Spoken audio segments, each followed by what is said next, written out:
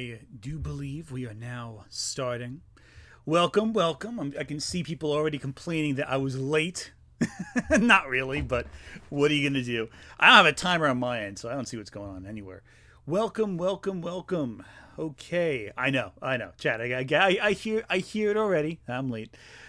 All right, so welcome to the third and possibly final. We'll see how much we can get through. I see there's a lot of time left to go through for the Lily Orchard Pokemon stream. I'm hoping this will be the final chapter, but it's a possibility given there's 4 hours left of this video that we won't get through everything today, even at a slightly faster speed than usual. Now, couple things a little different about this stream. I'll say it right off the top. Today is a charity stream. We're raising money for RAINN, which the money will go to survivors of abuse.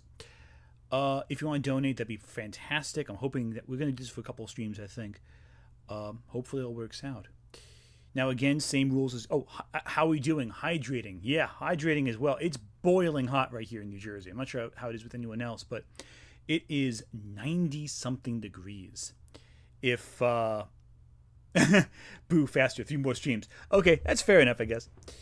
So, worst case scenario, we can always, if a brownout happens, I'll let you know. So. I'm going to wait for a chat to get set up, more people to show up before we get started with the video. Now, again, for those of you who do not remember, last stream we dove right into up till 5. Oh, turn the mic up. It's at max right now. Can't really get any higher. I can get closer, though. Is this better? All right, this can get a little better. I'll try getting close to the mic. It's like we have AC, thankfully, but this room gets hot fast. It's pretty rough. Do I think Lily... Gonna warn everyone, this is when Lily starts pulling... Oh, well, that's not good. Anonymous, thank you so much for donating $20 to RAINN. This is... I deeply appreciate it. Yeah, anyone who donates will get a shout-out in chat. Among everything else, I really appreciate it. This is a great cause. And I think it's fitting, given many things going on in the world right now. Yeah, it's a bit hot today. It's a bit hot. So that's why I chose this background of water Pokemon. It's nice, it's cool, it's relaxed. And, who knows. Anyway, we'll get started momentarily. I'm going to let a few more people come in the chat before we really dive in. I'd like also to let everyone know that, most of the Ruby critics who are calling them liars. Which Ruby critics called me they call liars? I said there was YouTube issues, but I didn't say anyone. I don't think there was any. Were there any Ruby critics I even mentioned? Huh. Interesting. Where did I find my wallpaper? This is from the Wallpaper Engine. You just search for Pokemon on Wallpaper Engine. It's an app on Steam you can get, and you can get some really good stuff on there. It's fantastic. I wanted to play Pokemon Coliseum while you went through this, but I've got to download the ROM. Anonymous, thank you so much for donating to RAINN. Again, we're going to do this all night, so we're going to have a lot of chances to donate. We'll see how much we can get to. My goal for donations, if we could raise $1,000 in one night, that would be incredible, but I don't expect to raise that much. But if we did, that'd be fantastic. Good mythical morning. Glad to see you doing well. Thank you. I said RAINN, I thought you meant hurricane. What happened? No, RAINN is the name of the charity. I fear that if I say the charities out loud, it might get the stream demonetized. So if you want to know what RAINN does, it works with survivors and those who are dealing with, some of the worst types of crimes you can imagine. Why is the total raised $19? I'm not sure. I'm considering there's a couple of different raises. Anonymous, thank you so much once again. I'm probably not gonna announce every anonymous as they come, just because you'll get interrupted. But if you have your name down, I will call you out in chat. So and praise you guys. So that's all good. Okay. So for right now, I have my Japanese whiskey coming with me. This is Kaigen. It's a limited release, fine blended malt. Oh, Bachi Apiodera, thank you so much for the super chat. Not super chat, I keep saying that. Thank you so much for your donation. The Guy, thank you for your donation. These are incredible. And again, this is going to a great cause. If we can raise some money, and again, this is for people who have survived some things. I don't want to talk about any accusations with Lily Orchard, but anyway, we're not talking about that today. I know there was a new. I also am aware, before anyone says in chat, I know there was a new thing that came out. Someone else came out with something else against Lily. I haven't read it. Have it open on my browser. Didn't read it yet. Can't tell you what happened. I just know something happened. It's sad Anthony's get white gold wasted just get through Lily's. Okay, valid. Okay, cool.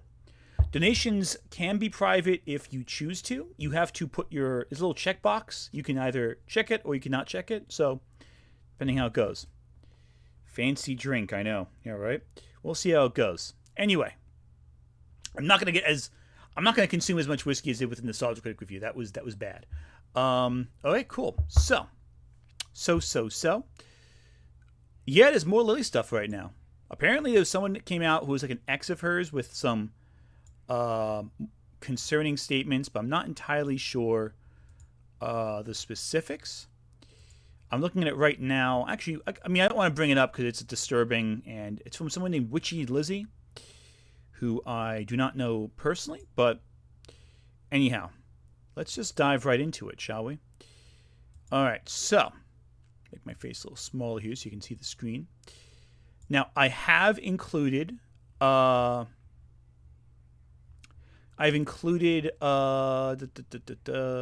subtitles. I've made it go a little faster, and hopefully that will do the trick. There we go. Looks good. Cool. Adjust my screen slightly. Cool. Excellent. Okay, cool. So this is apparently where things are going off the wall, apparently I've been told. So we'll see how that goes. But otherwise, yeah. We have a lot of video. Oh, Lizzie, yeah, she came out a few months ago after we broke up in 2018. Yeah. That's rough. That is rough. And again, I don't want to discuss the accusations with Lily Orchard today. I just want to donate to people who, and I want to talk about her opinions in media. That's the important thing. Lizzie is the ex that Lily stole her name from. Oh, did not realize that. That makes sense. Okay, I was not aware.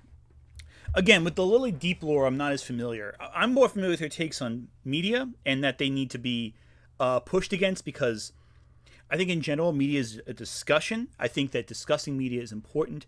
And with all things in life, you got to make sure you push back against wrong opinions to make sure that good opinions rise up more.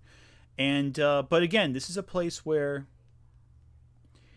we need to make sure that everything is good. Okay, cool. So let's dive right in. There's a lot of video to get through.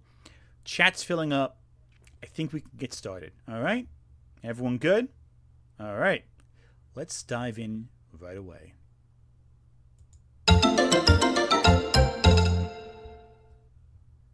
Okay, G, it's time for Kalos, so we should... what are you doing? G, I have bad news on that front. Well, your Megastone isn't available until the post-game. Yeah, you get it from trading with Diantha, who gives you a Ralts holding the stone, so we won't be using Mega Evolution. Look, I'm sorry, nothing I can do about that. Don't take this out on me. Right, fine. If I hack the Megastone, will you calm down? Fine. McKay's right, I am whipped. Gen 6, the true meaning of Christmas. Is Lily going to hack the game to give her Pokemon an extremely powerful Megastone? I mean, yeah, okay. Fine. Okay, Lily, whatever. Was announced, people went absolutely ballistic. A fully 3D Pokemon game on a system that could actually handle 3D models without having an aneurysm. On paper, it was everything the fanbase wanted. But as a wise man once said, a lot of people don't actually know what they want. And a full 3D approach is the opposite of what Game Freak should have been doing, because Game Freak's senior staff is averse to any meaningful change. A 2D game can work on a 3-year development cycle, but a 3D game doesn't unless it already has most of its infrastructure in place. And as we're about to find out, Game Freak has zero incentive to change that development approach. So this is the turning point for Pokemon. It's the point where the creative side is going to brush up against the senior staff and their desire to own 57 yachts. So let's dive right in. We're introduced to Professor Sycamore, the resident Tumblr sexy man, and this time we get to customize our character. Good, because he is the Tumblr sex. I swear, if Lily speaks bad about Sycamore, he's gonna be some beef here. Just saying. Just one little snag. Skin and hair colors are locked together at the start. You can change your hair and eyes later, but your skin you can't change, which means you have to wait a little while before being able to actually customize your character at all, which isn't great. I mean, I'm relatively light-skinned, but I have dark brown hair and dark brown eyes, and now I have to choose. Okay, so this is a discussion, too, with a lot of what Lily's done. And I'm not going to say Lily is necessarily brown-facing in a lot of her avatars, but Lily draws herself distinctly darker skinned than she actually is, which has led to some people accusing her of kind of brown-facing a little bit.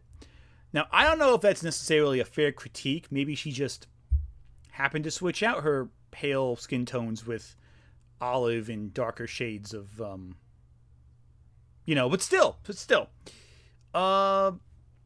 Yeah, it's a bit messy. It's a bit messy of a choice there, Lily. But again, let's see what she has to say, because she is pale, and we'll see if she chooses a character avatar that looks like her.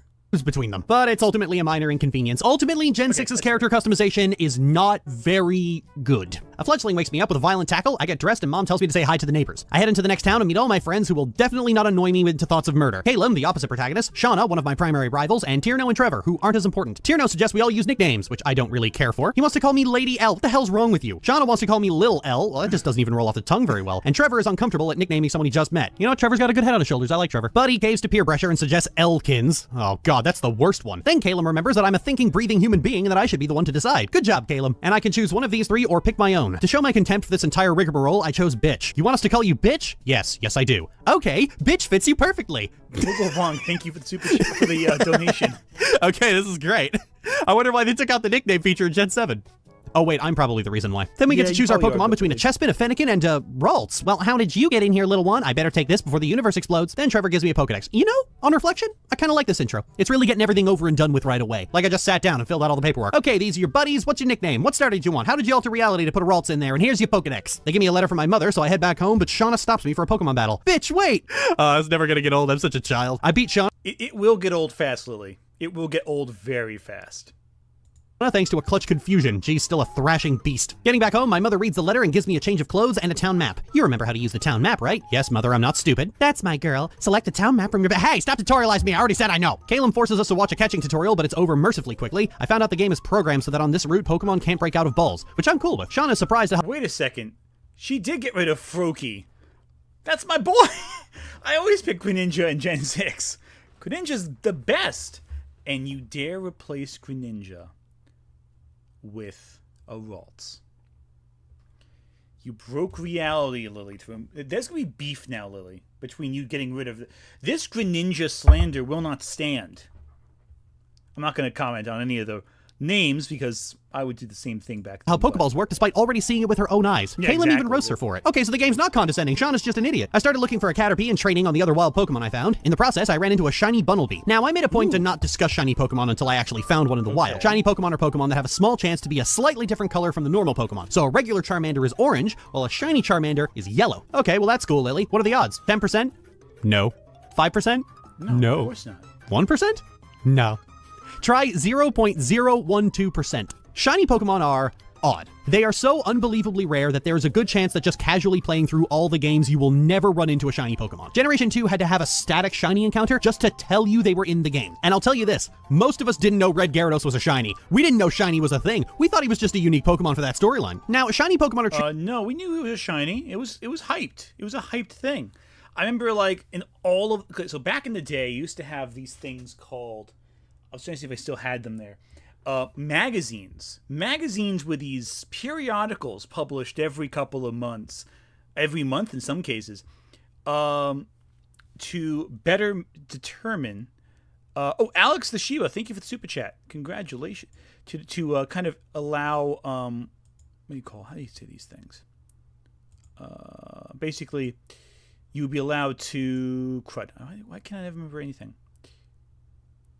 There we go. Cool. Just wanted to. Excellent. So they would be.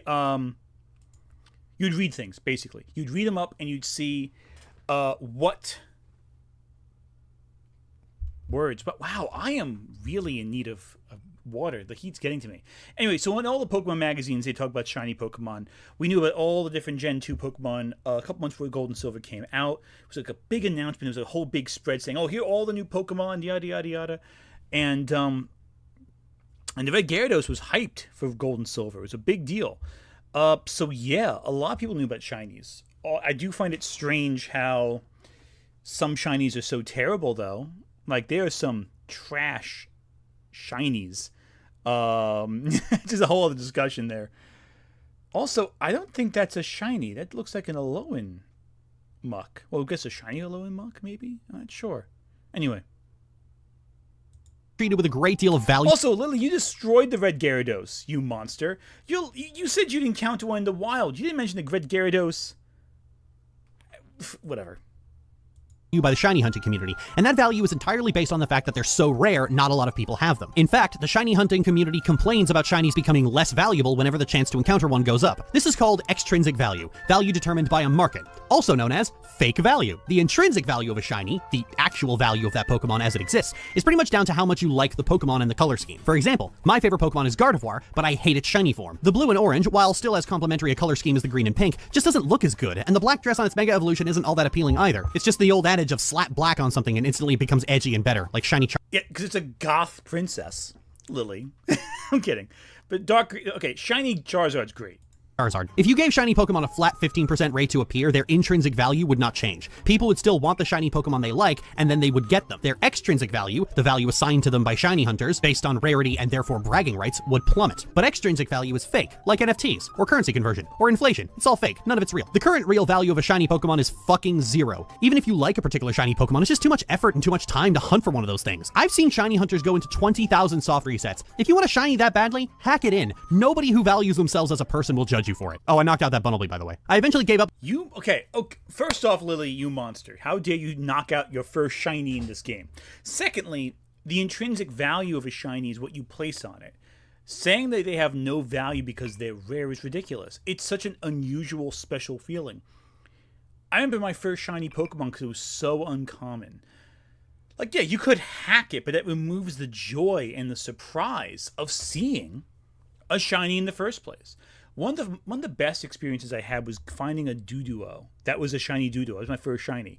And it was no expertise. It was just surprising. It was like, I had no idea it was coming. Outside of Gyarados, of course. Shiny hunting is so much fun because it is so uncommon. A 5% chance rate, that's like finding Clefairy in Mount Moon. Like, yeah, it's hard to do, but you go back and forth, or finding Pikachu in Viridian Forest. You go back and forth a little bit in the grass, you'll find it pretty quickly. Shiny hunting is fun. It's exciting. Lily is just, like, doesn't want to... Like, she's just rage baiting. She's just rage baiting is what it is. And then she knocks out the shiny because she's, like, saying she doesn't care about shinies and whatever. Looking for a Caterpie and decided to check in Santaloon Forest, where Shauna decided she wanted to follow me because something interesting might happen. And I went through the forest and nothing interesting happened. Sorry, Shauna. In front of the gym in Santaloon City, I'm challenged by a roller skater, and for beating her, I get rollerblades, which lets me move off the grid. I quite like the rollerblades. They make me slip all over the place, but it's a fun way to move, and nailing the timing to glide seamlessly around the area is a fun little bit of gameplay. After training up my Fletchling, which also ended up being shiny funnily enough, I went to the gym. The Santaloon gym is a bug-type gym, but fitting with a common issue with gyms from Generation 5 onward was largely brain dead. I mostly just spammed Peck and later confusion. I notice I'm spacing out in gym battles a lot more. The gym leader's sister then gave me the EXP share. The EXP share was changed to work differently this time around. It's a toggleable item that causes all Pokemon in your party to gain 50% of the XP you gain on a fight. This means that if you have a full party of 6, you're gaining 350% of the regular XP you get from knocking out Pokemon. Because it's toggleable, you get to decide how to use it. My preferred method is to have it turned off, but when I'm trying to even out my Pokemon, I'll turn it on and put my highest level party member in the PC before I go grinding. This cuts down on grinding without fucking up the level curve. Some people complain that there's no incentive not to use the EXP share, but personally I find better game balance and the game being more fun to be all the reason you need. Talking about how you need incentives to play a more difficult game just always sounded like the same argument I hear about Dark Souls and how if it had an easy mode, there would be no reason not to play it on that difficulty, or how there's no incentive to not spam Surges and Balloon in the handheld Kingdom Hearts games, which is a very weak piss baby criticism. Look, if you want the game to be harder, then fucking play it that way. If you don't, then don't. But don't act like your lack of self-control is the fucking game's problem. Look, modern Pokemon games have a lot of problems. I mean, a lot of problems. They are riddled with the fucking things, but this is not one of them. Get over yourself. After I make it through Route 4... Okay, no, so let me talk about that for a second. So, yeah, I do agree that a lot of modern Pokemon is a little too easy for my tastes. I think it does get a little easy at times. I think there should be a harder mode to it, potentially like a challenge mode maybe to Pokemon, where they just amp the levels up or increase the AI or maybe make it harder for you to level up. But EXP share does make it dramatically easier. It makes it so easy to level up, and a lot of people just keep it. I know a lot of people, when they get EXP share, they just keep it on. Like, yes, some people do toggle it off, but I think a lot of people get EXP share, they just keep it running. And, maybe make EXP share 25%, not 50%. Something like that to make it a little less overvaluable. And again, scaling is rough, and again, later games they do get a little better with scaling, but this game especially, it's hard mode in Gen 5. Okay, well there we go. Anyway, so, but again, like, the problem is simply this: I do think EXP shares makes the game a little too easy at times, but I digress. And you can't even turn it off in the newer games. Exactly. It's just by default. Okay. Cool. Or, side note, who decided Burmese... Also, in chat, no one make any jokes about sexual... Given the charity especially, it's in poor taste. should get protect this early? Who are you? And where do you live? And how flammable is your house? I just want to talk. I'm invited to Sycamore's lab by 2 veteran trainers who let me go there on my own. Huh. After Gen 5 put me on a leash constantly, to the point that it didn't trust me to navigate a straight line, I'm liking being trusted to walk 10 feet. In Sycamore's lab, he asked me to battle, and upon winning, he offers me one of the Kanto starters, Chikorita, Igglybuff, and Tepig. There may have been a bit of a glitch when I was changing my starter, and other things may have gotten affected. I'm not sure how badly the game is affected by this, honestly, but I wasn't going to use the extra starter anyway, so it's all good. We're all good. Back downstairs, I met Lysander. He talks about his dedication to the world and how he wants to make it a better place. So, keeping in theme with Pokemon, that means he's the bad guy. After Lysander leaves, the Scooby Gang comes back down and Okay, Lysander is... We all agree, Lysander is the worst of the Pokemon bad guys, right? Like, bottom tier, at least. I never liked Lysander. I always thought he was like a missed opportunity with him. Because he has like this interesting beginning conflict. You think there's build up to it where he's like, oh, he's this, he's the main, he looks like a lion. He comes in, he wants to improve the world, make it better. And his motivation shifts from game to game. It's either he wants to bring about a being of death or a being of life, eternal life. And both options are messy. Also, why wouldn't they use Chikorita? Exactly. I see that in comments. There's a place I want to check out. Flare's awful. I almost forgotten I did that. Still funny. I am a fucking child. Shauna wants me to meet her somewhere, but first I get my hair fixed and then meet her at the Trainer PR Studio, a place where you can make and edit 10-second videos. Oh, so it's TikTok. Here's a fun internet fact. Younger viewers might be interested to know that before TikTok was TikTok, it was called Musical.ly, and before that, it was called Vine.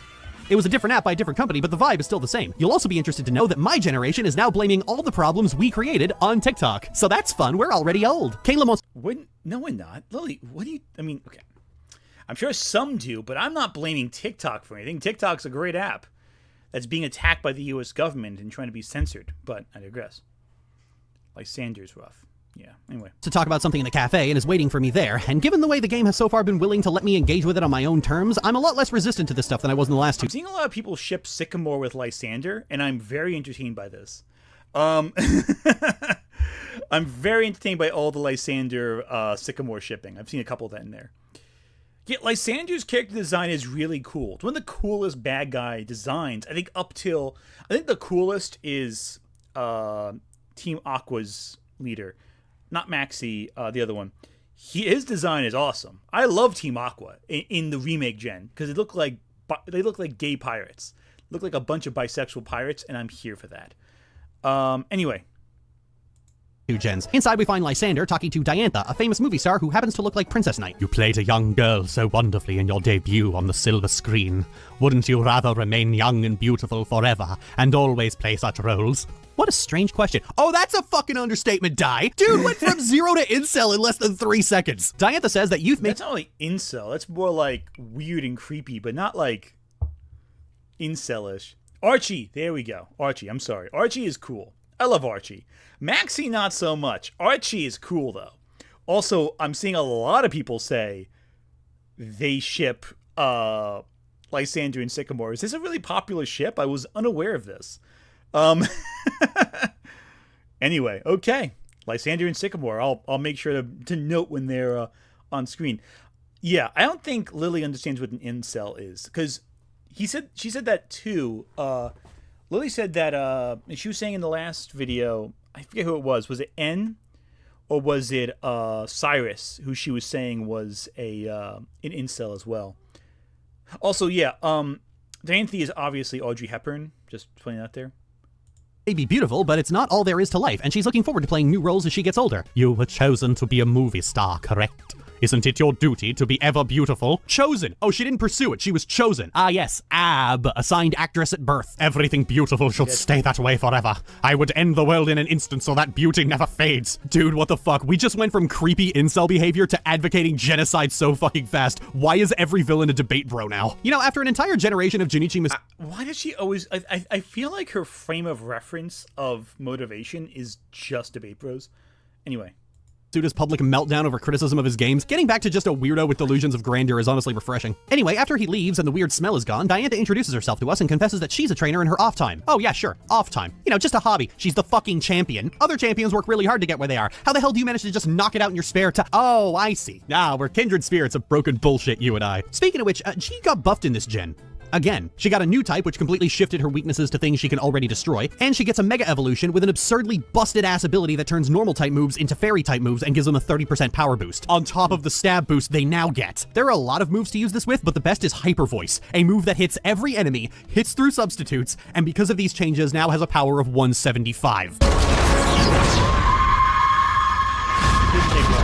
This was the last Pokemon that needed buffs, but it got them in spades. But it makes sense that she got them. In case you haven't noticed, there are 3 Pokemon that Game Freak will always trot out for the spotlight and new gimmicks. And those Pokemon are Charizard, Lucario, and Gardevoir. All 3 of them got Mega Evolutions in Generation 6. All 3 of them are frontrunners in Pokken. All 3 of them are frontrunners in Pokemon Unite. Lucario got his own movie. Charizard got a Gigantamax form and got to be the out-of-region Champions Ace in Generation 8. Gardevoir got a Paradox form in Generation 9 and got to be the out-of-region Champions Ace in Generation 6. One of them is Furry Bait, and Game Freak knows this. One of them is Teratophile Bait, and Game Freak knows this. It's a trackable point of behavior at this point. When something happens, it is always these 3. Anyway, heading out to the Route 5 gate, Tierno calls me to tell me about Okay, let's stop a second there.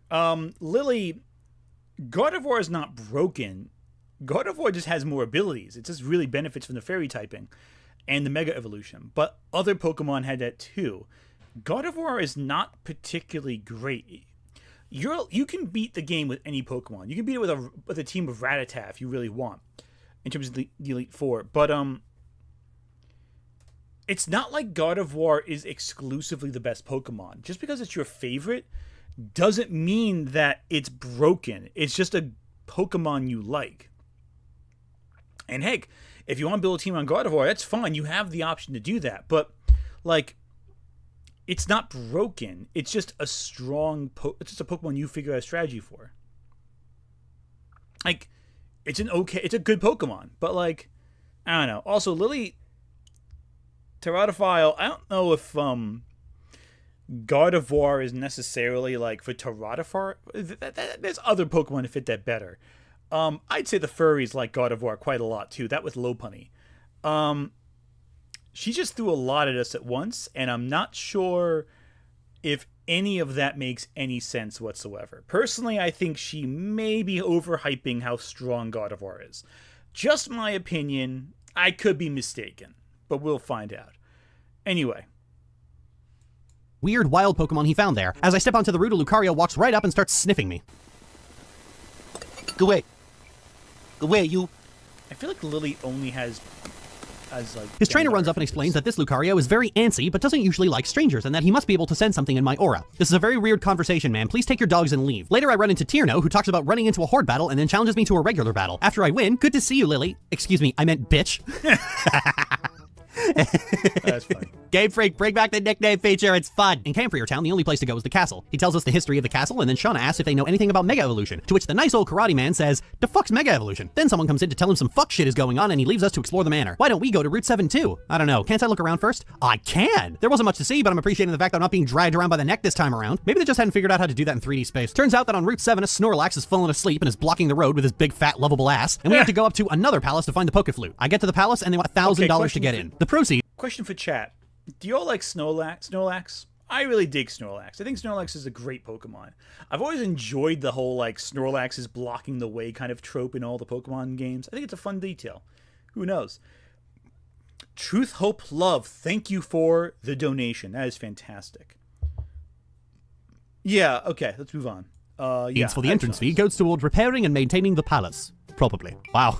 Everyone here is just so done with everything. This is the palate cleanser I needed. Inside is a hapless man whose Pokemon is missing. Instead of looking for it, he's opted to stay by the solid gold Milotic statue. So Shauna suggests we go look for it instead, and by we, she means me. So I crawl all over the mansion and find nothing. Then I head out into the courtyard, and that's when Shauna decides that she wants to help. Oh, thanks, Shauna. Could have used your help earlier. Then I found him in the hedges, and it was a frou-frou. We've got to corner him in a puzzle by using Shauna to block off certain paths of escape, which would be an interesting puzzle if Shauna didn't bold-facedly tell you the answer every time. That's Once we valid. corner him, I his wish owner it would asks be us to more rendezvous on the lessons. balcony of the palace. Sir, I don't like the vibes you're giving off. I get to the balcony, and Shauna has beaten me there despite me dashing off and leaving her in the dirt.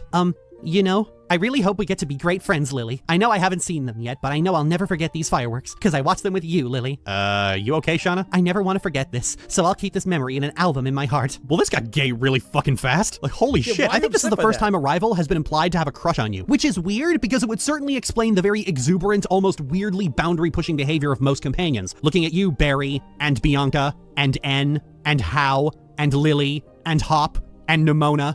Then the owner of the castle gives us the Nimona? Pokeflute and is extremely classist in the process. Hey, this is France. Can't we put him in the guillotine? I want to make lots of memories on my journey, but I think I'll try and forget about him. Okay, Shauna's all right. I like Shauna. She's a good rival. Reviving me and Shauna. I bring the Pokeflute back to the Karate Man and he wakes up Snorlax only for it to attack. But after we put it back down, the rich bastard from earlier comes back and says that Karate Man plays the flute beautifully and we are all very awkward. Was that supposed to be an attempt to patch things up? I don't know, Shauna. I don't understand the wealthy. Past Snorlax is the Pokemon Day. Okay, I'm not gonna lie. I'm not disagreeing with Lily so much at this section of the game. Ever since the ridiculousness that was the last video, maybe my expectations are just low. So far, Lily is being a little ridiculous, but like not as bad. Also, Hop. Okay, I'm seeing Kyla in chat. Kyla. Hop definitely has something going on with the main character. I'm just saying. Fun times there. I don't know what I'm saying right now. I think Hop is an interesting character. I think he has definitely a read of him where there's a crush between him and the main character. But, like, I don't know for sure. I think Hop is a really interesting rival. Doug knows about my stream. That is fascinating. Doug Walker knows about the stream I ran him. That's interesting. I have no opinion whatsoever on that, though. Oh, my goodness. He's probably going to compartmentalize it and forget about it, most likely. Anyway, back to this. Where Trevor and Tierno catch up to us to insist we check it out. No thanks, guys. I'm good. Okay, I guess I don't get a choice. I seem to remember something good could happen if you leave 2 Pokemon here. They fuck, Trevor. Pokemon fuck. After I'm done destroying Trevor's innocence and getting myself blacklisted by Game why Freak. did you have that image play when you said Pokemon? Just saying.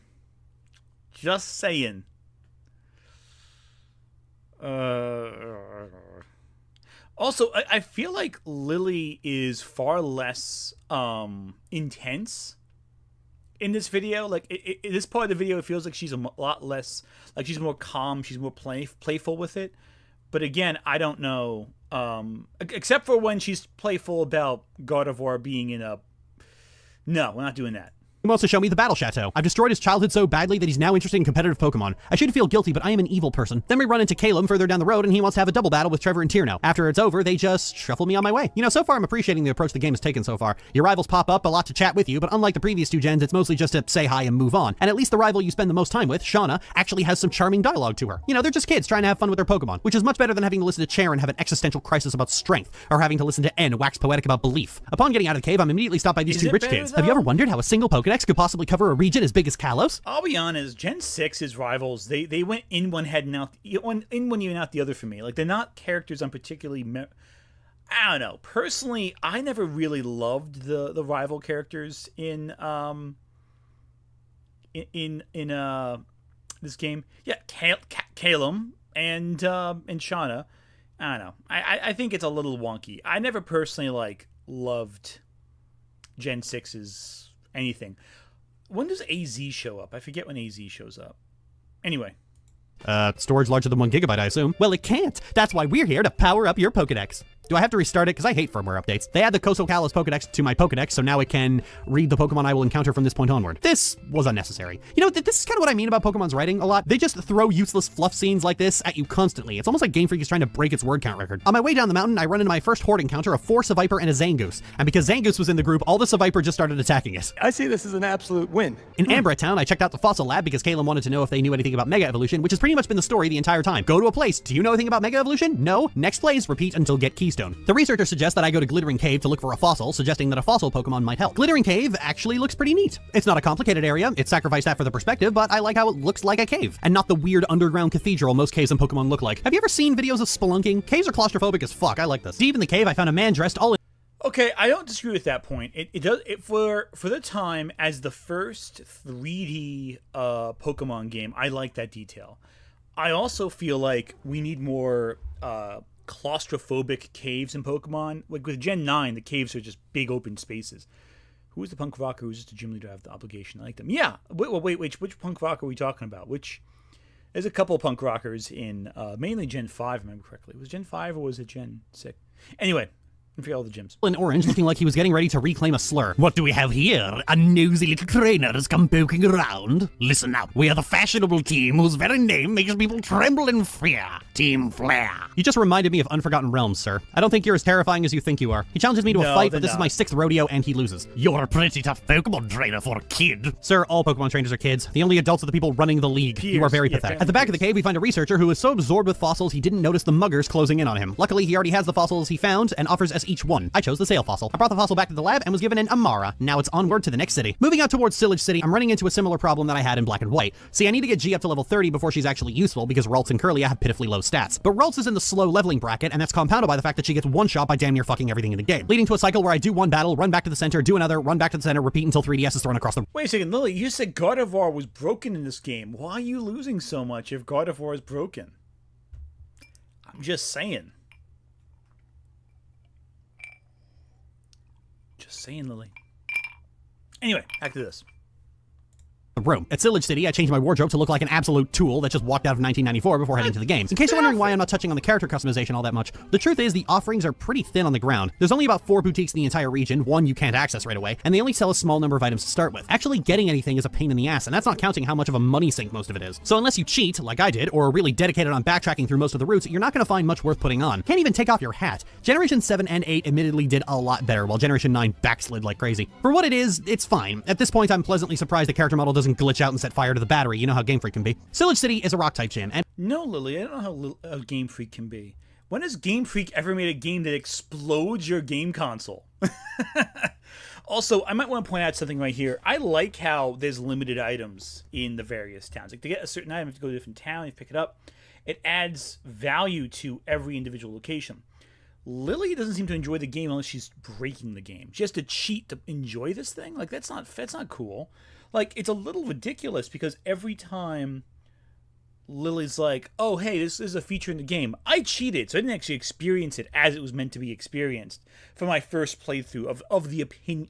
You know, because here's the thing. She's not talking about modding the game. She's talking about playing the game as it is. This is supposed to be a retrospect of the games as developed. Every time she sees something she doesn't like, she just cheats. And usually it's due to something that she needs to get or work towards. So in the case of, say, you know, we can't play Pokemon without hats. I don't remember if you can play hats or not. But again, Gen 6 the Gen 6 games, they're a little janky. I do recall that. There were some glitches. It's been years since I played Gen 6. I remember playing it in college. And I remember being on my 3DS, my DS or whatever, my 3DS, in my college dorm, just sitting there, and the whole thing just janking about. So the games can be a little rough, but I do like the customization. But again, I digress. She talks. Well, I have it up at 1.25 speed, by the way. That's why she's talking faster than normal, because we have 4 hours of video to get through. And because of the makeup of my team, actually getting through this was a battle of attrition. Again, the fights themselves aren't difficult, but the damage scaling is so high that you just get one-shot by a lot of different moves. I've been of the opinion for a while that Pokemon is way too centered around one-shots. Between stat buffing moves increasing your stats by up to 4 times their regular amount, and super effective moves increasing that damage by another 400% at times, the game is too centered around sweeping. It's boring. It's boring when I'm sweeping, it's boring when I'm being swept. And it's not hard. This is why complaints that the EXP share ruins the difficulty just flat out don't work. The game isn't hard if the enemy just hits harder than your maximum HP, but it's easy to design. It's easy to make a game feel difficult if your HP just gets crunched from a single hit, and a lot of people will take that to mean that the game is hard. But my opponents aren't really doing anything smart. They just have inflated stats and use high power moves, actually making the fights difficult. Lily, you just have a Pokemon with low defense. Like, you're underleveled in almost all your fights. Last time, what's level with this vault? Bringing the sheer amount of damage to a quarter of what it usually is, and making enemies play smarter takes more development time. And we all know how pathologically lazy Game Freak can be. That would take time, and they want their money now. Delaying the game would make it better, but it would mean Satoshi Tajiri can't buy his 8th yacht, so one-shots it is. Fundamentally, Pokemon needs a— Wait, Lily, your Pokemon is 2 or 3 levels below the other one. Like, yeah, of course it's gonna be weaker. It's underleveled and doesn't have a strong defense against those attacks. I don't know.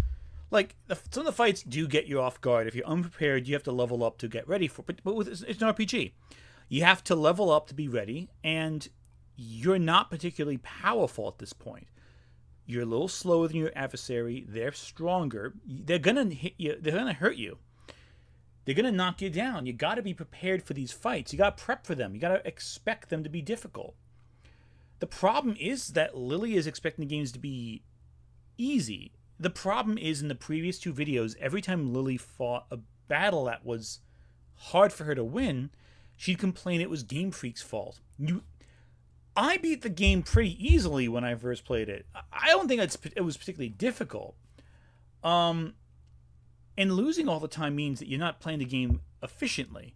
Yes, you love Ralts. You love that. But, like, play it a little smarter. Anyway. Math change. If you asked me to change one thing about Pokemon, I would change super effective moves so that instead of doing 200 or 400% regular damage, they do 125 to 150% of regular damage. That would fix so many problems and make so many strategies more viable. I'd also change crits so that they don't ignore stat changes. That was always dumb. I head out of the city and— What? No, crit hits are supposed to be the strongest hits possible. Like, here's the thing. The problem is, she's saying, they don't have any strategies. They just hit harder than I do. Yeah. That's a strategy, Lily. And all you're complaining about so far is that the game beat you. Seriously. Oh my goodness. Like, Lily, you're a fully grown adult. You shouldn't lose this much to... Anyway. To this weirdly ominous arrangement of stones and run into another member of Team Flare. And honestly, I find Team Flare kind of goofy. They're kind of like Team Plasma, but without the pretentiousness. I've got a scram with style. Absolute legend. I make it to how are they like Team Plasma at all? They're not remotely like Team Plasma. They're like all about style and flashiness. They're not about, any grandiose epic designs or plots. They're just goofy. And they like to look cool as they're being goofy. And they want to keep the world living forever, or destroyed immediately, depending on which game you're playing. Their motivations don't make any sense, and they're very superficial in terms of their aesthetic. They're just kind of bland in a way that annoys me. Geosenge Town and immediately met with another member of Team Flare who rushes off into the distance. There he is! Let's get him! He ran off into a dead end, and damn it, I want to beat up a twink! Whatever, I decided to move on, but I was immediately harassed by Skater Lady and her weird-ass Lucario, and she wants to battle. Once I beat her, she tells me to stop by her gym and say hello. What a weird running gag. Funnily enough, Geosenge Town is the second town I have completely run past and done nothing in. En route to the next town, which included the longest battle with a Solosis I have ever seen, I was called by Professor Sycamore. He tells me about a Mega Evolution guru in the next town. I'm starting to think maybe he's making this whole thing up. Nobody knows what Mega Evolution is, Sycamore. I proceed into Reflection Cave, which has these mirrored walls that means trainers can see you if you're behind them. Well, that's pretty cute. I like that. I'm surprised how little she's talking about Sycamore, because Sycamore is like, obviously, like, there's so many jokes you can make about Sycamore and praises, but again, yeah, no, Team Flare is controversial opinion now. Team Flare is the worst Pokemon team. Can we agree on that? That's like the worst Pokemon antagonist, I'd say. I don't know. I think Team Flare is terrible. But I also have blocked out Gen 9 from my memory, so I can't even recall what happened in that game. That's a fun dungeon gimmick. The dungeon is rather long, though, and I'm running into the same problem of just getting one-shot by everything. Making it to Shallor City, I 'cause ran you into Trevor and stink. Tierno, who Okay. are talking No, about the 'cause you Mega don't play the Evolution game Guru. Guys, there is no guru. I'm telling you, they're a fraud. They suggest going to the Tower of Mastery, and when I try to walk off, Tierno gives me an intriguing stone. Is this a keystone? Inside the Tower of Mastery is a big statue of a Mega Lucario. Oh, I can already see where this is going. Inside the statue is the Mega Evolution Guru. Oh, but Mega Evolution Guru isn't my real name, of course. I'm shocked and appalled, sir, but I think I'll learn to trust again. Tierno and Trevor join me, and it turns out the intriguing stone is just a rock. Thanks for just giving me junk, Tierno. Outside, the Guru explains that Mega Evolution Stone, allows so Pokemon yeah, to it's harness gonna be a all rock. kinds of energy to grow even stronger past their final evolution form. It's a lot of drama for what is effectively warp digivolving, but whatever. He only has one Megastone to offer, so only one of us can get the cool new battle gimmick. I'll pass. Pokemon battling isn't really my scene. Tierno's got a good head on his shoulders. I like Tierno. Shauna and Trevor also pass, leaving just me and Caleb to fight for it. I win the fight, which was just another fight where the enemy takes too little damage and you take too much. I'm finding I'm drifting out a lot more playing this game. Wait, did I say that already? Lily, you're 3 to 4 levels below your opponent. Also, Team Yell is great because they're a bunch of stands. I'm just saying. Like, I like it better than Generation 5, but at the same time, it's having a bit of a tranquilizing effect on me. Oh, right, now that I got it working, it's time to talk about Pokemon and Me, a feature of Generation 6 and 7, which probably goes alongside walking Pokemon as the single What? I best thought idea you Game mean Freak weird. ever had. Pokemon and Me is pretty simple. You can pet and feed and play with your Pokemon. Are we all clear? In the pantheon of things Pokemon fans have wanted forever, the ideal Pokemon feature is for my tiny little gremlin baby to curl up in my lap and have a little sleep like an eldritch cat. So letting you pet and play with your Pokemon is fucking great. The game gives you an additional affection stat alongside it, which causes your Pokemon to throw off status effects and emote in battle, and that's also a really good addition. Every Pokemon has their own preferred food, games, and places they like to be petted. For instance, the Ralsline likes to be petted on the head. But don't touch the horn. Don't ever touch the horn. That's it, it's not a complex feature. You get to pet a butterfly, what's not to love? Look at her feet wiggle! Look how they wiggle! Oh yeah, I can't actually do Mega Evolution until I go back to the fight to the gym. The problem is, Lily, I don't disagree with what you're saying. It is a great feature. I do love how, like, when you're in a fight and if you've raised your Pokemon, you've taken care of them, and like they just hold on with 1 HP just for you because they love you that much. That hits me in the heart somewhere. The problem is, Lily, you also made Pokemon Madhouse, a thing that unfortunately I've now been forced to look at and read. And now I know the context as to all the images you keep floating on screen. I didn't react to quick enough before. Yeah, I read it, Lily. I looked at it. So now whenever you say, oh, I get the pet Ralts on the head, but not the horns. Yeah, you know what happens, Lily? Now a different image comes to mind. Anyway, I want to get myself a little... I do like that feature in general. I like any feature where you get to communicate with your Pokemon. It makes them feel more human, which I love. Anyway. The gym is a fighting type gym, which means G's 4x resistance to fighting type attacks is going to come in very handy here. And she evolved on the gym trainers. Weakness is past us. Now we're going to slaughter the region. Making it to the center, I finally get to fight Karina and...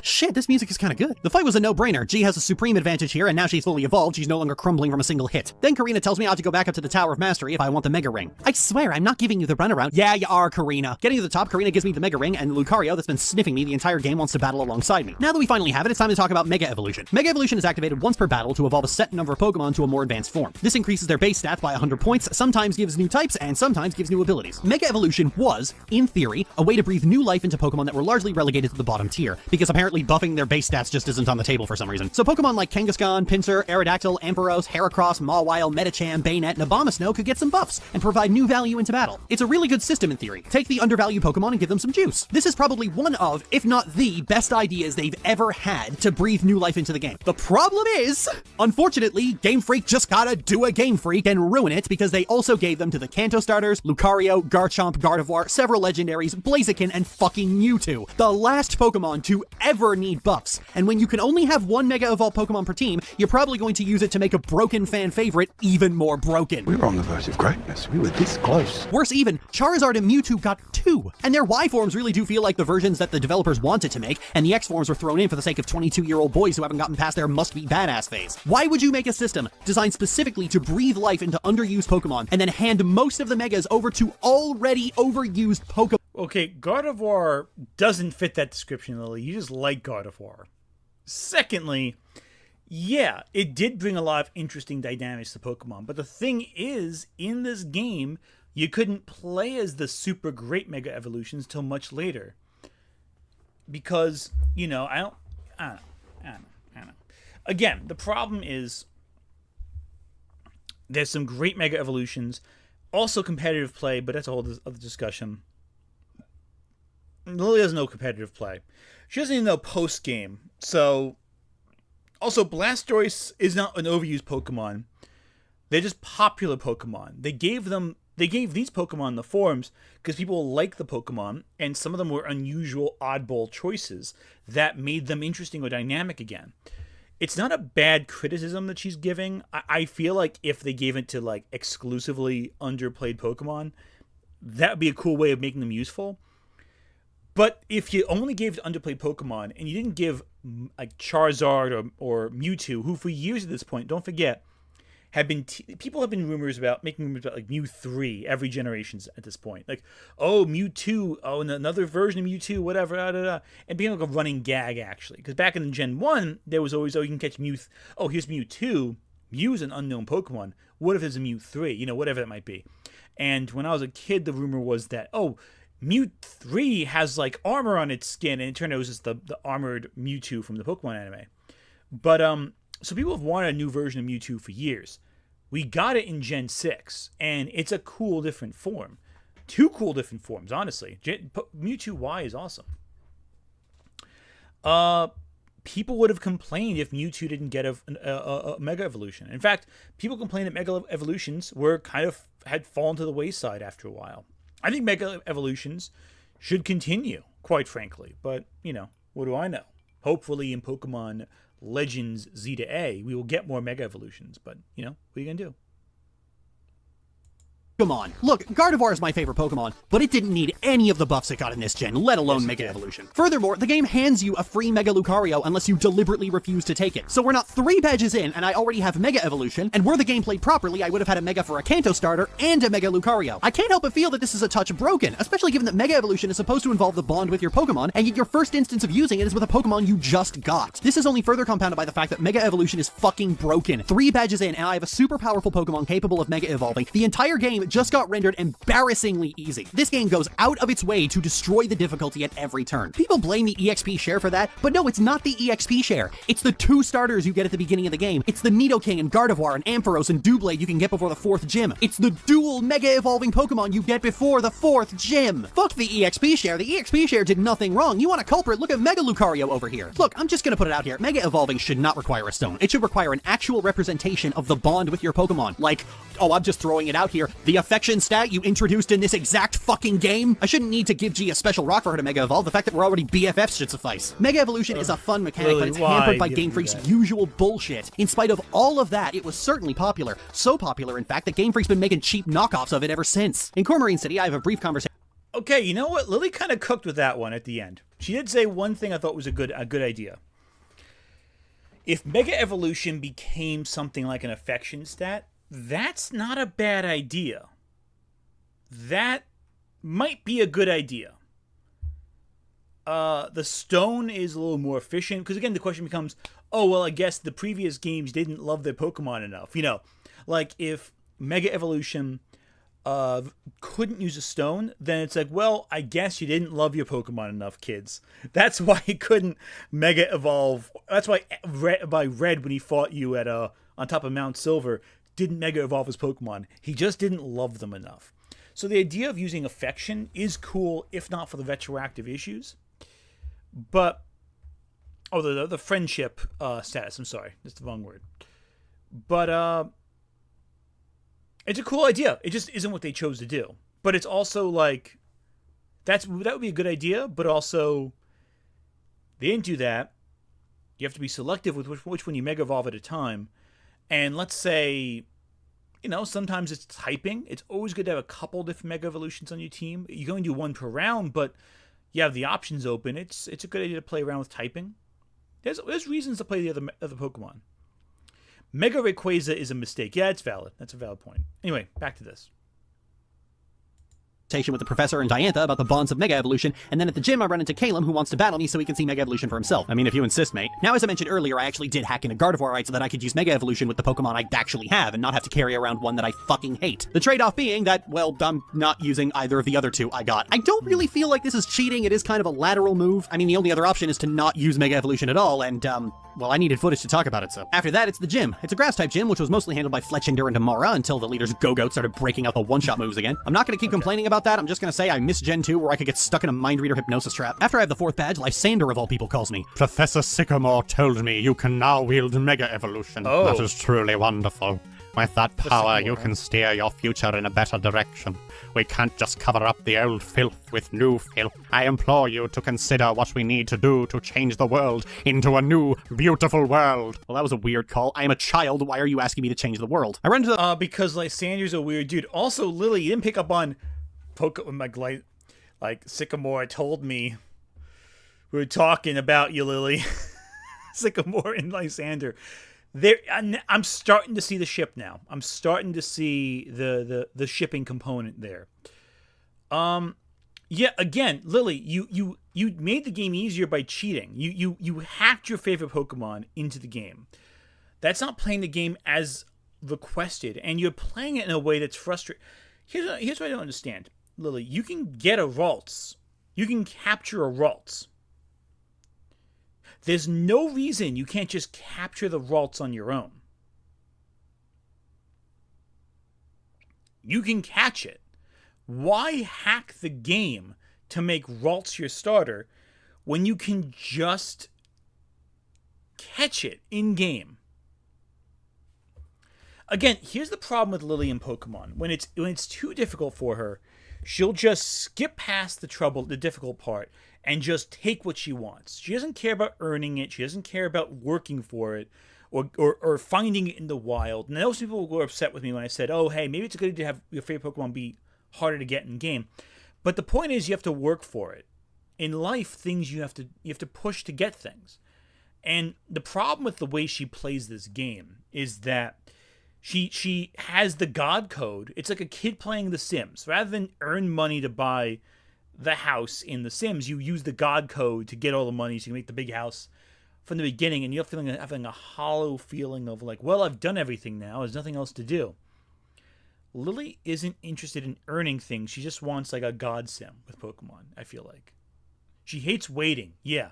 And that really bugs me because it just seems unfair to all the players who work so hard to get things that they like.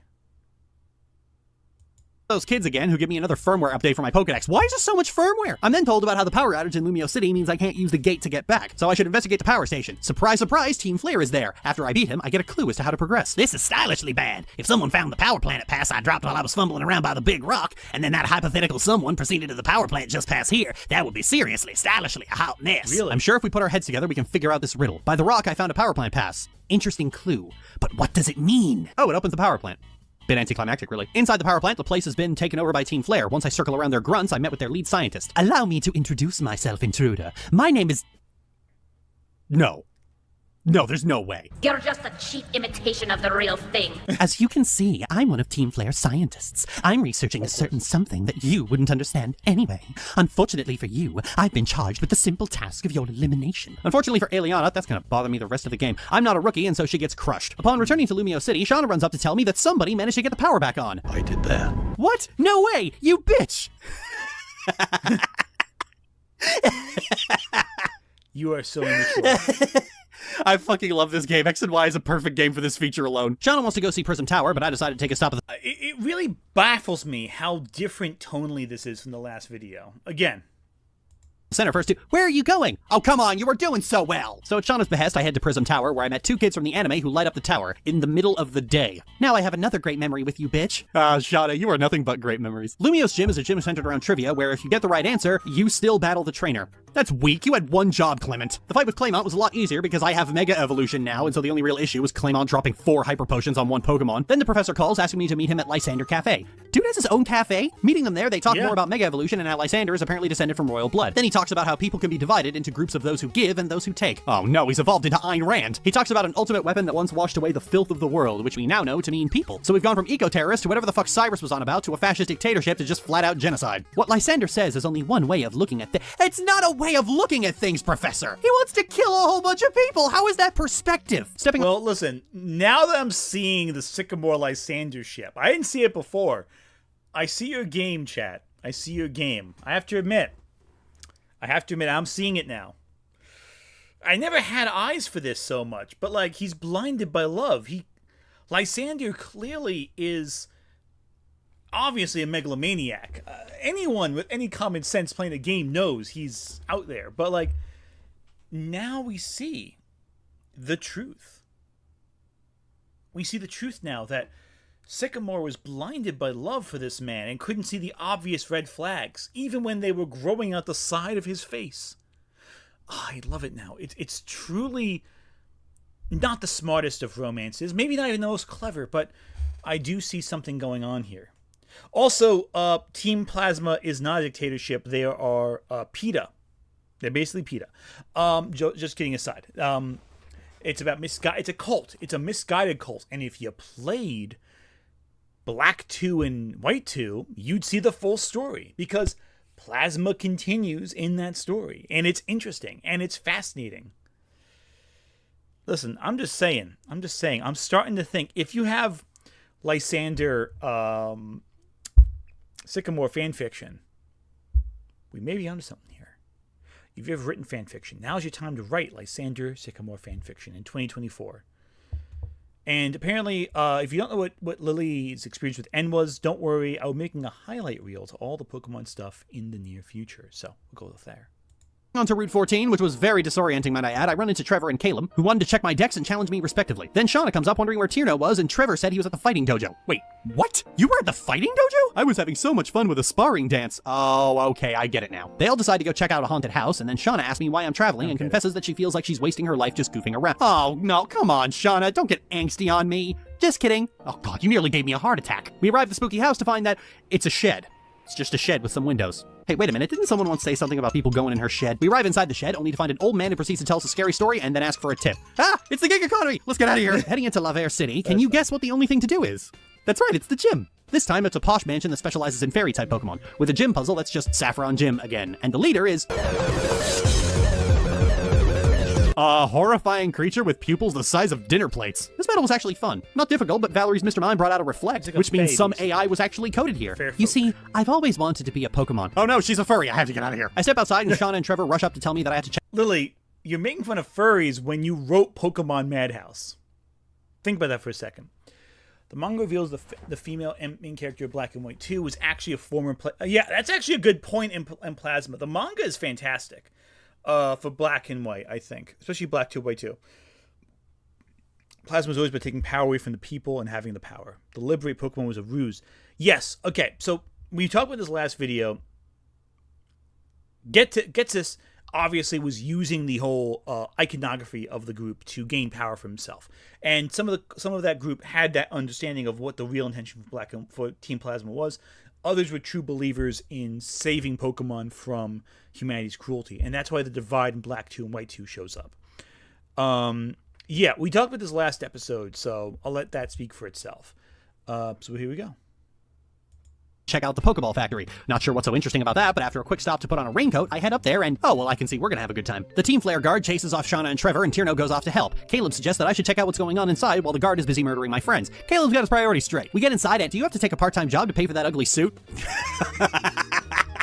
Okay, Caleb's good too. I like Caleb. We're reviving me and Caleb. At the back of the factory, I find the Totally Spies who try to fleece millions of dollars out of the foreman, but when he won't budge, suggests blowing the place to smith. Whoa! What is it with you guys and murder? After beating the admin, Caleb runs in to help with a double battle. G is looking at you with trusting eyes. G, focus on the battle! After I beat them, I run off and the president offers me a choice between a Master Ball and a Big Nugget, so I choose the Big Nugget because I'm hungry, but he gives me both anyway. Okay, well, I didn't want the Master Ball, so I'm just gonna toss it. Getting out of Route 15, I was immediately ambushed by someone jumping out of a pile of leaves.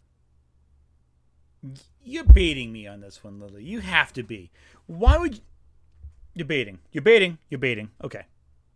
Don't sneak up on me like that. Sir, you jumped out of the fuck. I'm just gonna kick your ass now. I guess you were the one surprised here. Oh, you think, Dean? I swear, some people will just do. Oh, fucking. Why are all the park rangers hiding in the leaves? Making it to Dendemil Town, I get accosted by Professor Sycamore, who tells me about the legend of Eviltall, the resident legendary Pokemon for this version. This Pokemon represents death.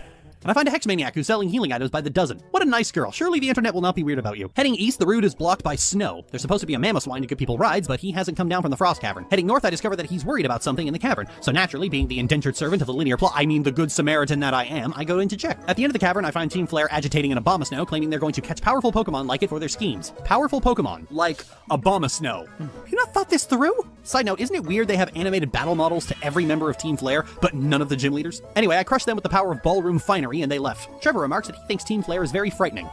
Trevor, Are they? come on, have you seen them? Now that Mamoswine's gone back to the snowbank, I can Listen, Team Flare is pretty weak in terms. They have to really amp them up in terms of the narrative. Say, oh, they're scary. Oh, they're frightening. No, they're pretty goofy. That's just how they are. get through to Anastar City. When I get there, Caleb wants to have a battle in front of the gym. Battle he loses. I step into the gym. What the fuck? Oh, this is trippy. gym. I think I'm getting vertigo. Oh, I don't like this. I really don't like this. A ritual to decide your fate and I love future. her. The battle begins. Not even an introduction, lady? Just right to it? I like you. The battle was a straight one-shot sweep I because love once her so again, Mega much. Evolution I love this gym leader. She's fantastic. is broken. Then she just shuffles me on my way. Well, that was very brisk. Once I'm shuffled outside, Caleb just runs up asking for a rematch, but we're interrupted by Lysander calling us on the Holocaster to tell all trainers that Team Flare is going to revive the ultimate weapon and eliminate everyone who isn't in Team Flare to return the world to a beautiful natural state. Unproductive fools are consuming our future. Yeah, I remember when my dad was complaining about welfare queens and concluded the only solution was mass genocide. Oh wait, no I don't, because nobody fucking says that, Lysander Hall. This dude's off his fucking meds. 'cause Caleb he's a- suggests we head back to Luby. Listen, Nilly. I don't want to tell you about this, but the villains in Pokemon are a little over the top, just a bit. Lysander's pretty boring, I feel like, because like his motivation's like we're going to destroy the old world and create a new beautiful world on top of it. Like he sees humanity's awfulness. He sees the worst in people and thinks that the world has to be reset. That's just not as interesting as I feel like other villains' motivations are. Like I get it. I get why they voted that way. I just think he's a little bit of a lame villain, personally. Lumio City, so I get to use Fly for the first time in the game. In Olympia Lumio is- City, we have to find Team Flare's hideout. Where could it be? Obviously in Lysander Cafe. Cabby, take me to a dangerous death cult's hideout. Today's special is Scramble. If you don't get out of here now, nailed it on the first try. At this rate, she'll figure out there's a hidden door to Lysander Labs. Oh, thanks, lady. You're terrible at your job. Ah, it's fine. They don't pay you enough. I find the hidden Wow, door and she's descend terrible. into the labs where Lysander is waiting to greet me and tells me only the chosen will make it to tomorrow. Then he wants to fight. In all honesty, Lysander isn't the worst villain. I mean, he's clearly the most lazily written, but I don't object to that. Everything in this game is brisk and to the point. The sheer amount of dialogue that was seen in previous two generations is just not there. Lysander shows up, says, hey, we have a weapon of mass destruction. I'm gonna fucking use it. See, and this guy hasn't even been raised from birth to be part of the revolution, and he did a better job than you've ever done. Lysander says, I want to murder the world, gun, Lego, bam. None of this lounging about his castle, waiting for the hero to show up so he can try out his new speech about ideals. Lysander is one note, but he's a charming one note. I eventually got the elevator key and got down to No, he's not. He's boring. He's a boring... Lily, you're allergic to plot. You're allergic to character motivation. You're allergic to going into the world and seeing the environmental storytelling. You're like, hey, he's a bad guy. He wants to blow things up. That's your interest in the game. She is not... Oh my goodness. Like, Lysander is not interesting. He is boring. He is dull. The most interesting thing about him is this fan fiction we've cooked up with him and Sycamore having Sycamore not registering the red flags because he's too distracted by love. Superman Dan, thank you for the donation. This is fantastic. I love it. And don't forget, we are raising money for RAN, which is for survivors of abuse and assault. Okay, so N is a fantastic villain. Last video, for those who aren't aware, Lily failed to really articulate anything about why she hated hated N so much. It's pretty terrible. Anyway,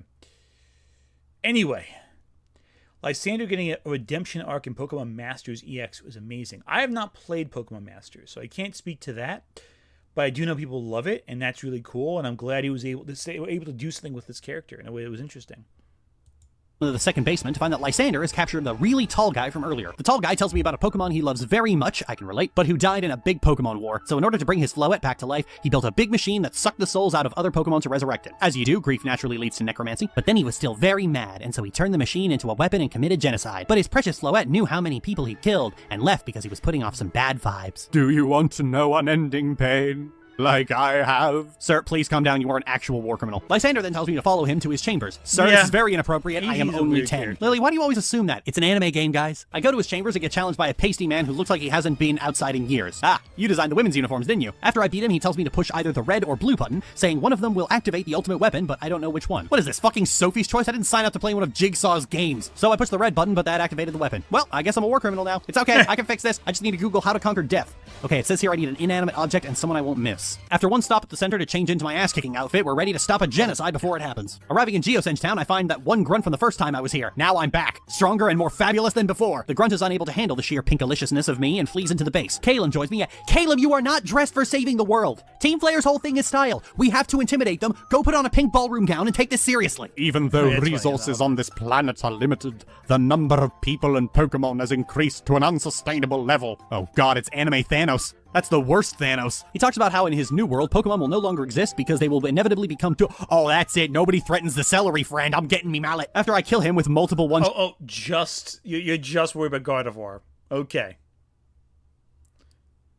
shots because celery friend Yeah, Lily being the war criminal who destroys the world makes a lot of sense. I agree, chat. That makes sense to me. is not fucking around. He says it's too late and there's no hope and to go down and see for myself. I get what Lysander is trying to say. Oh, do you? Because I just heard nonsense. Shut the fuck up, Caleb. You don't get to speak until you put on the ball gown. As we get deeper in, Shauna shows up. Shauna, this is really a main characters only kind of thing. I'm sorry. I know I'll slow you down, but friends should stick together. I'm sorry. I wasn't thinking clearly. I didn't consider your feelings. Guys, we're on a timer here. We reached the bottom, but it's locked. Luckily, Shauna recently learned how to pick an electric lock. That was convenient. How much do you know, Shauna? Is Shauna secretly Team Flare, but had to change a heart? Clement was the one that made it, but you brought it here, so I guess you're both pretty great. Damn, Caleb, that's one backhanded remark.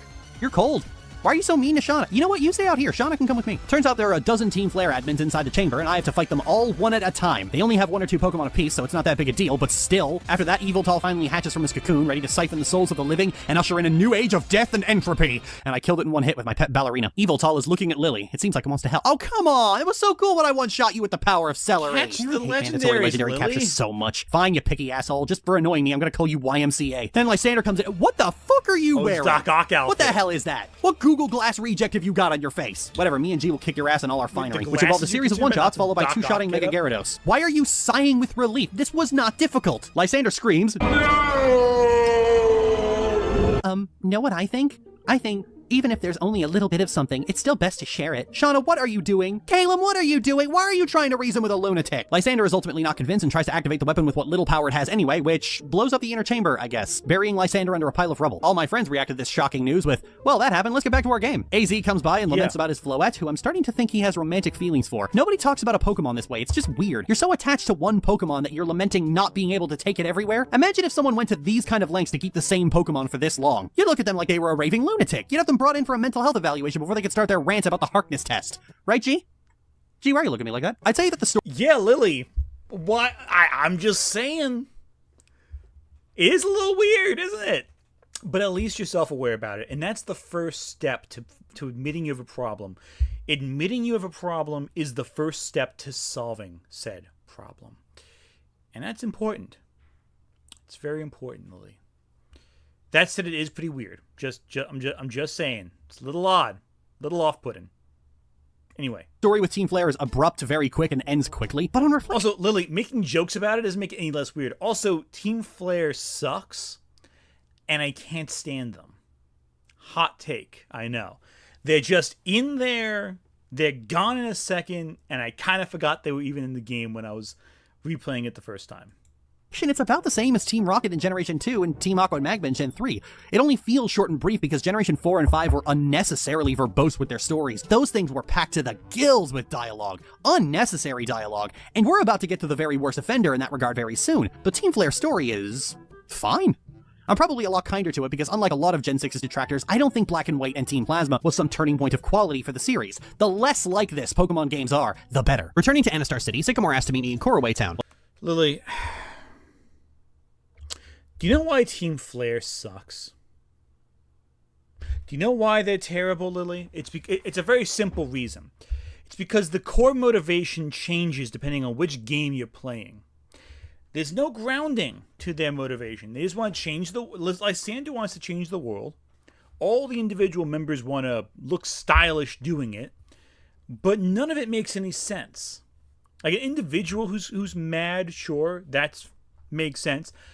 Team Flare never feels like they have a unified motivation because their motivation ultimately changes. They want to activate the ultimate weapon, and their intention, the end result, depends on the game from game. You know, Y it's destruction, X it's immortality. It's a very different thing that will rearrange the world. But honestly, also Lysander's fate in X is stranger because it's implied he's living forever under a pile of rock, which is horrifying.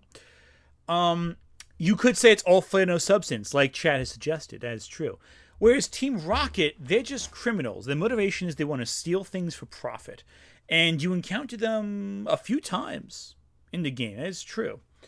But their motivation is more grounded. What do they want? They want to steal stuff. Why? Because they're a criminal organization. And the idea that the final gym leader that you've been building up to is the boss of this group, that's interesting. And Team Rocket in Gen 2, it's interesting because they're a broken, fragmented organization. It's like a last stand. There's a sadness to them, a tragedy. And don't get me started with Team Plasma. I think Team Plasma is fantastic and interesting and dynamic and clever. The problem is ultimately that Lily does not have any interest in the complex or interesting. What Lily wants is a simple, basic bad guy to fight. The less complications, the better for Lily. And that is the problem with all of Lily's takes on Pokemon so far. Gen 7, I'm sure, is going to be a mess because that's a lot of different stuff going on.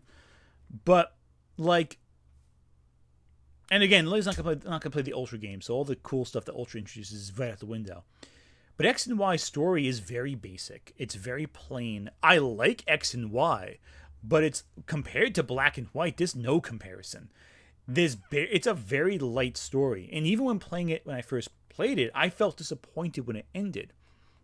Not because it wasn't fun to play, but because when you look back on your adventure, you're like, wow, we went on a bit of a trip. Anyway. And Team Skull's great. My boy Guzma is the best, and I will fight Lily outside of a Waffle House if she at any point says that Guzma, my boy, isn't amazing, because he's great.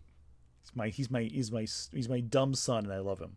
Let's keep going. Well, that was the next town on the map, so lucky me. When I get there, he apologizes to me about Lysander and the trouble he caused and thanks me for saving the world. Oh, it was no big deal, Professor. I eat maniacs like Lysander for breakfast. Then he talks about how perhaps one day the population will increase to the point of resources becoming scarce, but talks about how if people keep acting with greed, then things will inevitably become catastrophic. Why, there won't even be anything left to steal, will there? This conversation is weirdly philosophical, but in an actually interesting way. It's almost a critique of capitalism, but more so the underlying greed with which capitalism operates. I kind of like it. It's not some megalomaniac giving a big speech before the end of the world. It's just the professor thinking a few things over. He doesn't really have an answer. He's just been left to think about a few things. Like, if Pokemon wants to do philosophy, which it clearly does, it should do it like this. No big, grand anime villain speeches. Let's just sit down and think about things for a bit. Imagine how much better Black and White would be if instead of the king of Team Plasma, and was just some guy who you spend one scene with on a bench and he asks you about what Team Plasma is saying regarding the ethics of Pokemon battling, and you get to pick a response, and both responses are variations of I don't know. I feel the grand high stakes are what really ruins the times Pokemon gets weirdly profound, and I think this might actually be my favorite moment of a Pokemon game. Then he wants to battle me, and during this battle, I just found out if you tap the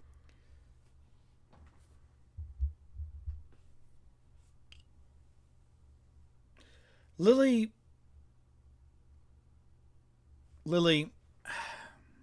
you're allowed your opinion, and that's great. I value your opinion.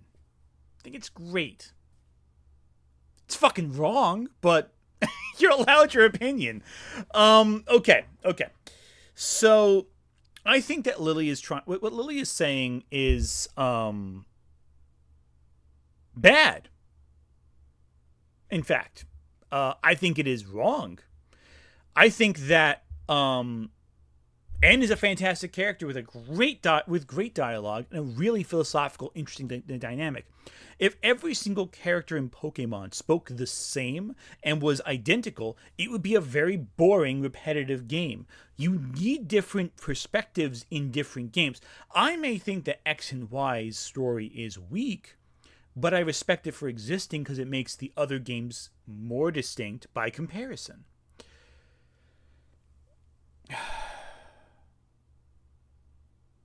Ultimately, her idea of having a choice where both are variants of the same thing, it's like saying you have no answer. You have no option. And granted, Pokemon doesn't really give an answer. It's a very linear game, but like at the same time,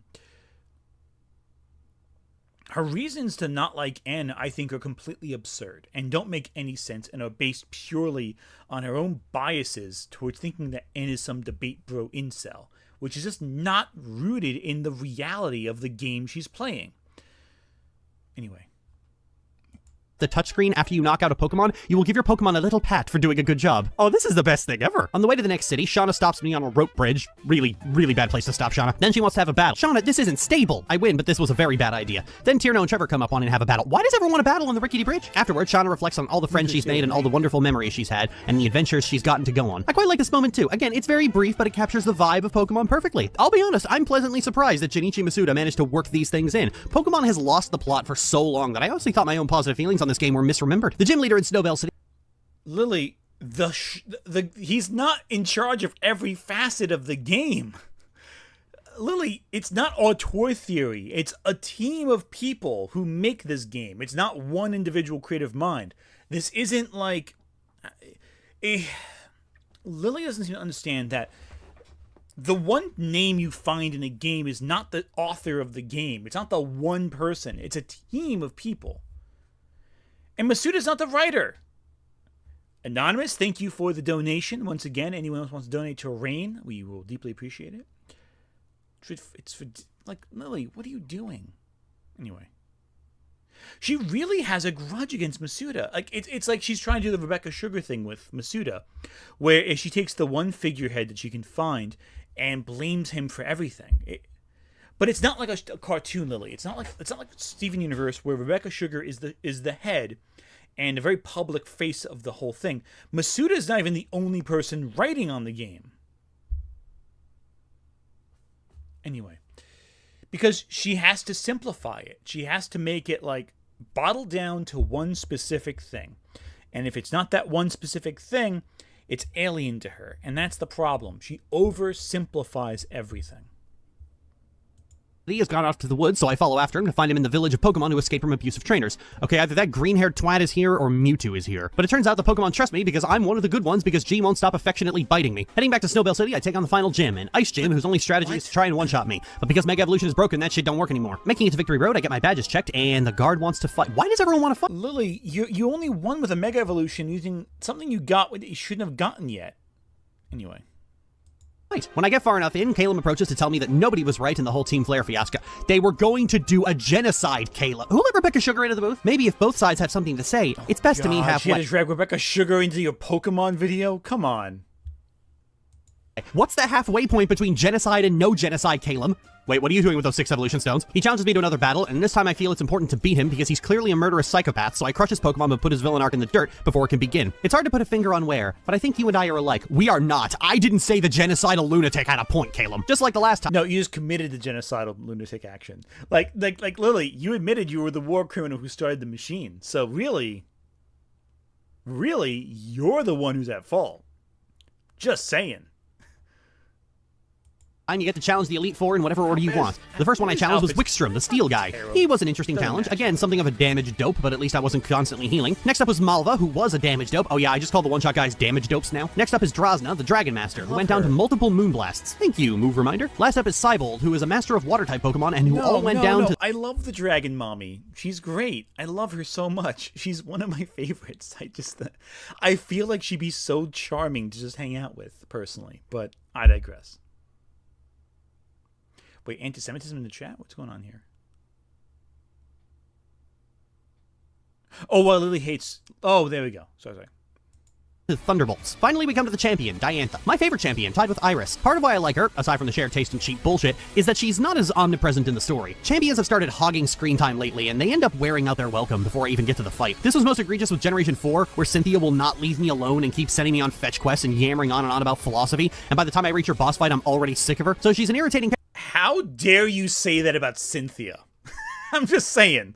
character who represents everything I hate about modern Pokemon, and she's a pushover who falls over very easily. Granted, Diantha ends up being a pushover as well, but that's largely due to multiple affection crits as opposed to just being able to straight sweep like the last two generations. Now, Goodra was a bit of a bitch because I was running low on power points and Diantha came stocked with an army of full restores. I don't necessarily mind the opponent healing, I just don't think they should have 4 items they dump onto one Pokemon. So since Diantha was playing cheap, I decided to play cheap too and stack those Calm Minds. I was gonna need them to tank the last one's Shadow Ball anyway. This sadly meant that her Gardevoir went down in a single Thunderbolt. Shame, I was hoping for a real Banshee brawl there. Then I get registered into the Hall of Fame, and that's Generation Oh wait, we're not actually done yet. I'm walking up to a podium followed by animated gifs of the other characters to be given a medal for saving the world from Team Flare. It's like if Star Wars was an anime. Then AZ walks up and demands that I battle with him. Another battle. This game is over. I already did the Hall of Fame. That's where it ends. You went back on the deal. This battle has no music and AZ only has 3 Pokemon. I have no idea what happens if you somehow manage to lose to him, but AZ smiles when the battle ends and says he finally feels free from the sorrow of committing large-scale genocide. Now that he's not sad anymore, his precious Floette returns. He breaks down into tears while I continue giving them the 1,000-yard stare, and then the game ends with the fletchling that woke me up bidding me a farewell. And that is Generation 6.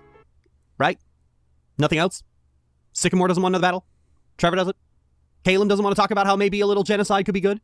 No? We're good? Okay, we're good. So yeah, I was pleasantly surprised. I always liked Gen 6, but I'll admit I got wrapped up in the discourse about it being one of the worst Pokemon games because... Actually, wait, why do people hate these games again? Oh, right, because the villains are normal and the game is still as easy as they've always been. Sure, the story is pretty subpar, but, I mean, compared to a lot of other games, it's practically a breath of fresh air. Lysander is absolutely off his tits, but every Pokemon villain is off their tits in some way. I mean, is a megalomaniac committing genocide against the world in the name of beauty and misanthropy really all that different from the guy who wants to make a volcano explode to expand the land, forgetting the fact that it kills a lot of people? I guess the reception of Gen 6 story depends on your opinion of Generation 5. If you're someone who thought Gen 5 had a deep, complex narrative that asked tough moral questions, yeah, this will probably feel like a huge step backward. However, people who aren't crazy will recognize that the stories are pretty much the same, just without the melodrama. Granted, this game came out in the midst of a paradigm shift where... Lily, they're nothing remotely alike. They're like the same. No, they're not, Lily. There's no comparison. There is no comparison between N coming to understand the toxic upbringing of his life, trying to find the balance between the abuse he sees in the world and the paradise he wishes there to be, his black and white reasoning, to a guy who wants to activate a death beam to revive the world, who has like a single tear in his eye as he does it. There's no comparison, Lily, between the ideas of every single gym leader being relevant in your quest to Olympia and no one else being relevant in your quest. And by Olympia being relevant, I mean she's just cool. And I like the fairy gym leader too, whose name eludes me. But still, like they even show one of the Elite Four is a member of Team Flare.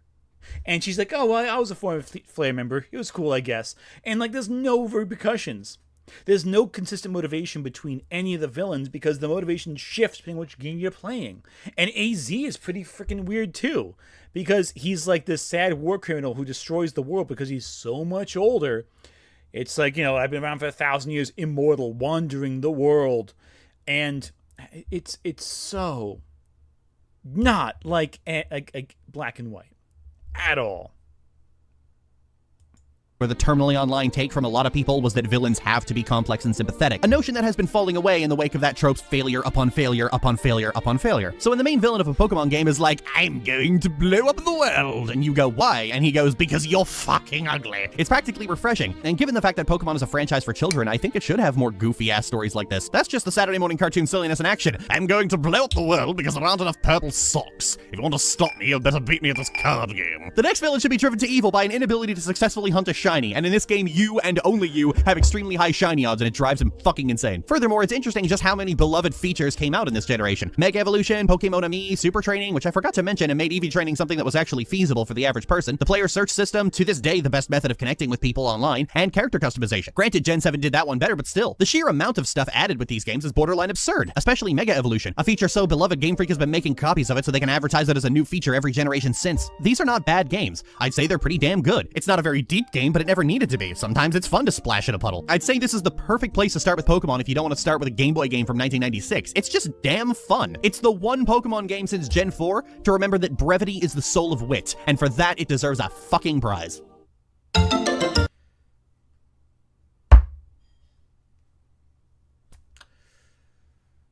Lily.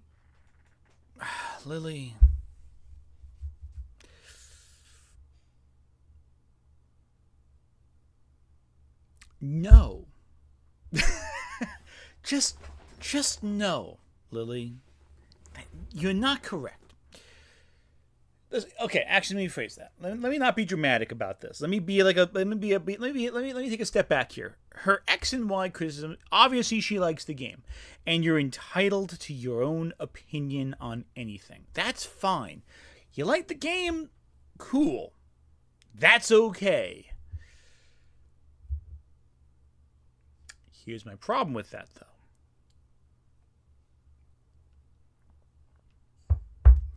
The problem is, though, that the game itself is so simple. It is so basic. And yes, they do a lot of cool things. They add new features. Pokemon to me, Super Training was incredible because I liked playing the game like with the gameplay. But the gym leaders are meh. The post game is underwhelming. The world, honestly, outside of the one city, isn't that interesting to explore. It's just underwhelming. Also, why are there so few Generation 7 Pokemon in this Generation 7 picture?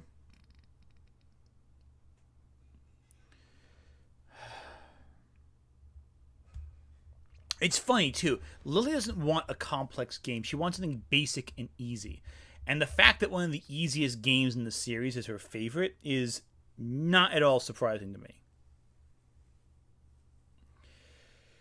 The fact that the games that had wordier plots bore her is exhausting because, quite frankly, you don't want a complex plot. You want it to be spoon-fed to you.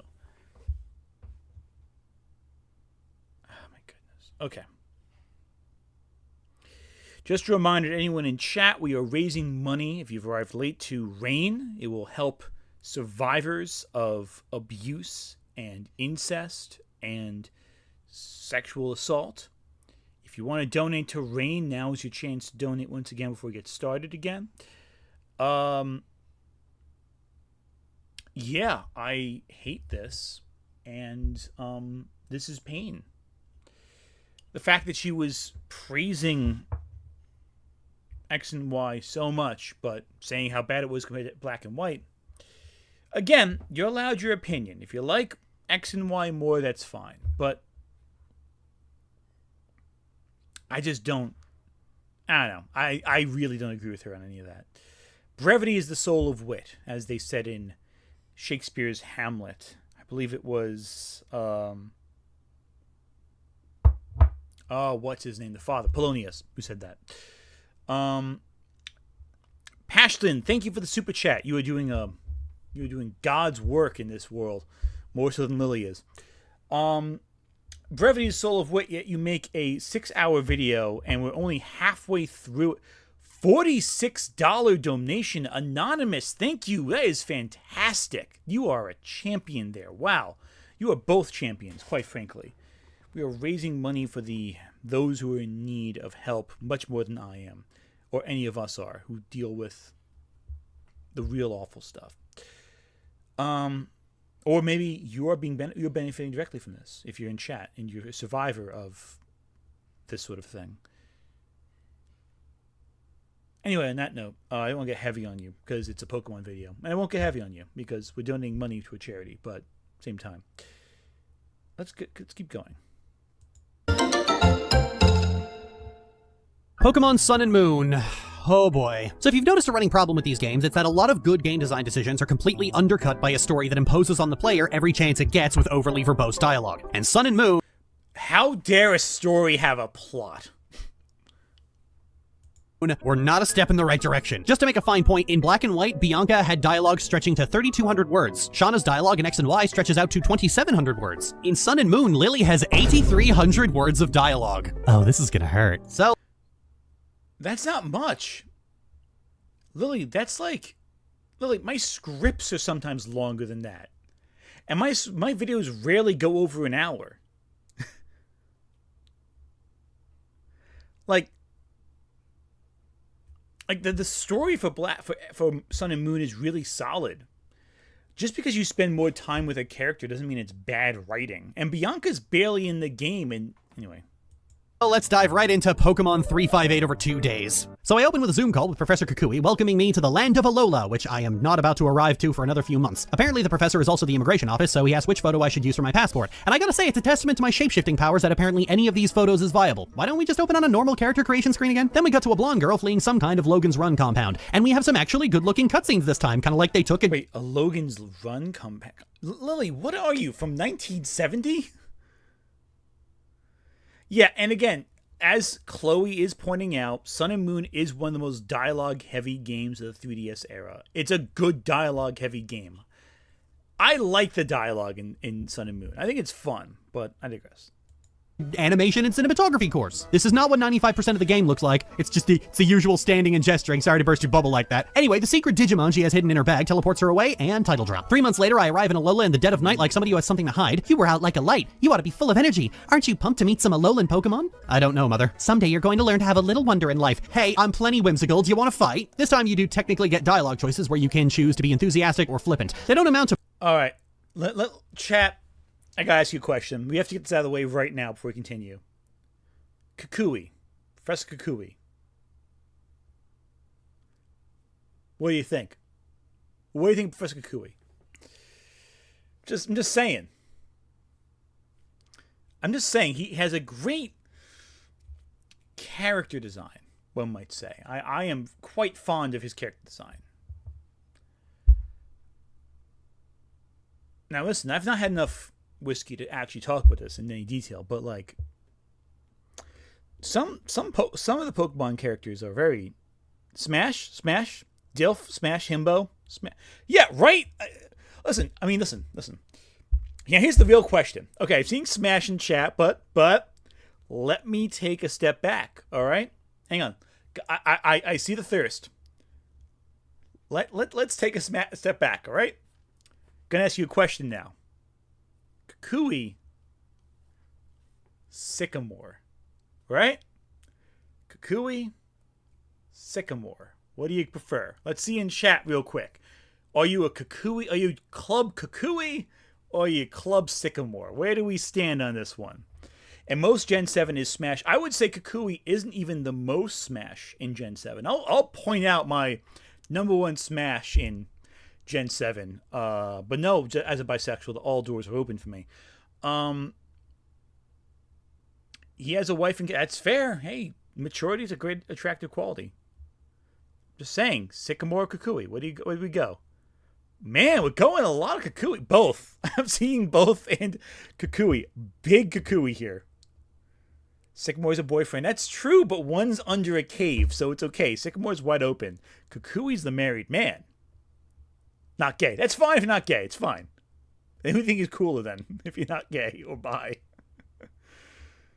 Luzmane, bro. She's Luzmane. Yeah, well, okay. Luzmane is not my number one. I'm going to ask chat here to see if they know my tastes. Who do you think my number one in Gen 7 is? Who do you think number one is?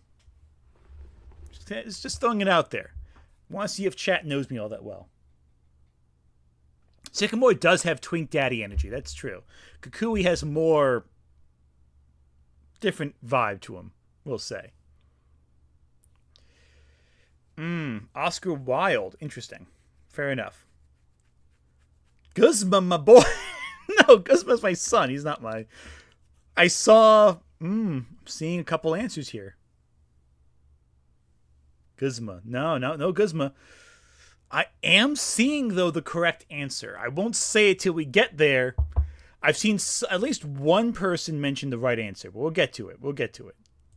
much. At most, they just changed the initial response, but hey, any amount of characterization for the protagonist is preferable to the last several generations. And besides, I was already spending every generation snarking at the other characters. Now I can do it officially. Professor Kukui walks in, wow, just let yourself in, I guess, and tells me that it's time to talk to the Island Kahuna to get my first Pokemon. The Kahunas are this game's gym leaders slash Elite Four slash story fights. You fight each of them once you finish the trials on every single island. I head outside and am immediately met with the game's first bugbear. I accidentally went the wrong way, and the game stops me so Kukui can go, no, this way. The game does this a lot because unlike the last two generations, Alola isn't laid out in a linear fashion, but the game is still aggressively linear. So rather than throw up the usual roadblocks like a cutting bush or a rock smash, rock, the game just has characters stop you and go, this way, skin puppet. So Lily, you're loving Alola already, huh? I mean, I guess. Hey, don't sweat it. It's pretty normal to feel a bit unsure when you get into a new place. I kind of like that the game gives me the chance to be a cranky bitch about all this. I saw in chat, Lovely Complex. What? It's a great show. If anyone else has not seen Lovely Complex, do get on that. The Island Kahuna. Gen 7 Mom is great. Here's a controversial take. All the moms are great. Shadowlands, thank you for your donation. You are doing a great service to humanity with this. Every little bit helps. It's just like a kahuna. Thanks, Professor. This was no help at all. What do I know? I'm just some ignorant howley. As I approach, I find the girl from earlier arguing with her purse, and then she heads into the forest. So naturally, I completely abandon my task to find the kahuna and go follow her. When she gets to the top, she lets out this little cosmic baby who is promptly assaulted by Spearow. Then she asks me to save the baby, which, why don't you do it? It's some birds, you can handle that. But I'm too afraid to go out there. Oh, great, I'm gonna be carrying you like a dead weight the entire game. Fine, I go walking out onto the rickety bridge to save some tiny puff of space dust. Then Nebby explodes and destroys the bridge, but before I fall to my death, I'm saved by Mega Thunder Bitchmon. The girl was very worried about Nebby, but not worried enough to save them, and expresses gratitude for helping out. Then I have the chance to ask if she's the kahuna. And given what we were told about the kahunas, that would be a very stupid question to ask.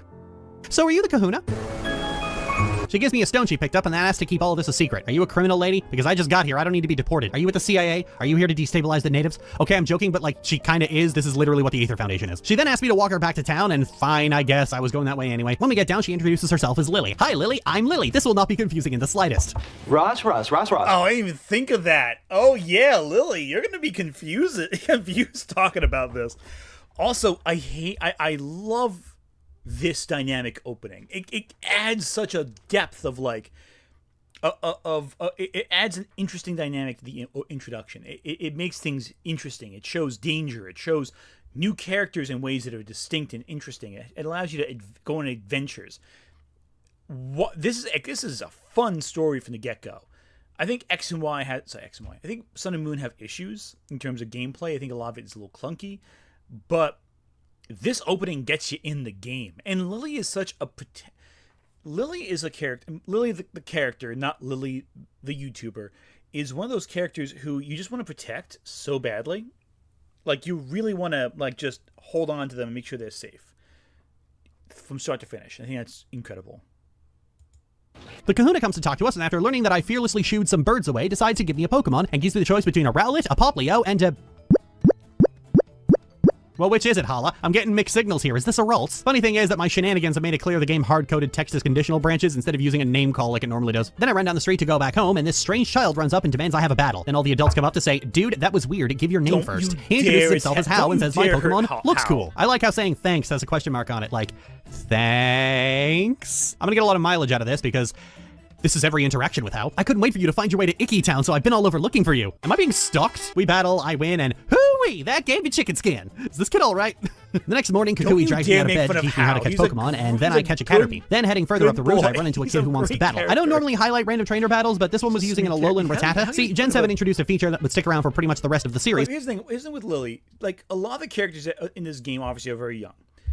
And the way she bullies them in this game, like, he's such an excitable little kid. He's so charming. He's a great little character.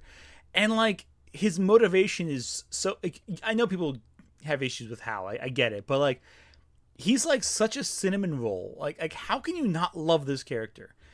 Honestly, Sun and Moon have great characters. Like, all of them are just interesting or distinct. They're just likable. And that goes a long way over X and Y, where I feel like half the characters were just so bland. You saw them act and you forgot about them. Hal's great. I like Hal. I don't know. I think his motivation being food I could relate to. I don't know. Maybe that's my problem. is called regional variants. Regional variants are older Pokemon that look different and have different types, and in some cases evolve differently from their original version. They were introduced because of Pokemon's rising problem of there simply being too many Pokemon, and a lot of the Pokemon are inherently derivative. So a solution Game Freak came up with was, instead of trying to find a way to make a new common rodent Pokemon every generation, they just take one that already exists like Rattata or Zigzagoon and just redesign it to suit the region, and boom. And unlike most of Game Freak's decisions to cut down on having to do any work, regional variants were surprisingly popular. In the next game, Gen 7's regional variants were only found in Kanto Pokemon, and very few of them were very well received. But the concept was well received at the very least, so they didn't throw it away completely, which I gotta say, was quite surprising. With Game Freak, the more well-received a feature is, the more likely it is to be removed, right? Walking Pokemon and Mega Evolution? Yeah, really. Lily's cooking with this one. More regional variants, please. I love regional variants. They're so fun. And the player search system? Making it to the festival, I run into How again. How are you doing, How? Please laugh, I've been at this for hours. At sunset, we have a battle, and I get a Z-Ring as a reward. Kukui then suggests I take the Island Challenge, which is different from the Gym Challenge because it's called something else. The next morning, Lily comes to collect me and deliver me to the professor. My mother has clearly started shipping us, and we're off. We make it to the professor's house, and...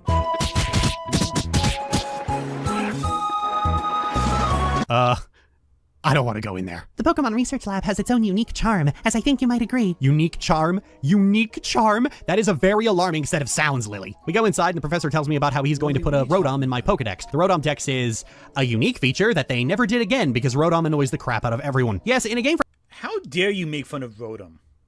franchise already notorious for its text-heavy bullshit, they decided to add fucking Fee to the game. He's a lot worse than the Ultra versions, I'll tell you that. Then I can finally head into town where Lily insists on showing me what the Pokemon Center is and insists we go to the trainer school. When I get down there, there's a Tauros blocking the route. I didn't show it, but he was blocking the route 2 other times because Game Freak is really insistent you do not go off the beaten path, and Alola has so many paths that they have to do this to keep you on the rails. Pokemon has always railroaded you, but they usually do it in subtle ways, like throwing up HM roadblocks or just designing the map so there's only one direction to go in, or dropping a Snorlax in the way. This time, you're just running into people who are blocking the road for no fucking reason, and that's when you're not being told by other characters, so I have to go into the trainer school and beat up small children. After beating up every student, I'm challenged by the teacher. Everything about this school is tedious agony. The early game is always a difficult part for me, but there are so many dark types in Alola. Oh my fucking god. After I'm done with the trainer school, Lily decides to continue bothering me by reiterating for the third time that I'm a really good trainer. Now, you remember how I said that a big problem with Generation 4 and 5 was that they just constantly harass you? Well, Generation 7 is even worse with this. Those other games harass you on every route and city. Gen 7 harasses you every 5 feet. Look at this map. I just left an overly long cutscene. That flag, that's where I will be stopped by another overly long cutscene. You get stopped multiple times on this road to be bothered by the NPCs, and this guy who wants to teach you how to take photos, a feature nobody asked for. Then Lily needs to inform me about the fact that clothes shop... I'm sorry, no one asked for photos? Did you play Pokemon Snap as a kid?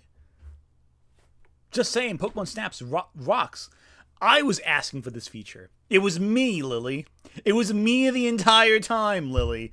I was asking for Pokemon photos in Pokemon Sun and Moon. It was me the entire time. That's what happens when I have too much whiskey. Anyway, as you go. Exist. Look, just stop talking to me.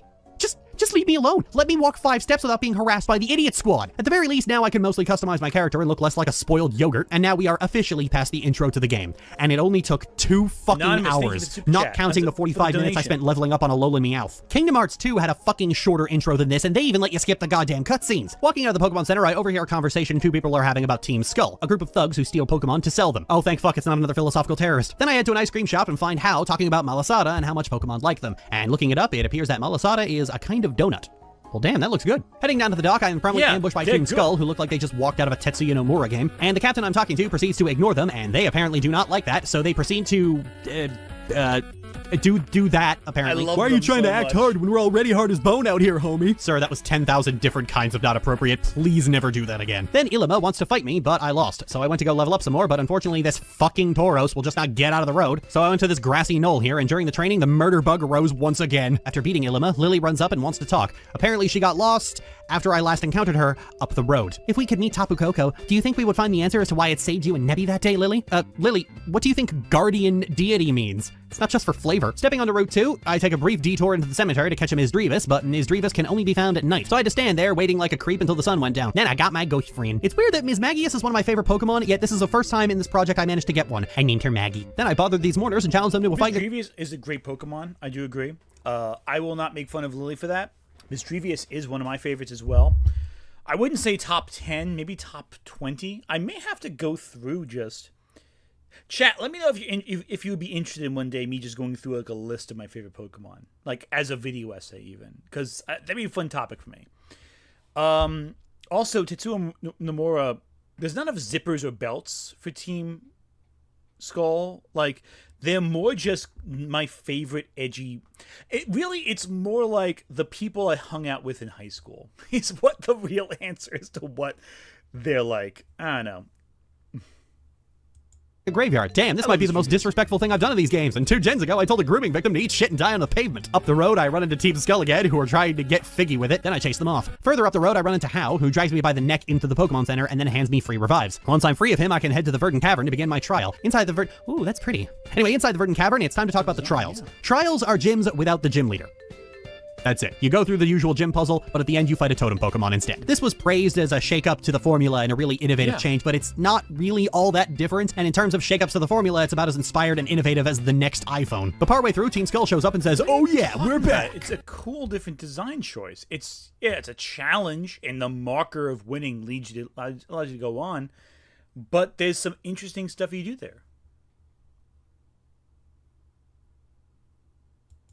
Sorry, who are you? They look so shocked and mildly offended. Then they come after me to mess up my trial. Oh, honey.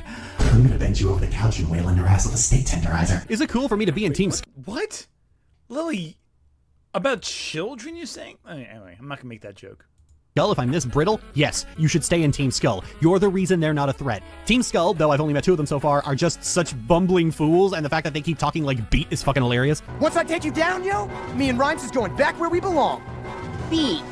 Then they decide to help me by blocking some of the Rattata tunnels and, Team Skull's my favorite. Doing that. Good job, boys. Keep it up. Then I get to the Totem Pokemon who... Well, he's a big boy. He's the biggest boy. He's a big boy. He's the biggest boy. He's a big boy. Biggest boy. Totem Pokemon are big and start with 1 or 2 stat bonuses to any particular stat. And they sometimes call an ally Pokemon to gang up on you 2v1. And as one last little bonus, when you defeat a Totem Pokemon, your Pokemon will turn around and smile at you. Aw, you did a good job, G. On the way to the next story flag, I get ambushed by a Spearow and afterwards find a pretty wing. Did I tear this off the bird? I step into the meadow and find that Lily has lost... I like totem Pokemon. They're fun.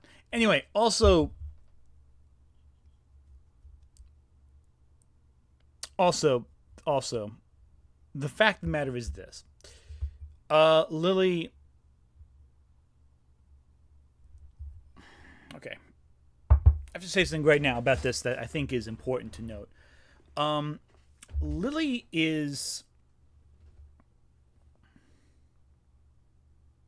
unaware, I think, in some ways, of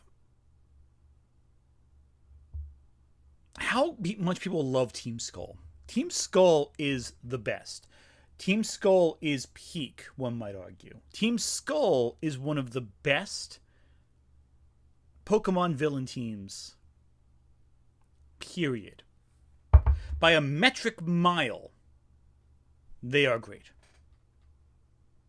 Lost Nebby again. He just wants to smell like flowers. Whatever, I got him out, and then Hal wants to fight me again. Back in Icky Town, I meet up with the professor and Lily, who tell me how they're looking forward to seeing how my trial goes. Then I have to fight the Island Kahuna, and I wasn't really paying attention. I was ordering takeout during the battle. Afterwards, I get my first ride Pokemon, Tauros. Ride Pokemon are Gen 7's new feature that allow you to overcome world obstacles. So they're HMs. You know, some people praise this as removing HMs, but just like HMs, you get them at certain plot points, and all they do is open up roadblocks. So there's virtually no difference, except you have that one move slot on your Pokemon freed up, which was apparently very important to some people. And I get it, balancing damage moves, field moves, and utility moves in this brain-dead easy children's game is just a Herculean task. I don't know how anyone dealt with it growing up. Surely we were living in the Dark Ages. That last move slot was deeply important for that last bit of coverage. I mean, what... Yes, Lily, it's of all the HMs in the old game, 7 or 8 or 5, whatever, Surf and Fly were the only ones that were any good. Like what? You have Flash. Okay, you're gonna spray the light on someone, make them a little blind. Same thing any other move can do, like sand, like, you know, decrease accuracy. You know, sand attack can do that. Strength, a very weak physical attack. A Mega Punch can do more than that. Surf, at least you can hit all targets at once. That was kind of cool. Fly, you evaded for a move. That's kind of fun. What else was there? Rock Smash, pretty weak move. Waterfall, even weaker move. Whirlpool had some decent distances there. Cut, again, useful move, not very applicable in combat. These moves were not useful outside of the external gameplay. And everyone had their Bidoof they had on task that they gave all the HMs to. Cut is useless. Flash is useless. In combat, I should say. So yeah, this was a good move. HM slaves were the butt end of the joke. You didn't use them for anything but HMs. So.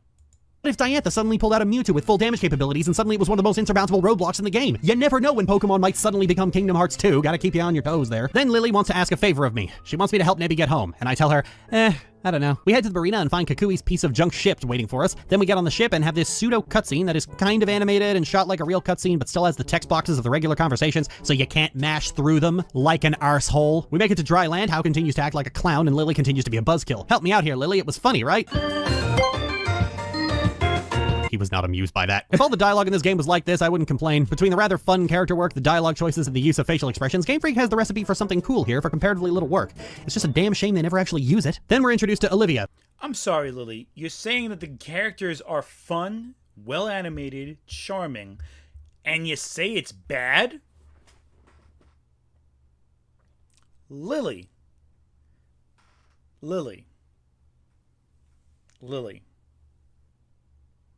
What are you doing? Also, Olivia. Olivia's peak. I love Olivia. But she is not my number one favorite character in this game. We'll get to number one soon.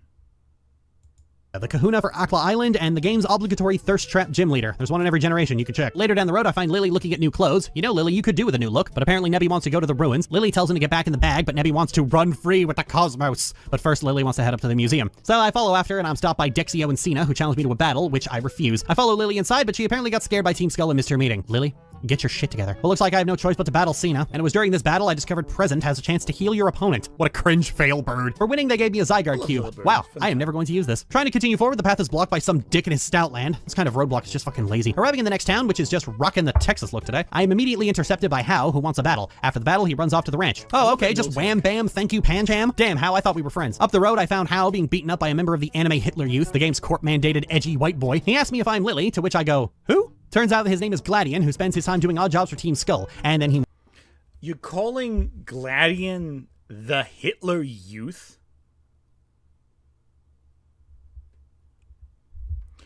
Imagine Lily playing Persona. Just genuinely, all right? You want to talk about dialogue, Final Fantasy has nothing on Persona in terms of sheer amount of dialogue. I would argue the Persona games, because of the repetitious nature of like the day in, day out cycle, because it's meant to show, oh, you're going to school, and then you're going with your friends, that overwhelms the player already. Like, the fact that he's a blonde-haired, green-eyed, not blue-eyed character, that is just inappropriate. Like, that's just weird. And it's not a good joke. So the thing with Lily's jokes is they're just referencing things that Lily is familiar with that she thinks are edgy. And yeah, you're referencing the Nazis. That's a little edgy. But, like, it's also not funny. What's funny about it? Where's the joke?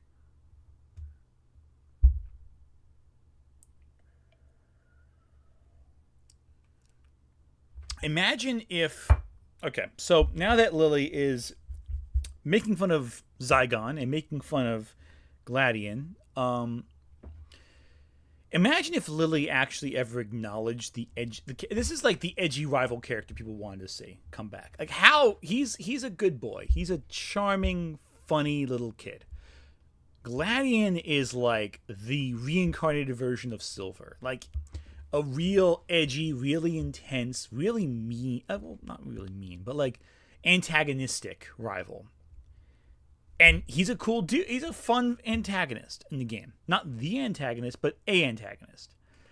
Again, he worked with Team Skull, which continues to cement Team Skull as top-tier Pokemon villainy. I would say Team Skull is and this might be a hot take. Hot take time, guys. Team Skull, better than Team Plasma. Yeah, I know. I've said it. Team Plasma, not as good as Team Skull and your boy Guzma, but that's the name of the game we're playing here. All right? Just saying.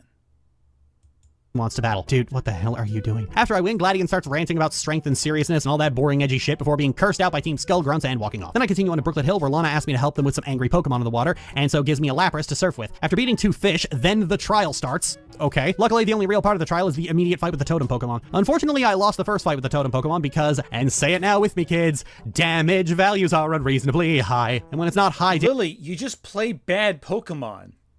damage values, it's ally Pokemon that heal. You know what? This is going to be a running theme for the rest of this segment, so if this is going to bother you, skip now. This isn't fun. I've generally had an issue with the way the game arbitrarily inflates damage values to just one-shot you so they don't have to think up interesting move pools, but this 2 versus 1 enemy is already naturally powered up and gets a support on top of that is just fucking boring. This can be unreasonably hard at times, especially where the rest of the game is so brain-dead easy, but it's hard in the way that the deck is so aggressively stacked against you for no reason. Pokemon's battle system is designed in such a way that you can make interesting tactical decisions, but they'd rather just nuke you because if players had to think for 5 seconds, YouTubers would cry about it. It's possible to work around all of this, but it's such an ordeal that it isn't worth it. This is why people just overlevel shit, because these fights aren't entertaining enough to want to figure out how they work. I would normally chalk it up to nostalgia, but I was playing the early generations just a few hours ago, and I remember them being more interesting than this. Well, actually, this isn't just an assumption, it's true. As I mentioned a few times now, when asked why the Battle Frontier wasn't included in the Generation 3 remakes, Junichi Masuda claimed it was because modern kids don't have the patience for difficult games. Now, you could, if you wanted to, chalk that up to him being old and stupid and terminally untalented, but I think that's only mostly the reason. The way the Generation 3 remakes had their story rewritten to have Archie and Maxie be less bumbling fools and more philosophical windbags, and the way the Delta episode after is largely having lore spewed in your face as you jump from place to place, makes it clear exactly what Masuda wants Pokemon to be, a typical JRPG with a waffling anime plot. And he has generally shown to have nothing but contempt for the game part of the game. A problem a lot of Japanese RPGs have, if we're being honest. Anyway, after getting past this mind-numbing waste of time, I get the water badge. After getting lost trying to find the next town, I ran into a No, Lily, listen, Lily. Have you considered just getting good at the game? Seriously, Lily, all your problems are because you're not playing the game well. You have to prepare, you have to prep, you have to understand what the requirements of the game are. You have to go into a fight knowing what's going to come and accordingly preparing your type advantage for that match. Having your favorite Pokemon be the skeleton key of your party is not gonna solve jack shit. Hey, someone had to tell you this, but Pokemon is a game about figuring out what the best strategy is before you even put a single move in the game. If you go to a situation and you prepare your strategy before you even get there, because every single person playing this game has a strategy guide on their lap or on their computer or whatever it is at any given moment, and you know for a fact that every single person playing this game, every kid, is going to their friend saying, hey, this was a tough fight, what do I have to do? And the friend goes, well, did you try using an electric Pokemon to fight the water Pokemon? This is basic, Lily. You're playing the squishiest characters, and you're like, oh my god, Ralts's Gardevoir is so overpowered, I can beat anything, the games are so easy. Well, did you consider getting better Pokemon before starting your fight, Lily? Did you consider that? Did you consider going outside your comfort zone to get something designed intrinsically to give you an advantage against every single trial? Rather than specialize in 4 Pokemon that you will only use in those every single situations, you chose instead to avoid developing, to ignore the type advantages presented to you ahead of time and in your world, to not backtrack, to not develop a team that is designed to best suit the conflict at your current moment, and instead you act as though it's the game's fault for providing you a specific situation, a specific scenario even, where you have to think for 5 seconds before engaging with it? Did you use your brain at any moment in this?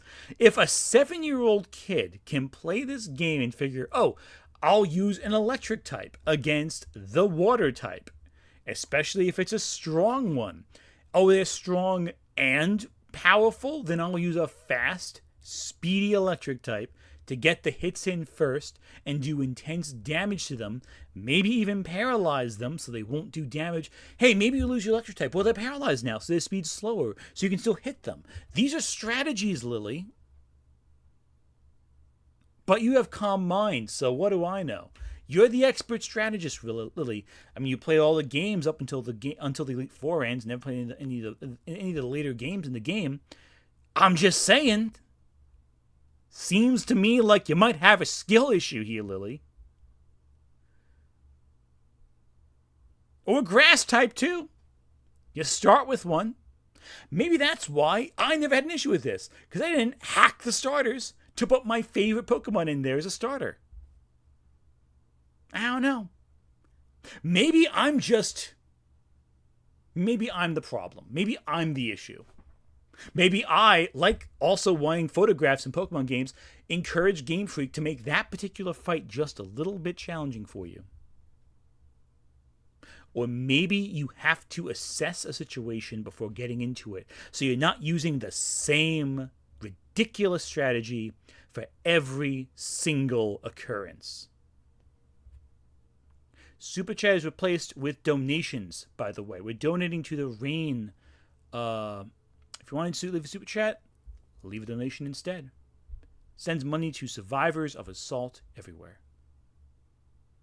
Mudsdale and a little girl being bothered by Team Skull. These scoundrels are Pokemon thieves, and you're on familiar terms with them? Unfortunately, ma'am. After beating his head in, I'm told I ought to try out my hand at a Battle Royale, which seems like a suggestion, but knowing Game Freak, it probably isn't. Gladion is in front of the Battle Royale Dome, wondering why he's doing this. Well, you see, Gladion, microtransactions are actually quite insidious, so instead of checking out the Battle Royale Dome, I decided to head into the Mega Mart to see if I could find anything interesting. Kyukamuku body pillows. Well, that technically qualifies as interesting. I mean, look, a Lopunny body pillow makes sense when you know that furries exist, but who the hell is getting horny for a Pokemon based off a Seacuke? Oh, I just got that. My Drifloon is so strong that I can just drift a... Lily, people buy plushies not because they want to... Sometimes people just want to buy a plushie because they're cuddly and you can lay your head on it or your back on it when you're on a couch watching a movie. Quite frankly, anything with like a lot of sticks coming out of it sounds like good for back massages, honestly.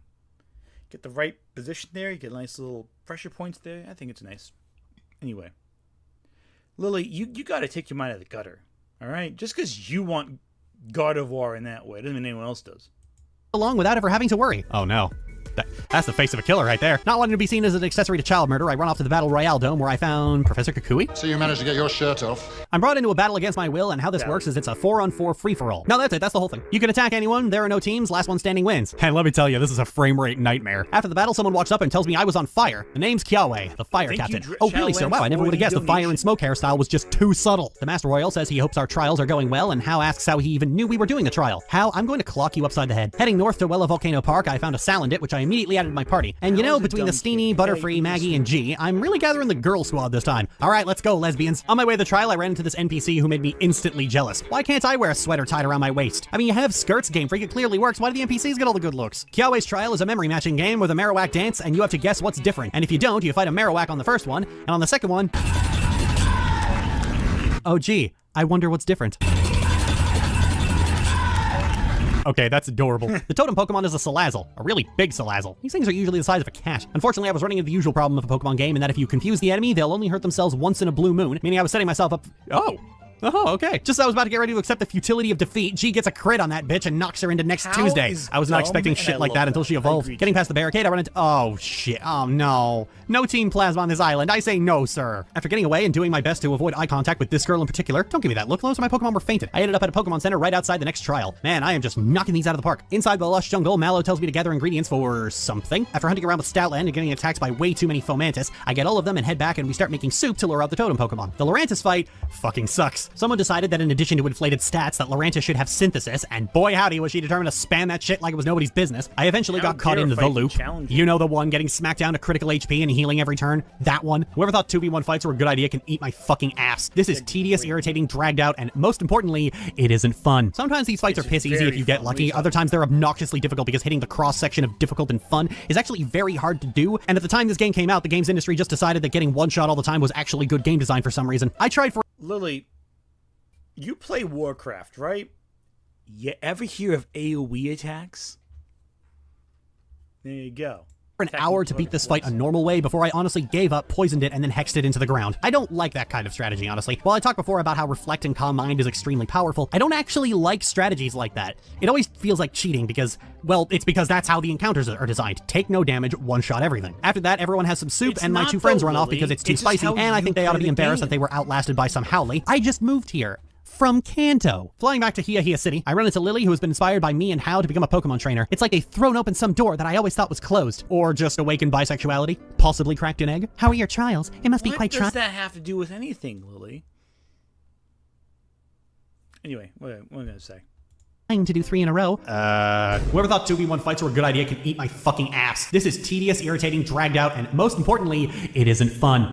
It was no problem. It was piss easy. I'm the best. Then me and Lily head inside into the Dimensional Research Lab, which is apparently a thing Alola just has sitting there, and we're introduced to Professor Burnett, Kukui's wife. You're Lily, right? Lily told me about you. She said you were a reliable sort. Thanks. You know, your husband is moonlighting as a luchador. Burnett then tells me about the Ultra Wormhole, a portal to another dimension through which strange eldritch Pokemon called Ultra Beasts come through, which are different from legendaries because they are called something else. Lily then tells me about how she met Burnett and vaguely hints that she doesn't have a real mother. Oh dear, I wonder what the twist is, mysterious blonde girl. Then I step outside and see a mysterious space vagina form in the sky before vanishing. And then I have to go through Diglett's cave to meet the island Kahuna. I find her inside and she says it's about time I had some fun with her. You know, this game is really bad for my juvenile sense of humor. Further down the cave, I find members of the Aether Foundation who are committed to Pokemon conservation. Ah, fuck. I said no Team Plasma. Look, Masudi, you just gotta let some things go. At Olivia's shop, she gives me a letter telling me to meet her past Memorial Hill, but at Memorial Hill, I find Team Skull trying to steal a... The Aether Foundation are also a great group of villains. I'm just saying. Slowpoke? What the hell are you gonna do with that? After defeating them, I ran into... Aria Blazonit? I keep Team Skull together. I'm like a big sister to these numbskulls. Aw, you remind me of my sister. She's an unpleasant crackhead too. After beating Plumeria, I'm in... Oh, come on, Lily. Really? The Courtney... This is before Courtney really became like a big deal in like the online spaces. That's unfair. That's not okay. Interrupted by Lily and Burnett saying that Lily got lost and couldn't even find her way to the hotel. Lily, the city is one street. Then she leaves, insisting she has a masked royal match to get to. The masked royal? What do you think he looks like under that mask? Are you fucking serious? You'd better be fucking with me. I know you two fuck with the mask on. Then Olivia challenges me, and I can tell Game Freak really liked animating this one. Yeah. Can you blame him?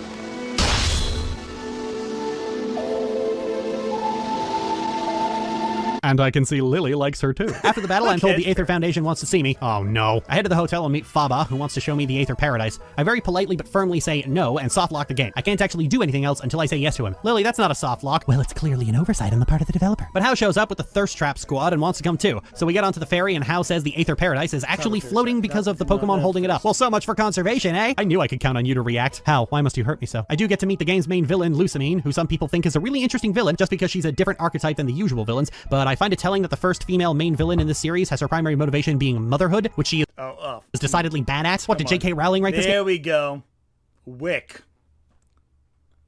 Wick is the best. I love Wick. Wick, the fact that in this screenshot she's even there makes the game immediately much better. Wick is great. I love Wick. Wick is like everything. Wick is everything. Anyway, back to this. Game. She surprises Hao with the fact that she's over. There we go. Wick is everything in this game. Okay, let's move on. 40 and how the right style does wonders and offers to get him some new clothes. I don't think anyone else could pull off that kind of look, except maybe Lily. How, you ignorant slut, did you not notice the way Lily was anxious about meeting the Aether Foundation? Read the fucking room, you oblivious rutabaga. Trust me, children would all be much happier if they'd only listen to the adults around them. Oh great, we've killed Lily. The portal opens up and the most horrible, unexpected thing happens. The player makes a facial expression. Oh, also a jellyfish pops out. Then it attacks. Once I beat it, it flees, and Lucamine says she needs it, and then makes this face. That is definitely a trustworthy face. We're then sent off to the next island in the challenge, Yula Yula Island. Once we get there, Hao wants to have a battle because it's literally all day with this kid. In Mali City, Hao wants me to look around the garden for a place that sells tea. When we find the tea shop, we run into the professor, and he tells us something I mashed right past. I'm sure it wasn't important. Hey, Lily, did you know? Please don't do that. I haven't even finished the question yet. He tells me about an observatory up on a mountain whose name can fuck off, and he apparently has no idea what observatories do. God, look at that boy. That boy's the embodiment of no thoughts head empty. Out on the street, I run into Lily just standing Okay, so first off, Lily, all the names are based off Hawaiian names. So if you want to make fun of the language, that's a lot problematic, actually. Second off, Hao is just a sweet boy with an empty head. Please don't make fun of him. Like, he is just, all he wants is to hang out, eat his snacks, and like do fun things. And that's all he wants. And that's fine.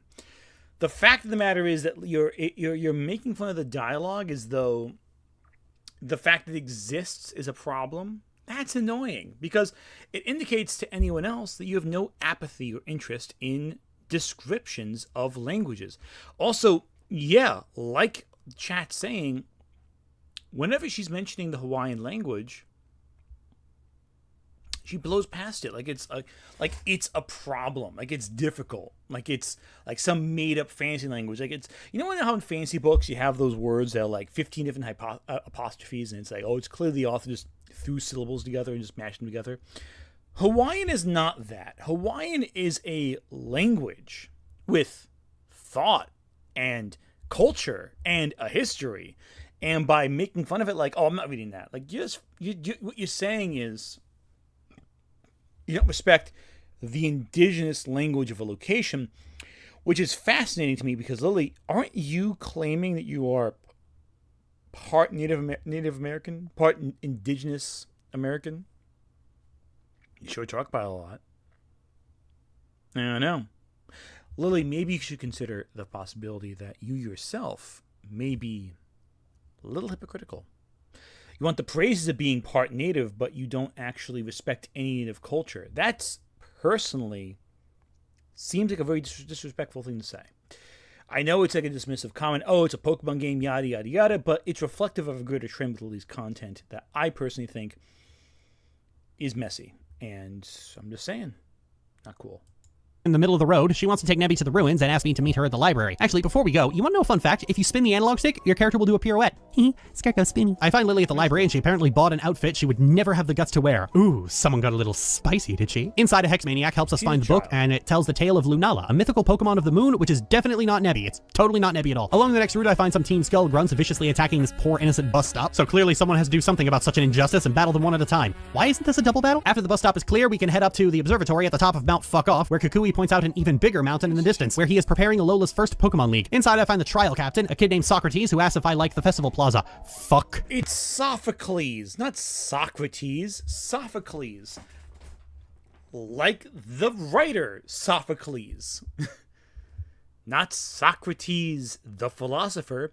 Sophocles, like the person who wrote Oedipus Rex, Antigone, Oedipus and Coriolanus. That Sophocles, the great tragedy writer. Anyway, Lily, it's not bad enough you have to insult the Hawaiians. Now you gotta harass the Greeks as well. Come on. No. He then starts up a machine to summon the totem Pokemon, but it unfortunately shorts out and we have to wander around the dark answering audio quizzes and getting attacked by batteries. After 3 wild Pokemon, I can finally fight the totem Pokemon, a Vikavolt, whose stat bonuses are 50% to everything. Vikavolt turned out to be more of the same, so I decided to Toxic Stall and that was it. Oh yeah, speaking of which, Pokemon Me is back in this game, but now as Pokemon Refresh, with an all-new feature. At the end of some battles, you can choose to care for your Pokemon if they got hit with certain moves or got status effects to tend to them. It's very cute. You can give your Pokemon a bath if they got all dirty in a fight. I don't know why, but that just makes me happy. Maybe it's because I can just imagine G being very cross, sitting in a kiddie pool while I'm hosing her down. Heading back to Mali City Gardens, I see the professor being held up. Lily, why is it when you say that it sounds so weird? Anyway. By Team Skull, but unfortunately Kukui is just like, bring it on, bitch, I'll wipe you in 4 turns. But then Team Skull's leader shows up and is like, I accept that. Turns out Guzmo really doesn't like the old traditions and power structures between the captains and the kahunas. Oh god damn it, I thought we were done with the ham-fisted philosophy. Then Kukui talks about what the strongest Pokemon moves are and how it's a dance between trainer and the Pokemon and how— No, Lily, it's not ham-fisted, it's basic punk, alright? Punk is the idea that the authority structures in society have to be deconstructed to advance in society. Why are you acting like it's so unusual? It's basic punk. Lily, all the philosophies you base your life on are based on punk. Punk is the foundational component of everything you do. Because by existing as a queer person in society, you are by nature defying the expectations of society and therefore existing in its direct opposition. All LGBTQIA people in the world are punk. Whether or not you admit it, Whether or not you accept it, you are all punk. And punk, it's not gone. It's not dead. It just changes. Because punk is the opposition to whatever the mainstream conservative society expects and demands of us. And that is pretty cool. And that is why your boy Guzma is the best. Because he defies the expectations of life. And he has found his group of beloved friends who just love him. He's a dopey, goofy guy. And he is just living his best life. His motivation is to exist outside of the mainstream. And for that I say, Guzma is one of the greatest characters Pokemon has ever conceived of. And I salute you, Guzma. I salute you and your punk aesthetic and your goofy ass club, because you're all a bunch of dumbasses. And I respect the hell out of you. Keep being the dumbass, wonderful gang that you are. You are all the greatest. And to that I say thank you. Thank you. Just one moment of silence here for Guzma and his wonderful, stupid brain. I adore it. Great character. Peak Pokemon character. Just 10 out of 10. No notes. All right, let's keep going. How he wanted to create a Pokemon League to give every trainer the chance to find the perfect move. Right, Lily? Don't you agree? Say what now? Lily and her Gardevoir can unleash some real powerful moves. What are we talking about? Kukui then decides that Guzma should fight me. Oh, you fucking coward. And then Guzma asks what the point of the island challenge is and why even bother with it. I don't know, that's what I want to find out. You don't even know why you're doing it? Honestly, I just moved here and everyone was like, you should do the island challenge. And I've been dragged around by a whole posse the entire game and they won't let me out of their sight for a minute. I think I'm on suicide watch. Then I have to fight the professor's battles for him. Guzma was nothing special, just another damaged dope. Then he runs off overcompensating for his losses. Thank fuck, I was almost afraid we'd get another monologue. Lily comes back with the Hex Maniac who tells me where to find the next trial. If you get lost on your way, ask a police officer for directions. They're here to serve, right? I haven't got the heart to tell her. Later down the route, Lily, you make fun of your boy Guzma, but you also make fun of the police, and you talk about how you're following in the instructions of the linear plot. Guzma, your boy, will be very upset by this. Thank you, Anonymous, for your donation to Rain. If you want to service a position in life that opposes the mainstream society, donate to Rain. They are a group that is doing a lot of good for those who are struggling with pain that most of us can't even imagine. Anyway, back to this. Hapu shows up to give me a... Also, the voice Lily gave to Guzma, my boy, is that of Beavis and or Butthead, which is very dismissive, but also fitting in some ways. Matthew Reed, thank you for the super chat, for the donation to Rain. That is incredible. I love that. Thank you. Thank you. Mudsdale and then says she meant to do it sooner, but she was just so taken aback by Lily and how lovely she was that it escaped her. Well, damn, Hapu, you're telling that to the wrong Lily. Go get that ghostly nervous wreck. Down the road, I run into Hao and Gladian, who talks about how he had to make sure Cosmog is safe. Okay, I draw the line of taking instructions from someone who buzzed his head, except for the fringe. Grow your hair out to your waist like a real man. And put on a skirt, you're embarrassing yourself. I make it up to the Aether House where the next... Don't shame Gladian for his choices. He's a good egg. He's an edgy punk, but still. Anyway. Trial supposedly is and get waylaid by Hal once again. You see that face? That's the customer service Nile. I'm gonna deck this kid. And then we get ambushed by small children. After the battle, Acerola shows up telling me she left Lily with Hapu. Oh, go for it, Hapu!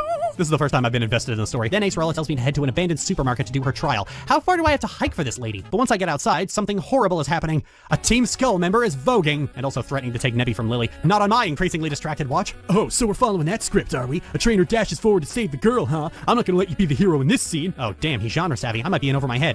Nah, I'm just kidding, I won. I make it to the abandoned Walmart and I'm told I have to play Ghost Hunter and catch a photo of the totem Pokemon. Well, alright, sounds easy enough. As I go through the bulk barn, things start moving on their own, so I take photos of them to fight the ghost possessing them, and then follow a Pikachu into the back room where there's a lot of posters of Pikachu hung up, like some kind of obsessive shrine, but the totem Pokemon's nowhere to be seen.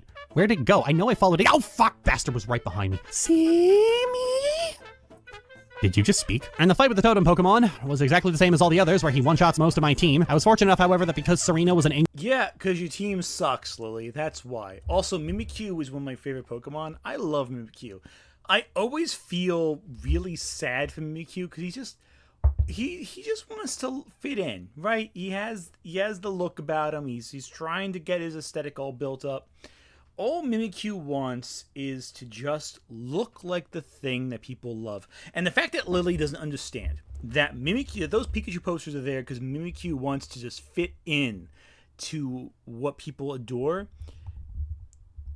that to me is really sad, because Lily doesn't get that Mimikyu probably put up those posters themselves, or herself in this case, because she just wanted to be accepted and loved. You know, Mimikyu, they say in the Pokedex that Mimikyu, by looking at her, terrifies the person into a state of madness, much like a Lovecraftian tentacle monster.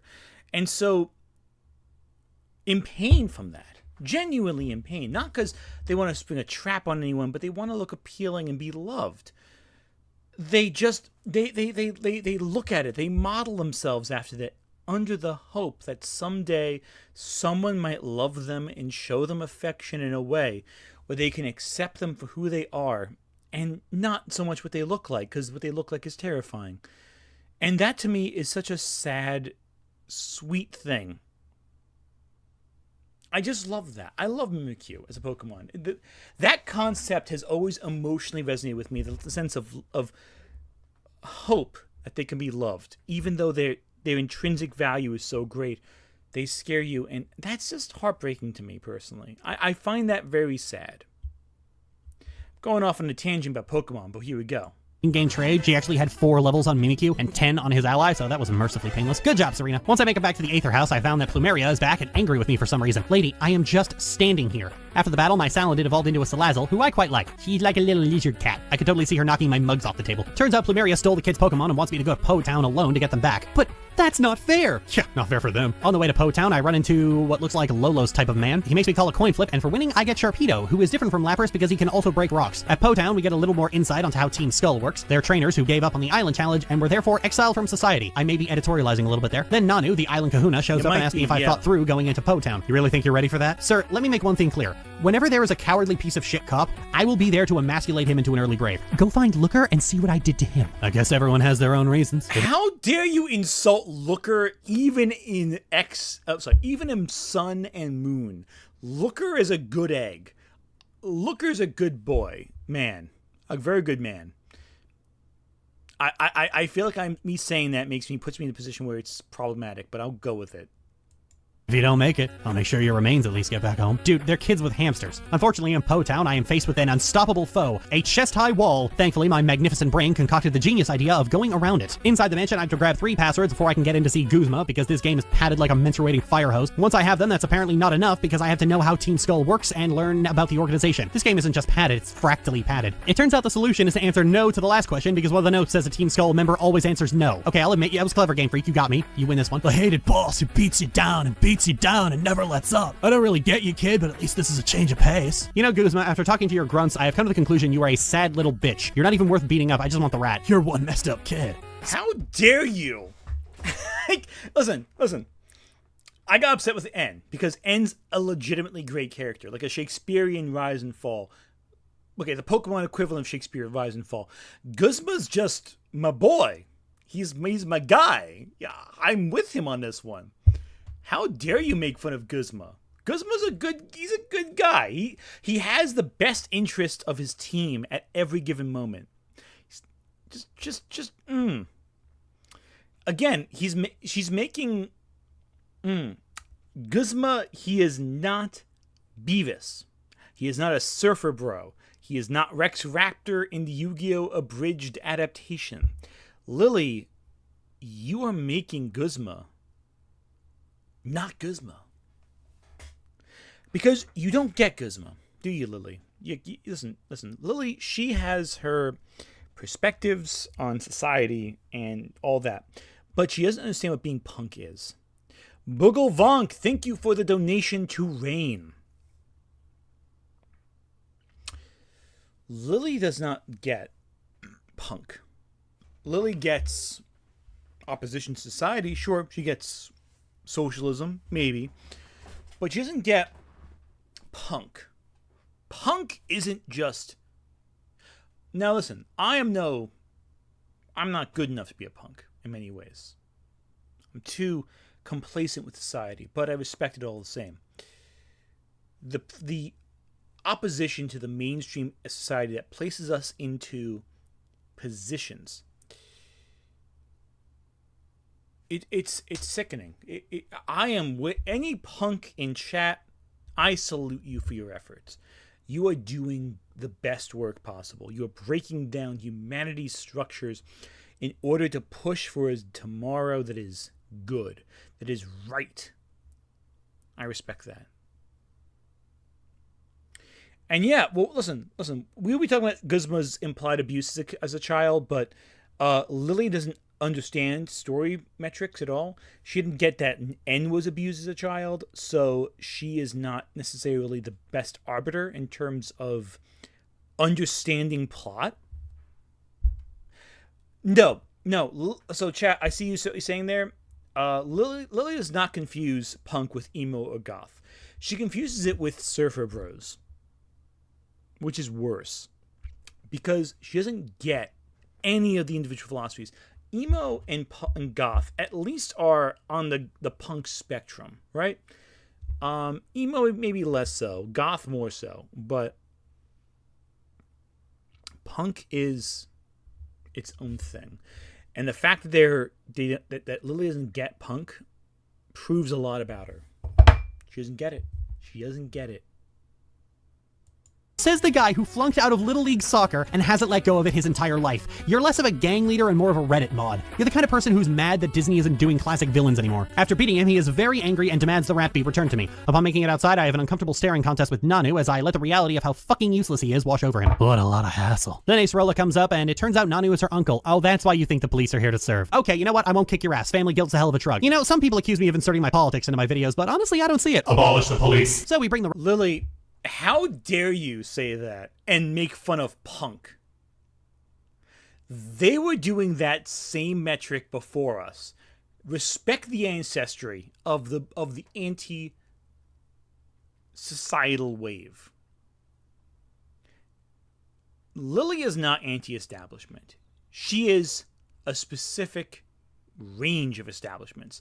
She has to see it through her own lens and cannot see the historical context that led us to this point. By rejecting punk, not so much the aging punk, where the people were punk when they were younger but then moved away from it. She is rejecting the eternal spirit of punk.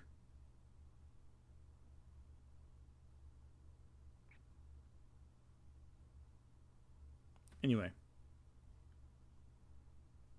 Rat back to the brat and find the prat in a spat, and his cheerful smile's flat. Soon's out Blue Maria came by as soon as we left, and to protect everyone, Lily went willingly with them. So I can't leave you people alone, can I? Gladian barges in and angrily calls us all weaklings for letting Nebby get taken and then challenges me to a fight. Gladian, please, explain literally anything at any time. After kicking his ass, Gladian says he's going to the Aether Foundation to save Lily and Cosmog and asks if I'm coming. What kind of a question is that? Lily's the closest thing to a main character any Pokemon game has ever had. I'm just her shadow duplicate who does all the gameplay for some inexplicable reason. I am basically Giona. Of course I'm coming, you edgy prick. At the dock, Nanu shows up lamenting that Team Skull had the nerve to leave Po Town and make him get up from watching his stories, and then challenges me to a Why? I've got a tech startup to invade. I need G at her freshest. And even in Nanu's battle, he's basically half asleep. He's napping at the start and lazily throws the ball out. That is a man who is 2 days from retirement. After the battle, which was fucking tedious, might I add, Hal runs up ready to rescue Lily. Only problem is we don't know where she's gone. It couldn't have been Po Town. Lily was there the whole time. You're not so much dumb as you are naive. Hey, Gladian, fuck off. Nobody gives Hal shit except me. No, instead we're going to the Aether Paradise on Gladian's personal boat. Dude, you have a personal boat, but you don't have a personality? Why would Lily be here? She just will be. Ugh, this guy. Oh my god, Hal is frowning. I don't like that. That's wrong. That's unnatural. I mean mood, but stop doing that with your face. With Hal and Gladian unable to cooperate, it's up to me to head on and fight my way through the Aether Paradise. We're doing this the old-fashioned way, bitches. On the second floor, we run into Faba again, who is very indignant that I came back uninvited, and then has a chat with Gladian where they both vague at each other because this game is clearly trying to hide a twist. After beating him in a one-sided fight, he tells us that Nebby is probably downstairs where experiments are being done to tear apart the very fabric of reality.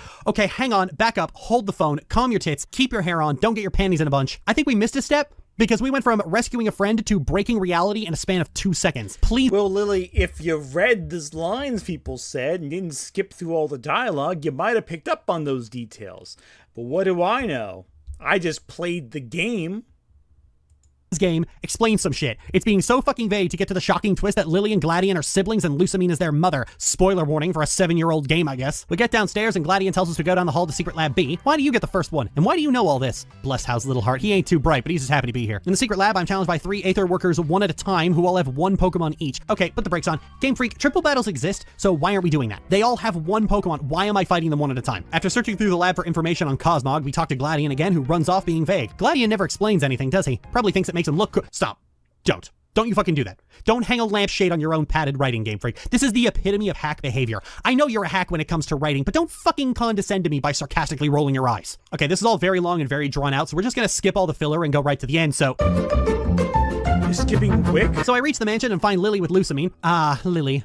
Lily, how dare you skip Wick? How dare you? How dare you? That's worse than anything else you've done so far. It's been a while. What? You came? You actually came to help me? Thank you. Thank you. Whoa, Lil, calm down. You act like nobody's ever done you a solid before. So you know one another. A gifted young trainer like Lily, and she bothers with someone like you. Oh, okay, never mind. I get it. I don't need your approval, mother. Yeah, get her ass. You do say such incomprehensible things, calling me mother. I don't have any children. Certainly not any wretched children who would run off and reject my love. Lady, your love is like Game Freak's dialogue. We're all better off without it. So do tell me how you'll save that Pokemon. What can you do, Lily? Lusamine carries on like that while I'm sitting there watching, despite the fact that I am literally the thing she can do. Oh, that came out wrong. Lusamine shows absolutely no regard for anything but beauty and doesn't even care about killing that little space cloud. Funnily enough, the moment Game Freak decided to have a woman as the villain was the exact moment that all their ham-fisted philosophy went right out the door to be replaced by vanity and empty nest syndrome. Let's not examine... Lily, you skipped all the dialogue. That's why it sounds like it's ridiculous, because you skipped everything. Any plot would sound dumb if you jumped to the ending. Like, let's say you skipped through the plot of King Lear. You know, King Lear, you start off, King Lear's handing off his kingdom to 3 kids. Why are we in the middle of a war? What's going on here? Where did this come from? It's because you skipped the language of the plot, Lily. You skipped the characters moving the plot forward, and you skipped the plot itself. That's why it sounds weird. this any further and just assume it was a random chance on the part of these 50-year-old men. Lily, I'm really glad you came after me, Lily, but I have to be don't selfish get again. I have to ask you one more time. Please, help. You're coming for like this hot take, but you ignore the plot. How can you comment on the plot when you skip the plot? It doesn't make sense, Lily. You can't skip the plot and then criticize the plot, because that implies that the plot happened without you looking. What do I know, though? Me. Help, Nebby. Come on, Lily, people have been asking unreasonable things of me all day. So I go through the teleporter and into Lusamine's private collection, where she has Pokemon frozen in blocks of ice, and then Hau and Gladian follow along right after me. Whoa, wait. Daughter? Son?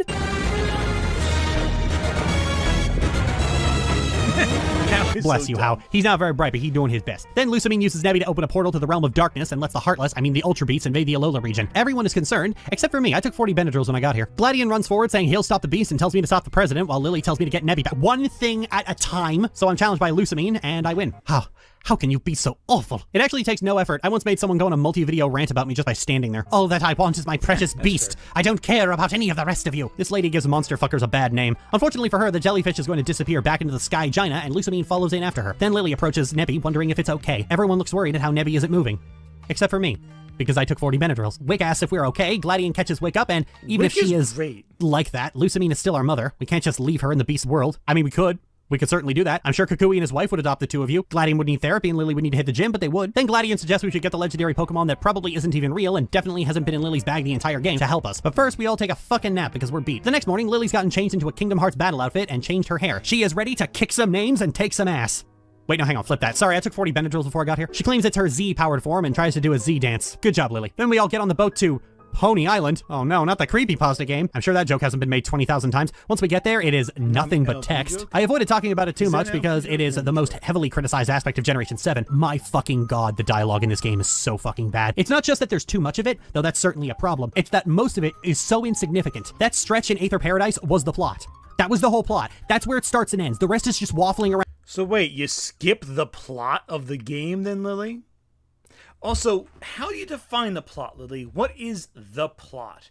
Is it you moving from point A to point B, or is it simply the main conflict of the Aether Foundation, because you're skipping out on the Team Skull plot, which is also technically part of the plot.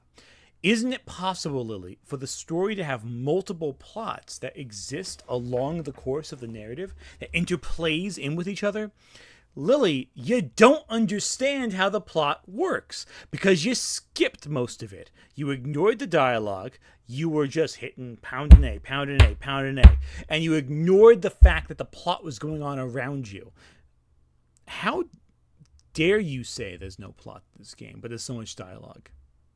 You're counting all the words, but you're not saying what any of them are actually articulating. When you skip the main plot and the motivation and the side characters and the supporting plots and the side points, oh yeah, no, I can say 5 words of the plot. Sure, why not? Because you're manipulating the information presented to you to yourself. If you ignore reading, you will not understand a writing-based plot. It's that simple. It's that simple, Lily. It is that simple.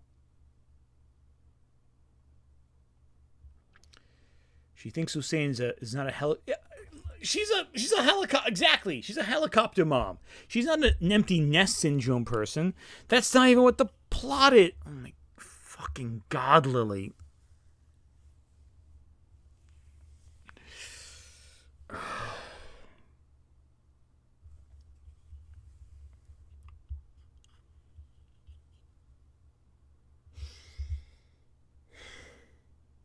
Okay. Around listening to Hao talk about how great it is to battle, while Lily and Gladion vaguely imply they might have some kind of sordid history. It is a big nothing burger of a game. Even when people praise Lusamine for being a nasty villain, her nastiness is just some of the most lazy, controlling mom tropes I've ever seen. It's notable for being a first in a Pokemon game, but honestly, Game Freak taking this long to tell us what they think of women in power is not something I would call a plus. You ever notice that? You ever notice that male villains can have every single motivation under the sun, but women in villainous roles, it's almost always vanity? Maybe that doesn't matter to you, but it's something I find rather trite, and this kind of shit should not be in children's games. Heading out to the main grassland, Lily walks up and tells me she'll do her best to keep up. I'll be fine. I've got Max Repels with me, and I've got you, too. Aw, I kind of like Lily, honestly. She's not a great character, but I mean, it's Pokemon. Great is not possible to achieve, but I think she's fine. I'm gonna have a thesis about Lily toward the end, but for now, I think she's an alright character whose only real flaw is having a stagnant character arc. So we're heading to the Ruins of Hope to find the cure for Nebby's condition. Lily, what do you think a great character is? You keep saying this, right? I don't think she's a great character, but she's fine, I guess. What do you think great is? Really, what do you think it is? What do you think it entails? What do you think a great character is, Lily? Because you don't say it in any of these positions.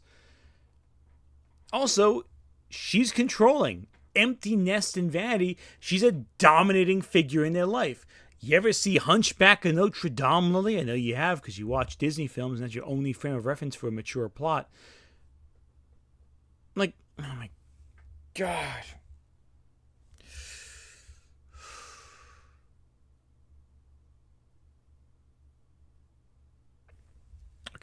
Okay, let's keep going here. Lily thinks Tapu Fini can cure them, and we don't have any other leads. In the temple, Hapu picks up a rock and receives Tapu Fini's blessing, and lore, and then tells us about Lunala, the legendary Poké lore. At this point, things are moving very slowly. It's just go to a place and listen to a monologue. We've been on Pony Island for a half hour and achieved nothing. We're just listening to Lily talk about how great it is to have friends. It's that old JRPG problem, taking way too long to say way too little. So we head to Executor Island, Lily monologues, we get attacked, I win, Lily laughs. Looking out at the rain like this reminds me of this one time when I was little.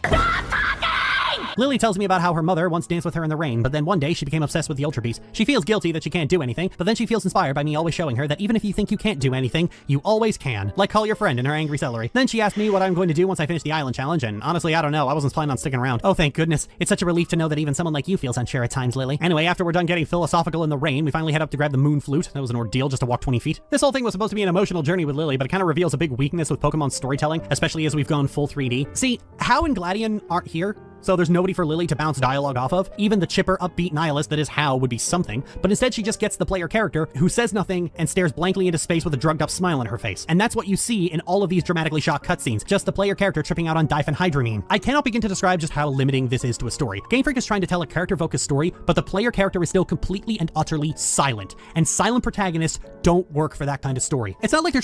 Lily, you're the protagonist. This isn't fucking Samus. This isn't fucking Link. It's you. You're supposed to react. That's your reaction, Lily. You're the one who's supposed to go, oh, wow, I guess this has a reaction to this in some way. Because Lily, the thing is, the whole Benetril thing, yeah, that's the character model, but you know who's supposed to react? It's you! I'm sorry, I'm not in the best of moods today, in case you can't tell, but I'm starting to realize that Lily Orchard may not have the best grasp on plot or characterization in narrative fiction. Potentially, I might be the one with a problem, but I do believe that she's the one with a lack of grasp on the English language in terms of narrative.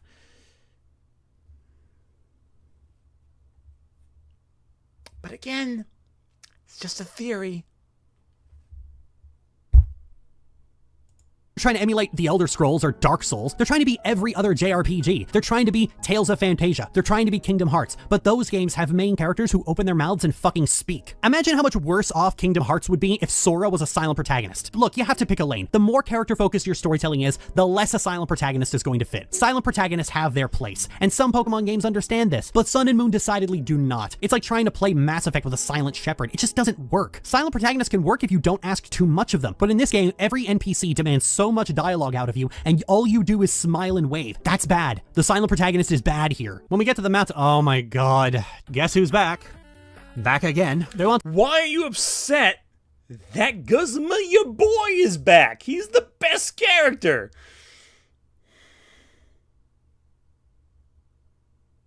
Okay.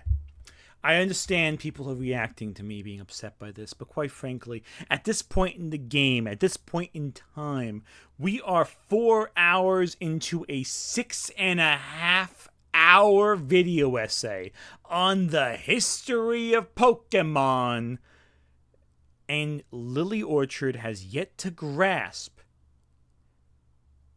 anything about this game. The silent protagonist, Lily, isn't the silent protagonist. It's not Samus. It's not Link. You. It's your reaction. You project onto the character. It's your adventure. It's not the silent protagonist. It's you.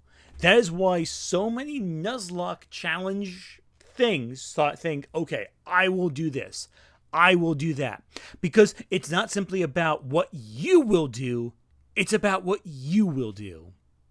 I realize that self-contradicted itself, but at this point in the game, at least I'm not saying that the silent protagonist isn't me. I don't think anyway. It's not my intention. I've been known to misspeak before. It's sometimes horribly, but we'll go with it.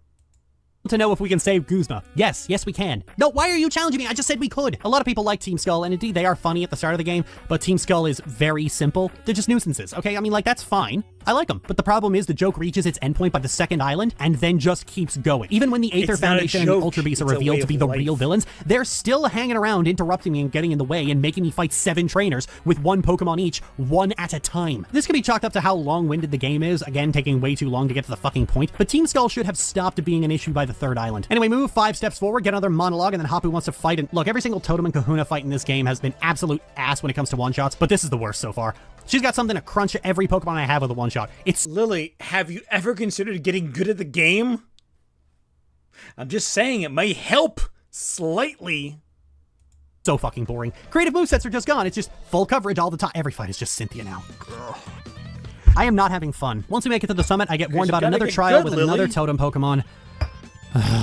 And then have to fight the entire Coma O-line before ending in a Totem Coma O-line. And in defiance of tradition, this one was mercifully painless, because it's 4x weak to Fairy-type moves, and I have one that heals me, plus she's been holding a big root the entire game. And then I made it. I made it to the Altar of the Moon. I've completed the island challenge, And she could never have done it without you, Gardevoir. You know what? A feature of this game I really like is that your lead Pokemon is named in the dialogue rather frequently. Given how since Gen 3 I framed all of this as being on a road trip with my angry celery friend, it's nice that the game acknowledges that. Makes up a little bit for the lack of walking Pokemon, and at least I feel like G is with me in spirit. Lily, you're getting kind of weird about G. Oh, you haven't seen weird yet? Next gen's got a fucking cat toy. Me and Lily ascend the altar to take our positions to play the flutes in tandem, and for the second time, the player character makes a facial expression. The magic of the altar forms a big ball, and Nebby is drawn into it, evolving into Lunala. Lily pleads with Nebby to take Lily to her mother, and Nebby opens a portal and flies us into it and takes us to Ultra Space. It's there we find Guzma just chilling out on a rock. He tells us we should run for our lives, but Lily won't abandon her mother to be eaten by a jellyfish monster for some reason. Moving into the chamber, we find Lusamine just chilling out with jellyfish. Why must you continue to pester me? I am sick of you. Sick through and through. You know, I have to agree, Lily. Why are we here? She's awful. Why did we go through all this just to save her? Just leave. I don't need you here. I don't need you any longer. You know, Lily, if my mother talked to me like that, she would never talk again. I'm the one who is sick of you, Mother. Children are not just things that belong to their parents. Oh shit. Fucking yes. Get her ass, Lily. Rotom Dex, start filming. I'm gonna want to see this when I come off the Benadryl. I am alive. Cosmog is alive. We're not things for you to collect. We're not made for you to discard when you get bored of us. That's terrible, Mother. You are terrible. This makes everything worth it. And the bitch just fucking Oh, let me at her. Let me at her. Ever since you met this girl, Lily, and learned to defy your own mother, Lily, you hateful little trainer. Oh, sure. Blame the trans girl. Lusamine then merges with Neolego and becomes Ursula, I guess. Oh shit, are we gonna fight this Pokemon human hybrid thing? Oh, that'd be fucking awesome.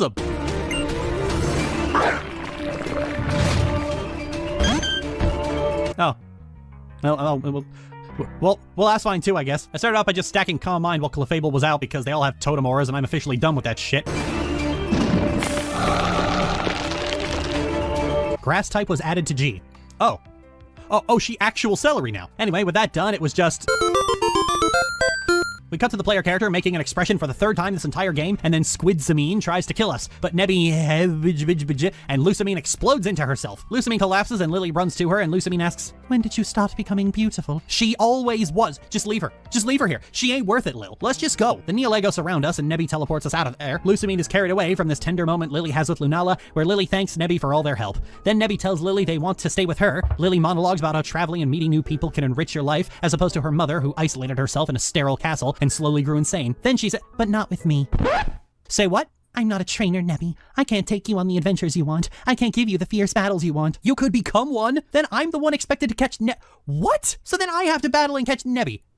Okay, but why though? Nebby, you belong with Lily now. No, they don't. Just like any parent raises their child, she will be your mother now. I'm good on kids, Lil. Bonnie's already enough of a handful. I may not have been able to do anything for you, Nebby. What are you talking about? You saved their life, brought them up here, got the flutes. I just did all the fighting. Somebody please remind Lily that she's the actual main character here. And I will go to my mother. I need to see for myself that she'll be all right.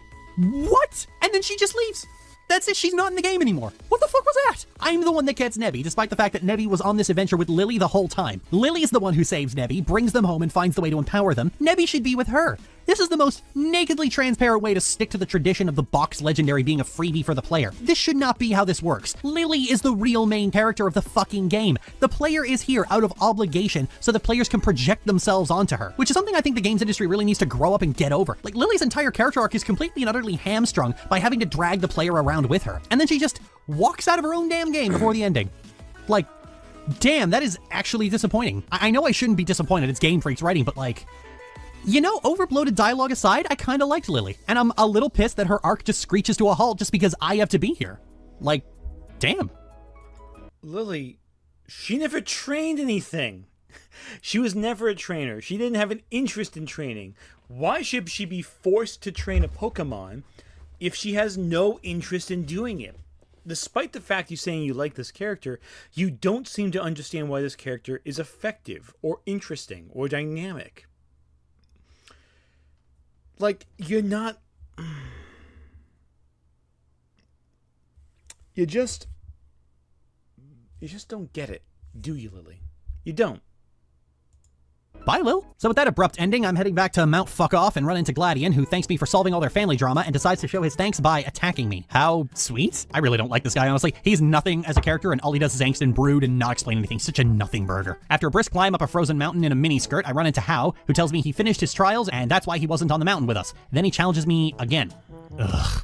Gotta be honest, I don't like Hal. How? He's super He's a great cheerful and character. super nice and super boring. He doesn't really do anything, and in a Pokemon game, that's a problem because he's still here taking up space and dialogue. Well, sure, he can talk, but is he saying anything? No. He's a great character. You know, at this Hal point, is so I hate the dialogue in Pokemon games. I hate how long it is, how much of a focus it is, and I hate how Game Freak is so fixated on the story, yet they have not improved a lick on their writing in almost 30 years. So to have a character whose only notable contribution to the game is just taking up more of your time with even more interruptions is just such a wear on my patience. Him and Gladion are both like this. I mean, Lily may have more dialogue than an anime adaptation of Marcel Proust's À la recherche du temps perdu, but at the very least, she has some degree of agency in the story. It's not good, and it ends on an unsatisfying note, but at least it's there. I can talk about it. It gave me an interesting thesis for the game that I can't wait to share with you. I can't talk about Hal because there's nothing about him to talk about. At the top,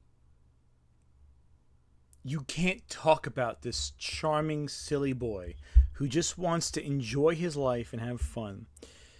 There's nothing to talk about there, Lily. There's no meaning you can grasp from it.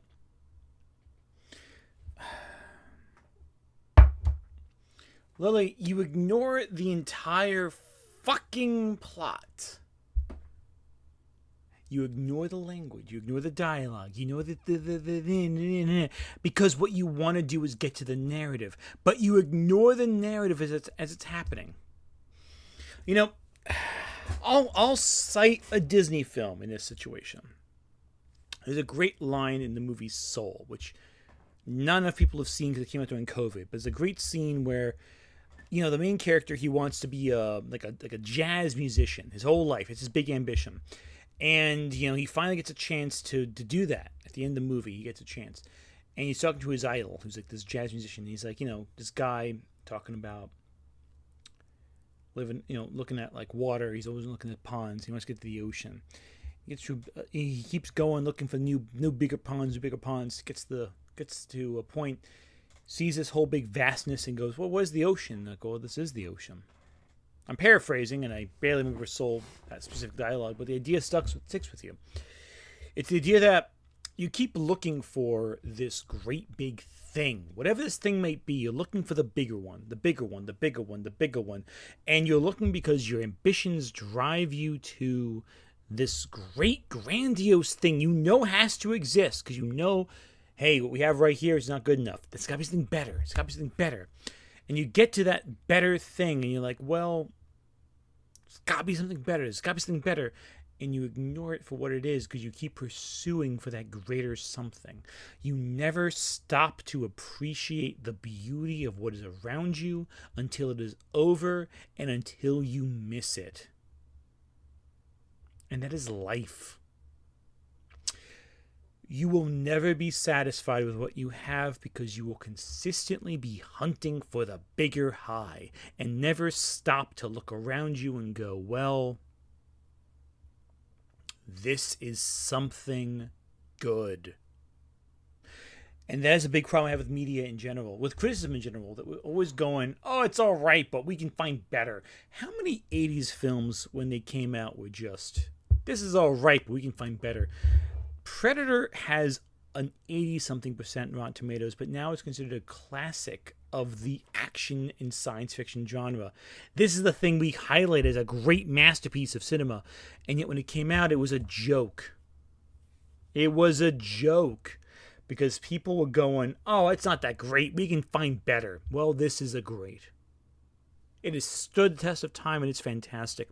And likewise, in our pursuit of something better, we ignore the greatness before us.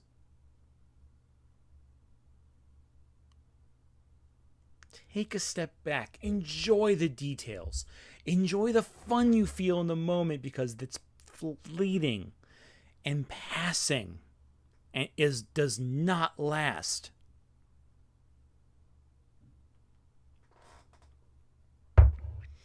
Enjoy it. Have fun with it.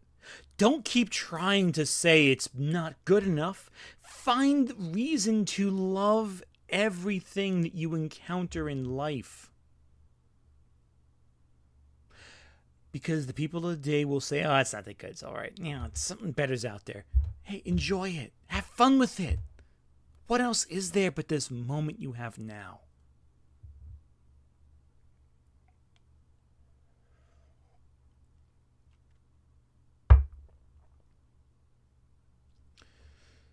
Pokemon Sun and Moon was rejected in its day, but we are all saying it's cool now. We're saying Guzma's my boy. Wick. Great. Olivia. Kooky. These are valuable things. And these are things we have to appreciate in its day, because if we ignore it, we will lose it. If we lose it, what else is there in life but the small, infinitesimal moments between instances of experience? Anyway, back to Pokemon. Up of the mountain, I run into Kukui, talks about his dream of a Pokemon League, yada yada yada, and once more into the breach. First up, Hala. His Pokemon are fighting type, which means they largely pose no issue. As for strategy, I don't know what you were expecting. They hit really hard. That's about it. That's all anyone does in this game. If it's not piss baby easy, they just fucking crunch your health. Next up, Olivia. Everything Olivia uses is rock type, but at this point, I'd finally learned Reflect, so it was over. Yeah, no, Ha! Finally, I'm the one living on 1 HP, you fuck. Next up, Acerola. Ghost types. Great. Half my team is weak to that. In fact, Ghost type is weak to Ghost type. Why? Next up, Nanu. Who are you? Some golfer, I guess, who uses flying types. Also, G has a little chuckle animation. I think that's very cute. Very arrogant of you, G. After I get the last one, the central platform opens up to the Champions Arena, where the champion is not here, apparently. Okay, I guess I'll just sit here and wait then. Kukui arrives and goes, oh yeah, now you're the league champion. Oh. Bit anticlimactic, really. Anyway, that's Gen 7. Remember to like, comment, and no, there's one more tedious ordeal, and that's Kukui. And his battle theme opens with the original Pokemon theme. That's pretty neat.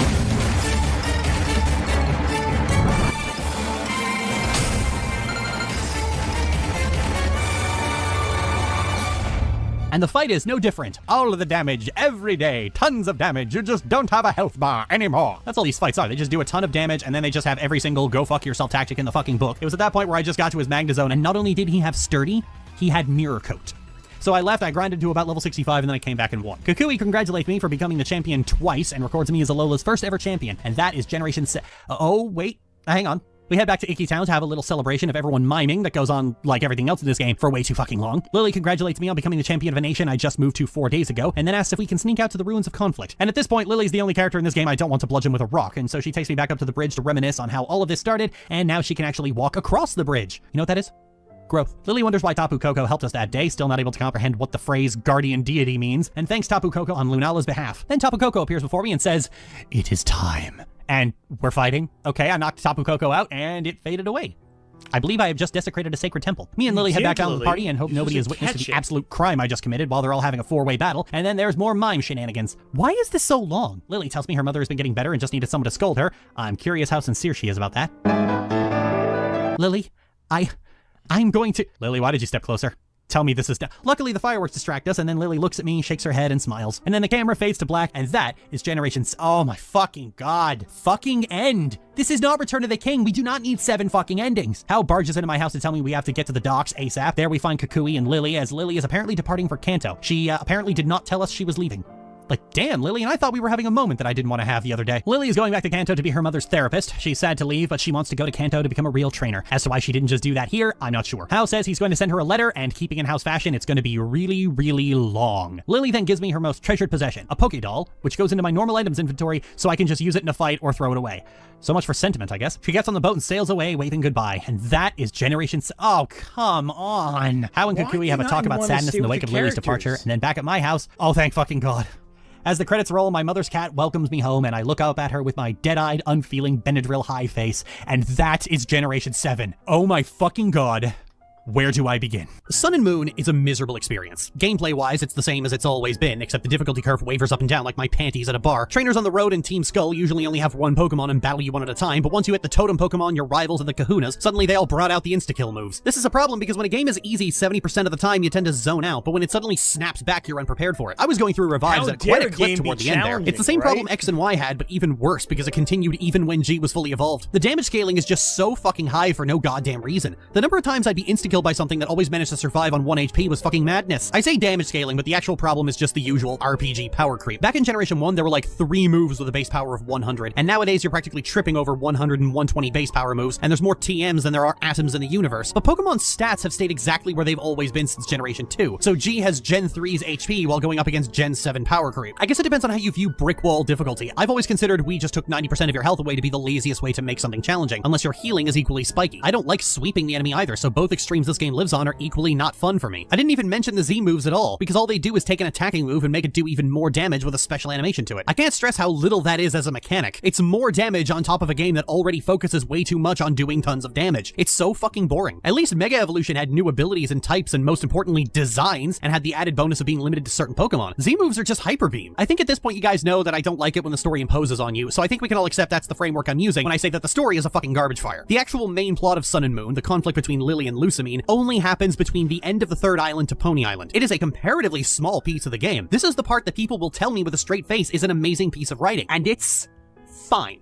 It's nothing to write home about, it's basically the ending to Steven Universe, except the all-white abusive mother figure is a corrupt conservation official and not femdom Hitler in space. So what's the rest of the game? The most inane crap you have ever heard in your fucking life. Getting stopped every 10 seconds so characters can verbally describe themselves, all while you, the player, are standing there staring off into space like you're coming off general anesthetic. Here's my hot take for the day, and it's a pretty big one. It would be a pretty big ask of Game Freak, but we should be playing as Lily. One problem with Pokemon games, especially as the story becomes more verbose, is that it largely boils down to people talking at you and spouting ham-fisted philosophy like they're Edward Sallow. Just as my namesake campaigned in Gaul. This has been the main central issue that makes Pokemon stories so bad, because as the games start getting more involved and the characters start trying to have arcs, the fact that you are simply standing there completely dead inside has become an increasing problem. In Black and White 2, you actually learn that the protagonists of the previous game vanished because they left Unova to look for N, which threw me for a loop because it's the first time the games have ever actually imposed a thought onto the player. The devs have so far allowed you to take the experiences of the story as you like, but for the first time they've just assumed the player had a friendship with N. This is extremely jarring given the fact that out of every character in Pokemon, N is the one I find the most insufferable. So the idea that I would go looking for him out of concern is fucking no. But the story necessitated the protagonist actually doing something of their own volition, having their own opinions and such. It's almost as if the silent protagonist is actively harmful to serious storytelling. I know some people like protagonists that are completely silent because it means they can project onto them, but I have always considered this to be an extremely weak excuse. And if you're still saying this in your late 20s to 30s, I think you need some serious help. You should always prefer to have a well-developed protagonist over a blank slate. The protagonist needs to have dialogue, otherwise these stories will always remain hollow. And this is not something Game Freak disagrees with, because this is the entire reason Lily is in the game at all. She takes the role of the real protagonist while you stand there doing all the heavy lifting. Lily has this bond with Nebby over the course of the game and an arc about growing stronger, but because she isn't the player, she doesn't get to experience the actual payoff of that. It's you who does those things. You get stronger, you catch and raise Pokemon, you get to have Lunala when Nebby fully evolves. These are all things Lily should be doing, as if the story was written with her in mind, and then all her gameplay was just split with the protagonist for the sake of tradition. The player shouldn't have been a blank slate character who just moved to Alola conveniently when all this crap was going down. She should have just been Lily. She escapes, she makes her own friends, builds a support system, learns to use the Z crystals, and helps Nebby grow and reach their full potential. That would be compelling to play. That would give the character agency in a story that is reflected in gameplay. Hell, the customization could fit into that too. You always start with a default appearance and have to change it later. Now that she's away from her controlling mother, she can assert her own identity. The player character could always be blonde until you reach a barbershop and can change it. This of course means the player has to speak, express agency in the story, but that dialogue's already written. Lily is already split into two characters, we're just fusing them back together. This would make the story so much more engaging because the game already has ways to assert your identity in what hair you choose, what clothes you wear, what Pokemon you train, only now all of that serves the story as well and involves the player in it. Her arc is about asserting her own identity. It would even make the patronizing niceness of other characters more bearable because you're playing as an abused child out on her own for the first time. It makes sense people are a little too nice. Hell, it's a perfectly good reason to take the island challenge at all. Wouldn't that be great? Lily escapes her controlling mother for the first time, shakes off the shackles of her control, forges a new identity for herself and actually self-determines, becomes stronger and more independent, builds a strong support system for herself, goes back and shows her abusive mother what for, and then goes on to become Alola's first champion, going on—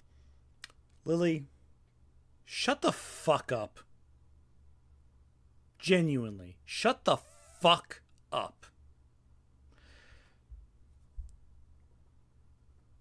You are not actually engaging with the concept as a thing. Okay. Let's take a step back here, all right? Let's examine what she said and why I think it's wrong on every conceivable level. Oh, yeah, want to have Lily be the main character because she's the one who has more... No, because here's why. The story is not about who deals with the main antagonist. In every single Pokemon game, your motivation is to be a champion. The villain plot is incidental and something you encounter along the way. It is an obstacle you encounter along your path, and your experiences help inspire growth in the other player. Now, of course, this is obvious in Blue, it's obvious in Silver, but you'd think that you'd get it when you got to Wally in Gen 3, where your experiences, your arc inspires growth in the rival as well as yourself. Silent protagonists aren't great when you're 30. You should stop. Because a silent protagonist is not an inherent metric, it is a trope and an element of storytelling that you yourself may not necessarily be the most invested in. But it is a choice by the people designing the game. It is not simply a maturity level. It's not wish fulfillment. It is the type of narrative we play. Because some games involve you playing a hero, someone you've taken the position of controlling. A Kratos, a Cloud Strife, a Sora. Other games, you are projecting yourself into the protagonist's shoes because they want to allow you the freedom to experience your own wish fulfillment, escaping into a world which you yourself are not a part of. And Lily, quite frankly, you have no clue what you're talking about the plot, about the characters, about the narrative, because you yourself have no interest in engaging in a single, solitary element of it. Oh, wouldn't Hal be the better character? Wouldn't Lily be the main character? No, because you're the main character. You encounter them along your journey. You help them grow. Your choices inspire growth in them. That is the crux of Pokemon, that you inspire growth in those around you because you leave the world a better place. Maybe the problem, Lily, isn't so much that you think that Pokemon's failing, but that you don't think you can leave the world in a better place, that you can inspire positive growth in those around you. And no, she didn't mention anything involving Type Null. She didn't mention anything involving my boy Guzma and his growth in the story, or Kikyu, or anything, because she doesn't appreciate the narrative out of a solitary lens that she takes. She doesn't understand why the game is effective to those around you, and she acts as though she knows better than you do, because she doesn't fucking get it. Quite frankly, I don't think Lily is mature enough to recognize what Pokemon is. For Lily, a game has to conform to the specific parameters that she sets for it, and she doesn't even enjoy a game that allows her to play God mode. Lily, this entire rambling, extremely overwritten script has argued that she wants to play the Pokemon game that she wants to play. She wants to be with Gardevoir. She wants to pet Gardevoir. Whatever. Whatever. I'm not even going to talk about Pokemon Madhouse right now. I'm just saying she wants to project herself into the experience of going to another world. And yet when games allow you to do just that, you act like, oh, it's immature to want to be in your world, to want to experience a fantasy unlike your own life. And Lily, quite frankly, it sounds like you want the experience of Pokemon without pretending that you want the experience of Pokemon. You want to be better than this. You want to have some narrative complication. But Pokemon's not about that. It's about going on an adventure with your friends. And your friends being better as a result of your actions. Helping them grow. Helping them find themselves through your choices, through your actions. And then you act like the narrative that gets in the way of your goal, which is to be a champion. It's not to beat Team the Foundation Society or whatever, or be Team Skull or Team Flare or Team Plasma or Team Galactic or Magma or Aqua or Rocket. It's about being the best version of yourself you can. And that's why the post-game continues past that point, Lily. The credits don't mark the end of your journey. Your sense of accomplishment does. And the fact that you have no sense of accomplishment for your tasks and goals, A, is a metric that you cheated half the time and you just put cheat codes in to get to the next stage of the game, but it's also because you yourself do not have a single interest in a metric of quality for your game.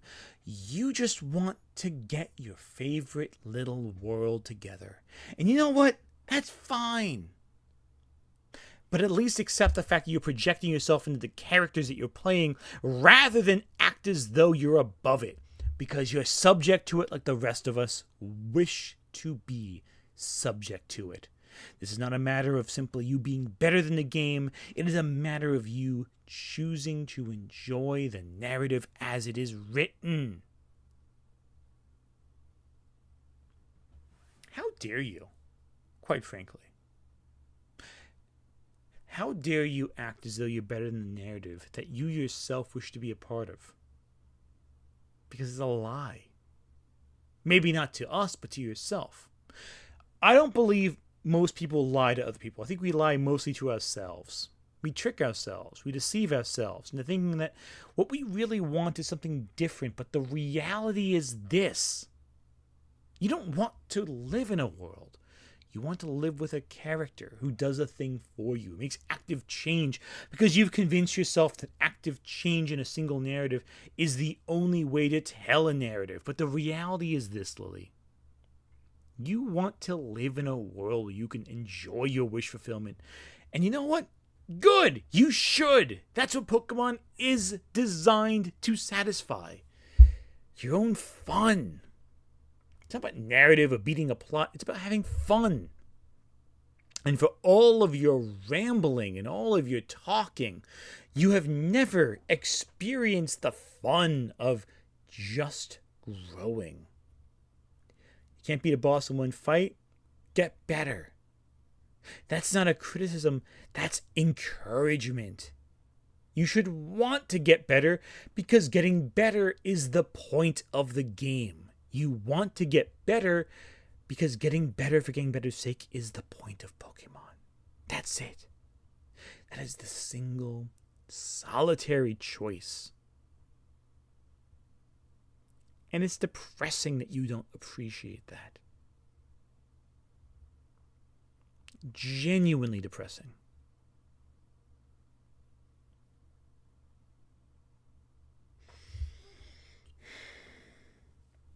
I feel bad for you.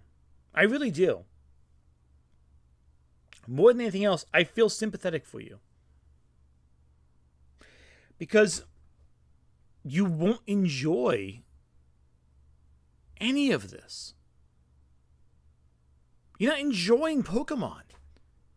Pokemon is the most fun game in the world because you project yourself into it. And even when the game sucks, you still like it because it's Pokemon. It's fun. You get to be in this world with your favorite monsters. She doesn't have any fun with this. She's miserable playing this. Which begs the question, why the fuck did you play Pokemon?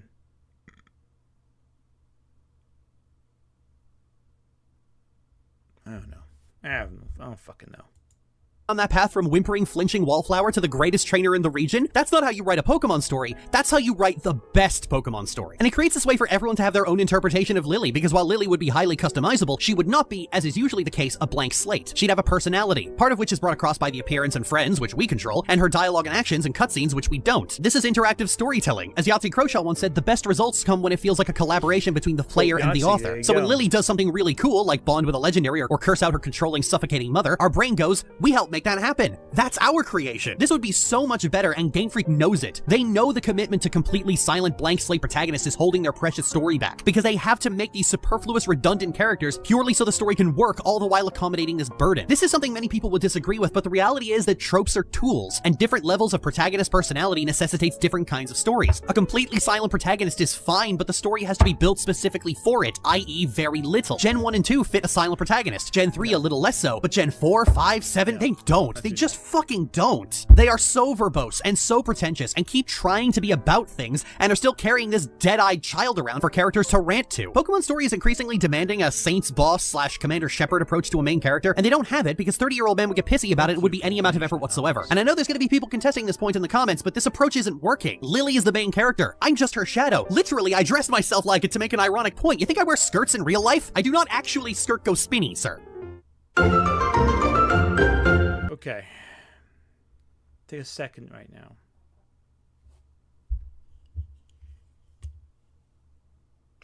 I hate this video.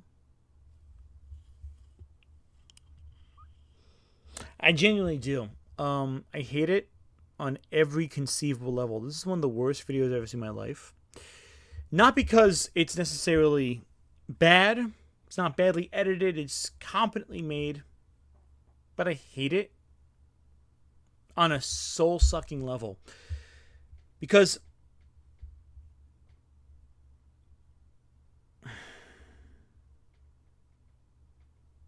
it defies everything that you should enjoy with this stuff.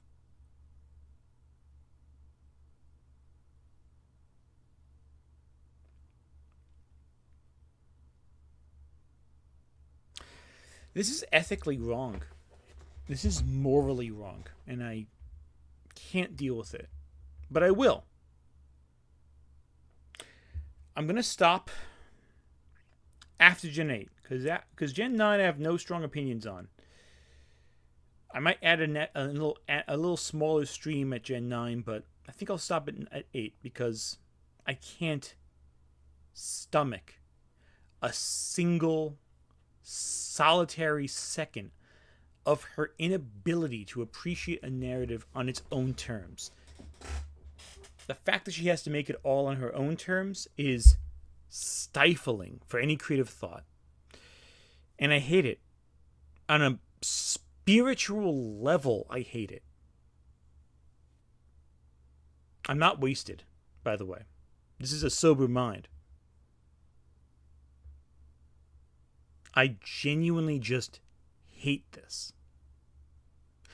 On a soul-sucking level, on a spiritual, mental level, the very thought of continuing this drains my soul into my own...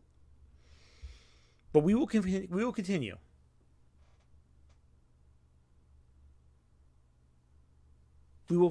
continue this right now. Oh, fuck me, here we go. Generation 8, finally getting away from dual-screen hell for the first time in 13 years. Pokemon Sword and Shield were a turbulent time for Game Freak. Say what you will about Sun and Moon, and I did for over an hour! Out of every game in the franchise, they were the most ambitious. They really tried to make Pokemon be the JRPG they always wanted it to be. And it almost feels like after that, they just kinda gave up. I mean, for all my bitching about the story, I have enjoyed the stories in some Pokemon games, because they're usually the ones that know when to shut their fucking mouths. But in Generation 8, we went back to the excuse plot, and I do mean excuse plot. So, let's dive right in. We opened with Chairman Rose introducing a stadium of soccer hooligans to the world of Pokemon in the region of Galar, which is based off of Great Britain. Oh, sorry, Great Britain. And this time, everything is beautifully animated, right down to the lip syncing, except they still don't have voice acting for some fucking reason. Cut to my house, where some kid just barges in and tells me I'm watching the game wrong, and then tells me to grab my bag and come with him. Alright, Lord Lamplight and fuck you're needy. Before heading out, I take a look at the options menu, like I'm channeling the spirit of John Bane. Someone call an exorcist! Alongside the usual fare, you can actually choose how you send Pokemon to the box, to disable being asked to give your Pokemon a nickname. Oh, an autosave, that's fancy. Casual controls, which makes the game easier to play with one hand. Why would I need this? And then there's skip movies. Oh my god. Oh my god, is this the long-dreamed cutscene skip? No, it isn't. It only skips pre-rendered cinematics, which are more elegantly animated. If you have to press A to advance the dialogue, it will not skip it. And that's 90% of the cutscenes. Leave it to Game Freak to finally introduce a cutscene skip, but like in a passive-aggressive way. Hub tells me to meet him down at his house. Turns out we're supposed to meet the champion, who is his older brother. But he's not here yet, so we head down to Wedgehurst to meet him. Leon already knows who I am because Hop has told him everything about me. Haha, already getting the bad vibes that it's only 9 in the morning. Back up at Hop's place, Leon has a present for us in the form of our choice of 3 Pokemon. Grookey, Scorp... Lily, why are you upset by that? It's just you having a good time with your friend who's bragging about you to his brother. What's strange about that, Lily? Why are you presenting it as a weird thing? Chairman Rose is pretty, but Leon's a cool dude. I like Leon. My favorite character, by the way. Okay, chat, let's have fun with this. Let's have a step of fun. Chat, who is my favorite character in this game?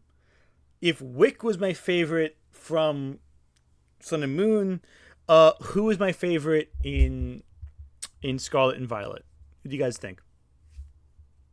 Chat, tell me who is my favorite character in terms of just pure... Please, in the NSFW folder in our Discord, send it to me. By the way, if you want to access to our Discord server, you have to now go through either Patreon or the members page to get it. Who is the best? Who is the best? Listen, if you know my tastes in any gender, you know the answer to this one already. Chat, you're all very intelligent. Yes. Okay. You get me already. I love it. Listen. There's many things I'm attracted to. That's one of them. All right, let's keep going. Bunny and Sobble. What, no Ralts, Lily? I'm playing this one on actual hardware, so I can't change the starters. Leon gives me the first choice, and I pick Grookey. Because it's correct. The next day, Leon gives... She didn't hack Ralton. All right, Lily. I know your game. Let's give a proper applause. You're wrong, but no, actually, you're right. Grass starters, always the win. Always the win. And yes, it's Melanie, because she's great. Okay, cool. So, Ice Bombs for the win. Listen, I gotta find someone who's my age, okay? Look, listen, some of you guys are really weird with fan service, all right? The fact that fan service characters so often are like so freaking young, no, it's creepy to me as someone who's older. No, it's weird. No way. Give me like the moms in the show or, the dads in the show, and we're good to go. Like, so many shows have fan service for such young characters. It's like, no, it's weird. No, give me their moms or their dads. I'm fine with that. Like, I mean, listen, with Sailor Moon watching again, Usagi's dad in Crystal, Usagi's dad, though, like, got the glasses and the suit going on. That's a good combination. Saying, they really, you can tell the animators were like kids when Sailor Moon first came out, because they did Usagi's dad in Sailor Moon quite well. I'm just pointing it out there. Anyway, Usagi's dad from Sailor Moon. Suit. Let me get an image of this out for you. 1 second.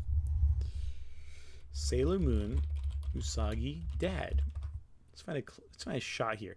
Yeah, like listen. Come here, right here. All right, go ahead, chat. All right, chat. Let me get you. Let me show you this. Where's a good shot of this? Like, come on. All right, listen. Here we go. This right here. Let me show you. That's tiny. I can't find a bigger photo of it, but like this is peak right here. This is peak male performance.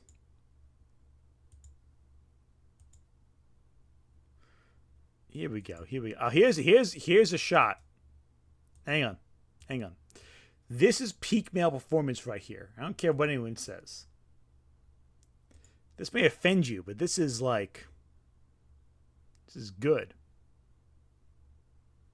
Anyway, he's a dapper lad as his tuxedo, little foldy little collar thing. I'm loving that. Loving this. This is good times. Listen, you may disagree. This is what peak male performance is. Look, you've been in the stream for 3.5 hours. I gotta have some fun here. You think I'm gonna listen to Lily Orchard for fun? No. This This is fun. It's not a bad dad. Some are saying he looks somewhat like me, and I'm not being... He's Japanese. I'm not, so big difference in appearance. It's a good deal. It's a good deal. Anyway, back to... I have to go away from Usagi's dad and go back to Pokemon. Yeah, it's good. It's a good twink dad. Good twink dad. So it's a pep talk about working hard, and Hop gets a chip on his shoulder over his brother thinking I'm a worthy potential challenger and wants to fight. Hop insists he knows exactly what to do to win, but unfortunately for him, picking the Pokemon that isn't weak to mine was apparently not something he figured out. And mine came Dart with a stick and jabbed his eyes out. Did you already know about type advantages? Don't do that. After the battle, Leon talks about how we should take the gym challenge, which seems presumptuous. What if I don't want to do youth sports? What if I want to become an accountant? Or move out to the middle of the Unova countryside with all my Pokemon and live a cottagecore life? Please stop talking about Pokemon House. Also, why is this 2 hours of the video on just 2 generations? Also, yes, I think personally, if your tastes in fictional characters don't change as you get older, that's concerning. They should change, genuinely. Like, you should be attracted to different characters. Like, as a kid, I thought, no, I shouldn't say that, because people are going to misconstrue it. But, like, the crushes you have as kids are very different from the crushes you have as adults. But given the fact that it's the internet, if I said the characters I had crushes on as a kid, people say, oh, Anthony in his 30s crushes on a... No. But when I was like 12, I had crushes on these characters, which is way different than crushes as I have as an adult, which is very different. Misato from Evangelion. There you go. It's good taste there. Anyway, back to this shit. Going home, you presumptuous ass. Then it turns out a sheep broke into an off-limits forest. Hop asks if I want to go check it out, and I say no, but apparently he was just asking to be polite. Deep in the forest, we get ambushed by a big doggo with braids. I send out my little monkey to scrap, but the doggo was apparently made of fog.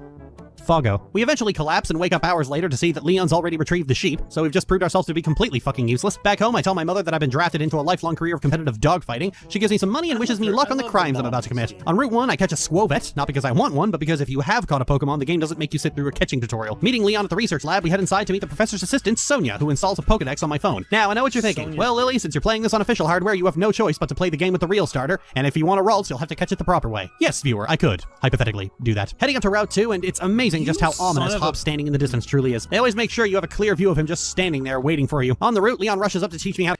I'm sorry, people are saying I'm too old for Misato. Misato is in love with Kaji. Listen, how old do you think I am, chat? I'm not too old. Like, generally the same age. A couple years removed, sure, but it's pretty much the same. Like, after you get over 25, a couple years isn't a big deal. I'm not 100 years old, chat, okay?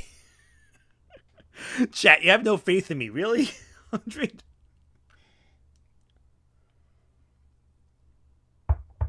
Okay, let's keep going.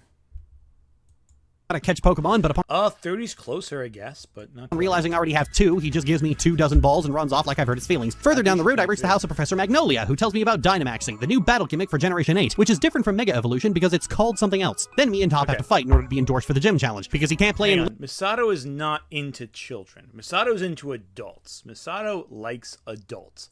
She just... Okay. I'll do a video on Misato eventually, but Misato's response to everything in terms of trauma is a erotic response. That's her response of affection, physical affection. And part of her arc is trying to disentangle her feelings on trauma responses for real, meaningful responses to things. Like her as a mother is complicated because her response to any problems is to like touch someone. And like she's horrified by that. Genuinely horrified by that. Like that whole thing with Evangelion now, where her response is to go like, crap, I can't believe I just did that. You know, that's not a thing to aspire to. That's something to be revolting. And she's revolted by it, which is where it's so interesting as a character, because she is really a hot mess. And it's sad. It's a tragedy of her character. But I'm not going to Evangelion right now because I'm not in the right headspace to discuss Evangelion. It's a way more complex story. So we'll get back to Pokemon, which is way easier to discuss. Yeah, Misato doesn't understand how to deal with intimacy. Her response is always erotic. It's not emotional. It's not nurturing. It's just pure eroticism, and that's the tragedy of her character. She's a character I feel a lot of feelings about. Like, not simply as, oh, soft character, whatever. I feel very, like, empathetic. Because it's like she deals with all these problems and you want to help. As a viewer, you want to help. You project yourself and you go, oh, I could do that. If I was in that situation, I'd do a different thing. It'd be the right decision. But then you think, well, she's gone through trauma. You haven't gone through that trauma. And her trauma response is painful. I don't know. It's painful. It really is. It's painful to watch, but it's heartbreaking. It's so... Certain characters in media you watch and you go, that's heartbreaking. I wish I could use them to help them out. But you can't because it's fiction. It's already written already. So anyway, back to the Pokemon. Little League Soccer without a sponsorship. Ever since conservatives started getting sniffy about participation trophies, they've sought to ruin fun for children everywhere. After I beat Hop's head in with his own frog, Leon decides to give us a letter of endorsement so we can play Pokemon in front of a crowd. Then all of a sudden, a pair of rocks fall out of the sky and land conveniently in the field right beside us, and me and Hop each take one. These rocks let our Pokemon Dynamax, giving us both the power of main character. I wonder which one of us is the real main character. With his new shiny space rock, Hop incessantly cheers that he will be the greatest trainer. The next morning, we're given our special main character rings and we're off back to Wedgehurst. On the way back, I snagged a Galarian Zigzagoon. In the previous gen, Alolan forms were well received, but criticized for only featuring the Kanto Pokemon. In Galar, regional variants continue, but now with a wider array of Pokemon. And Zigzagoon is interesting because it's not just a variant. They get an entirely new evolution stage after Linoon in Obstagoon. Look at him. Bask in his glory. At the train station, our parents meet us to give us some camping gear so me and G don't have to sleep in the grass like we've clearly been doing in the last several games. Wow, G, now you can have your own sleeping bag and we don't have to share. Which never happened. So I arrived in the wild area with Motostoke off in the distance. A short conversation with Sonia and Hop is running off like a chinchilla on ketamine. Now, the wild area is perhaps one of the few good ideas Game Freak had for Sword and Shield. A big, wide open area where Pokemon freely roam and you can explore to your heart's content. And with areas that open up the further you get into the game. It's like a little mini sandbox that is the distillation of what a Pokemon game should be. A free roam exploration adventure. It's actually quite fun to run around catching Pokemon and looking for items here. This early in the game, I usually don't have a lot of Pokemon, but just goofing around, I caught a party full and then some. The wild area is so good that the 2 DLC expansions are just bigger and better wild areas. We'll get into the other features later because I'll be returning to the wild area a lot as we go to take advantage of different weather, but suffice to say, most of the Pokemon you're going to want to use will be found here. Arriving in Motostoke, Sonia railroads me toward the Pokemon Center and shows me how to customize my trainer card. Wait, trainer card? Oh my god, I get a custom trainer card? Yes, you can customize your trainer card right down to how your character is actually photographed with poses like DMV, Kamen Rider, and some Seeker of Darkness. We let a weeb animate this one. One Punch Girl. You can't tell by the way I use my walk. Pondering the most painful way to murder, being an annoying rival. I'd like to take his face off. Trying to escape being in a Pokemon game. Failing to escape being in a Pokemon game.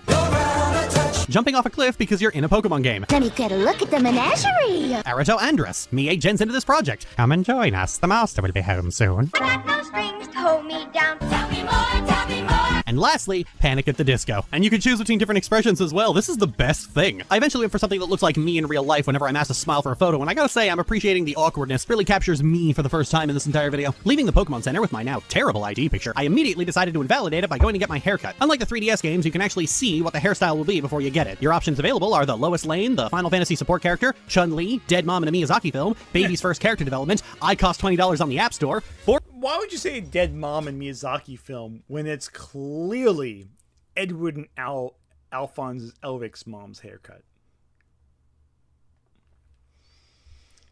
You know what, though? At least she's playing the game. It went on for too long, but at least she's playing it. Foreshadowing. For the first time in forever. No. That's not what... Fuck it, this is too long. Well, that's it. That's the only one you get. Sophie Brandt and me IRL if my hair wasn't so stubbornly frizzy. You can also customize your entire face instead of just your eye color. Granted, you can still customize your eye color. And in a remarkable show of not being the fun police for once, you can choose some really off-the-wall ideas like rainbow eyes, I see dead people, the customer service smile, me when I look at Michaela, Ren, Lolo, or G, and having a seizure. I decided to stick with brown, though, because it's the best eye color. No, you know what? I'm not going to touch that one.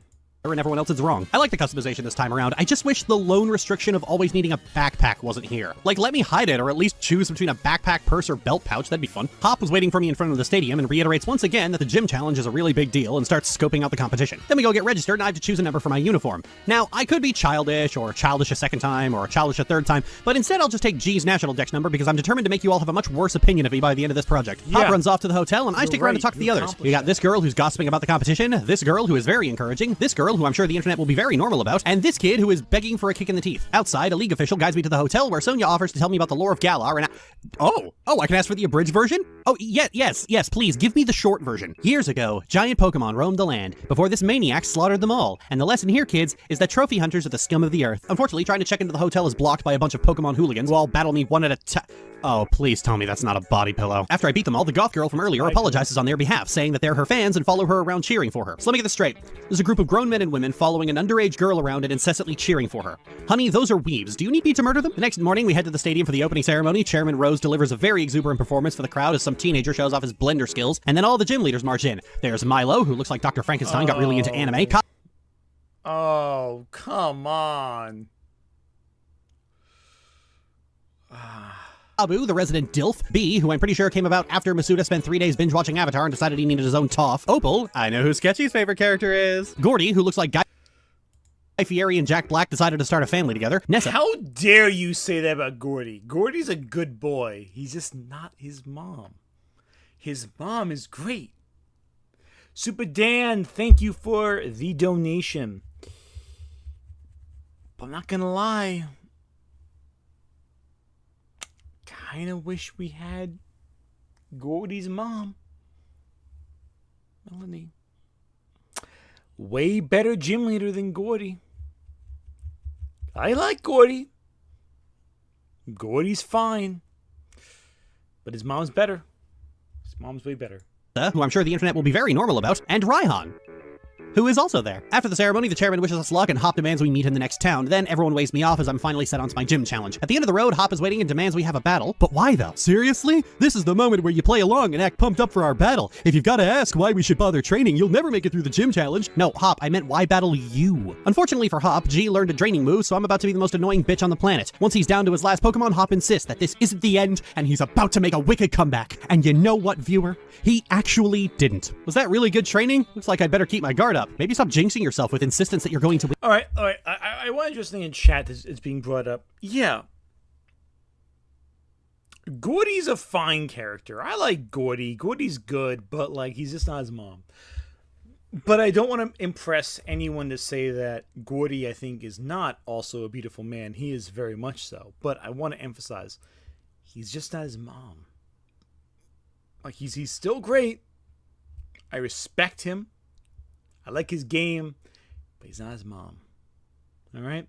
That's the key difference. Anyway. Back to this. Win. Out on the route, I run into Sonia, who congratulates me for looking great in the opening ceremony. She asks me where Hop has gone, and how the fuck am I supposed to know that? He's probably at the end of the route practicing exactly how he's going to ambush me. Then she shows me a coal plant run by Chairman Rose, and I think it's interesting that Hoenn decided to tap into infinite energy as an energy source, while Galar's still using fossil fuels. That's what happens when you leave the Pokemon League, I guess. Then she gives me an escape rope as thanks for having, chinwag? Tell me that's not what the British actually say. Please, my respect for that country as a sovereign nation could not be any lower. Do not diminish it further. Turns out the escape rope is a key item now, which is quite nice. Never understood why I was just leaving a perfectly good rope. Unfortunately, I can't actually think of any place where it would be appropriate to use it. There isn't a single dungeon that isn't a straight-up tunnel in this game. Actually, I'm not sure the few dungeons I found can even qualify as dungeons. Then I pass into Galar's coal mine, complete with Minecraft tracks. Remember when caves were unexplored places that I was venturing into as a child? Now I'm just walking down an established road. Side note, why is it standard operating procedure for children to walk through a coal mine? What is this, Frostpunk? I do not yearn for the mines, sir. At the end of the mine, I run into that kid from earlier who says any kid with a wishing star is in for a beating from him. Splendid. Bring it on. He insists that being sponsored by the chairman makes him automatically better. It's amazing how much worse the most recent games are compared to even Scarlet and Violet. Like, man, this is decent. Because I'm so used to the new games, which are just such garbage.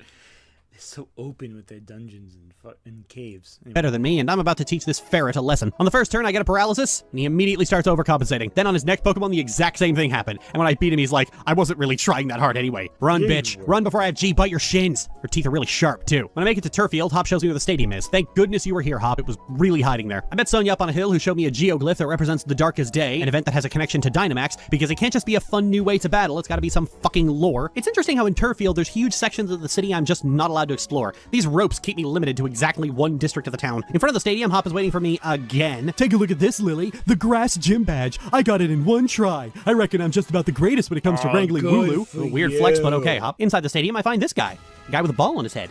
His name is Ball Guy. And he gives me a friend ball as a sign of our friendship. Thanks, ball guy! Here is where you can also buy new uniform styles, but you can't change what uniform you wear in gym battles, so there's absolutely no fucking point to it. Good job, Game Freak. The gyms in Sword and Shield are like a combination of the gyms in the previous games and the island trials. You get a little mini game to play, most of the time it's just fighting trainers, and then you have to fight the leader. Turfield's gym is about herding sheep and getting all 20 into the goal while avoiding the Yamper ruining your day. Or doing the puzzle for you, that too. Then I get into the stadium, meet Milo, cheered on by an entire crowd, and it's here that I can finally use Dynamax. Dynamax lets you recall your Pokemon and throw it back out where it becomes big.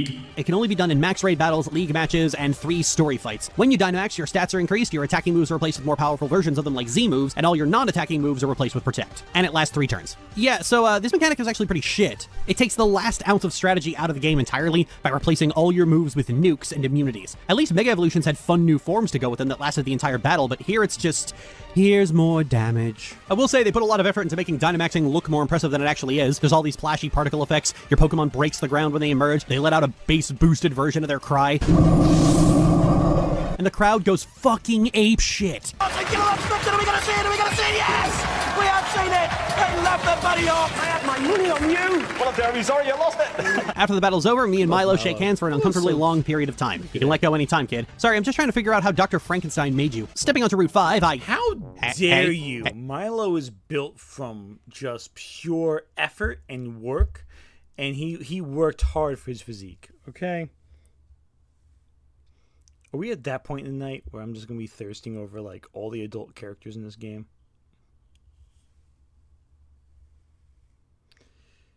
Oh, my goodness. Okay, cool. Let's keep going. When Nessa gets around, if Lily makes a comment about Nessa, I'm going to have throw some hands. Because when I was working with CBR, I wrote articles on all the hacks done on Nessa to make her white. Whole other discussion there. Anyway, back to this. No, you stay away. Oh god, no, why is he glowing? Oh god, there's 2 of them? Once I worked my way out of that, I found Team Yell further down the road harassing a poor medical worker. Oi, just hand over that bike already. We needed to cross this long bridge. You talk. Soccer hooligans are bad. Simp soccer hooligans are worse. Simp soccer hooligans too lazy to walk. This, sir, is where I stand up. After driving Team Yell off, the man... Milo is not a twunk. A twunk is still a twink with muscle. Milo is like a beefy, strong boy. He has biceps wider than my waist, okay? Quite frankly.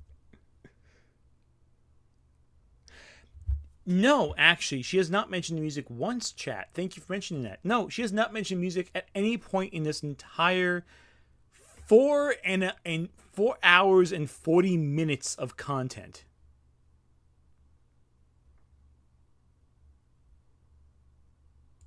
And gave me his bike anyway.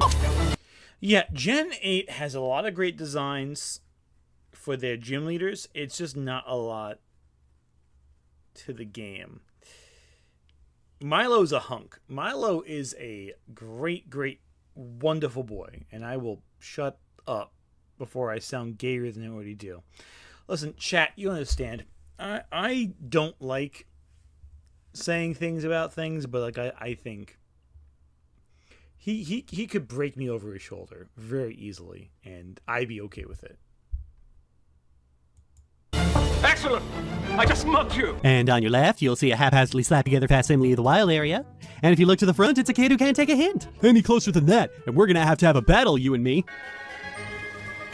Like this? Oh, yeah, that'll do it. Typical. Should have known you mastered tight matchups. Okay, Hop. Why do you do that? That's 3 times now. Just don't. Just stop. Making it to Hulbury, I see a strange woman speaking to a crowd of like 3 people and telling them not to bother the chairman, but the chairman appears like he wants to be bothered, and apparently can't remember the name of the trainer he sponsored. Yet he remembers me and offers to hold a celebration if I beat Nessa. Sir, I feel like your priorities are out of whack. Heading to the gym, I'm told Nessa's out at the lighthouse. Well, why is she out there? She's got a job to do. Found her out by the lighthouse, and she's apparently already heard of me and gives me her league card before heading back to the gym. And just for fun, let's see what this league card is. Jesus! How'd you even get your leg up there? I mean, Pokemon has had its fair share of thirst-trap gym leaders in the past, but Nessa's just the most. Actually, shit, now that I think about it, in Generation 3, there was an Aqua admin named Shelly who just kind of looked like a pirate first mate, but in the remakes they redesigned her and her entire aesthetic is very similar to Nessa. Same color scheme, same water motif, same blue streak in the hair. The clothes imposing on this one are a lot hornier than the original. And then there's Marlin, who also has a lot of the same design aspects that these two have. So someone at Game Freak definitely has a type. All right, so chat, let me ask a question right here. This is a genuine question. At any point should I go through all of the adult characters of Pokemon and go, okay, here's where they rank, here's where they are allowed, here's where they go. terms of hierarchy of how much I'm personally attracted to them. Would anyone be interested in that? If not, I'll drop it. But just saying. I'm just saying.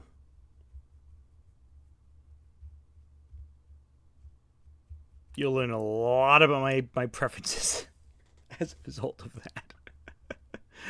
Oh my god. I'll do it at one point. I'll do the hottest Pokemon characters at one point. Oh my goodness. The problem is, you know, you go through the list and you're like, listen, Pokemon characters, the adults are, a lot of them are made by thirsty people who just love certain things, and I unfortunately am one of those people who love that kind of things. I'll have more drinks for that though. I'll have a team. I'll have a group. I'll assemble a team. So it's not just me saying, oh, they're hot. As a bisexual, unfortunately, I'm very biased because I love everyone. I think everyone is beautiful. You know, I genuinely think so many people are beautiful. And I don't know. I think people who don't think they're beautiful are just underestimating their own worth. It always disturbs me when someone says, I'm not that great. I don't look that great. I'm like, no, you look amazing. Like, everyone does. And I think it's unfortunate. So many people are like undercutting their own sense of value. And that bothers me because people are amazing. And I really wish that people could just like realize the value of themselves in so many ways. And I think that people in general just undercut their own sense of self-worth because they are so fantastic and wonderful and they don't appreciate it. And I feel it's a mistake. No, I mean like actually adult. I mean over the age of 18. I'm not going to thirst over it. No. When you get to a certain age, it's like, that's a child. No fucking way. 18 or up. Easily. Bottom line is 18. Not like, oh, I guess wishy-washy. No, that's the minimum. At the minimum. No, adults. 100%. I mean, that's what I'm talking about professors for the most part, because I know they're definitely adults. And like Melanie and Dragon Mom and like Wick, I know they're adults. So there you go. Kukui, right there, you know, my guy. And back to this. And that type is water. Inside the gym, I meet Ball Guy again. If you manage to catch a Pokemon using a fishing rod, it's time to use that lure ball. That's great and all, but why are you hip thrusting in my face? As I went to enter the challenge, I noticed the entry girl is dressed up exactly like Nessa, and from the look on her face is entirely unhappy about it. My eyes are up here, I will fucking stab you. The challenge in this gym is a maze with locked paths, so you have to keep backtracking to open the actual way through. No, that's it. The fight with Nessa was pretty straightforward because my Linoone had Seed Bomb, and it was pretty much over from there at... Weird defeat animation. Every other gym leader just sighs and smiles, but Nessa goes like full gamer rage. I don't even know why she does that. She's characterized as just being very nice. Nessa's 17. That's weird. Why would they sexualize her that much? That's creepy, honestly. That's weird. I don't like that. And then we shake hands for an uncomfortably long period of time. You can let go anytime, kid. Sorry, I'm having a bisexual awakening. After a long conversation with Chairman Rose where he talks to Sonia about unlocking the secrets of the Dynamax phenomenon. What secrets? They big. There ain't much more to it than that. Then Sonia gives me a TM and says... This is 20. Okay, that's more reasonable. That makes more sense to me. Like, it's weird, right? Like, I don't know. I'm assuming she's 20. I think she's like 20. Like, she has to be. That's weird. I'm gonna look this up. I want to linger this with chat. I don't want chat. I love you, but I don't want to like trust you in this one. I want to get confirmation. What is her age? Here we go. Age is the first option. 26. Okay, I knew better than to trust you guys. She's 26 apparently. We're good. Okay, we're good. Okay, double checked. She's 26. So close to Masato's age. Okay, we're fine. According to the internet, she's 26, which, you know, hey, things might be wrong, but sounds like she's an adult, which is solidly a much better option than her being, like, dressed that way as a teenager, because that's weird. Anyway, back to this.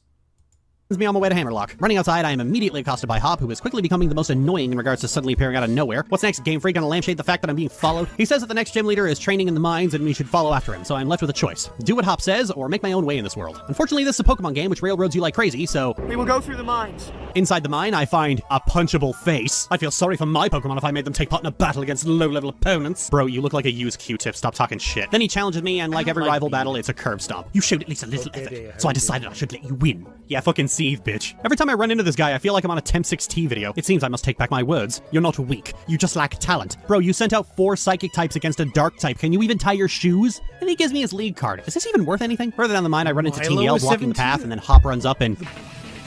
That's not right. That can't be correct. Milo cannot be 17. Let me look at that. Milo cannot be 17. That's not correct. That is as inaccurate. I guarantee it. He is never given a definitive age. There we go. He's never given an actual age. So therefore, all speculation is completely assumption based. That said, I am somewhat concerned. Like, there's no age given, so maybe like 20s, I would assume. They wouldn't design that character like that. Apparently, there's no canon age. I'm seeing different ages on like the wikis and Reddits, so I assume they're more obsessive about this than I am. They keep track of that stuff because it's Reddit. Melody is 30? There's no way Melody is 30. She's gotta be, cause she has a son who's an adult. So like, she have like Gertie when she was 10? Like that's impossible. She's gotta be 40s or mid 40s, early 50s.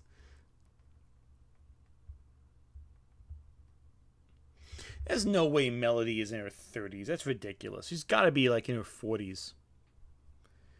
It's just not feasible. Unless they're implying some real disturbing stuff with Melody. Melanie, whatever her name is. Anyway, back to this. Chat, I have doubts you think Melanie is not in her 30s. She's in her 50s. She's gotta be. Like there's just no... Game Freak wouldn't do that. There's no way. They'd know how screwed up that sounds. There's no conceivable way she's in her 30s. Chat, you're on something else. 40s or 50s, easily.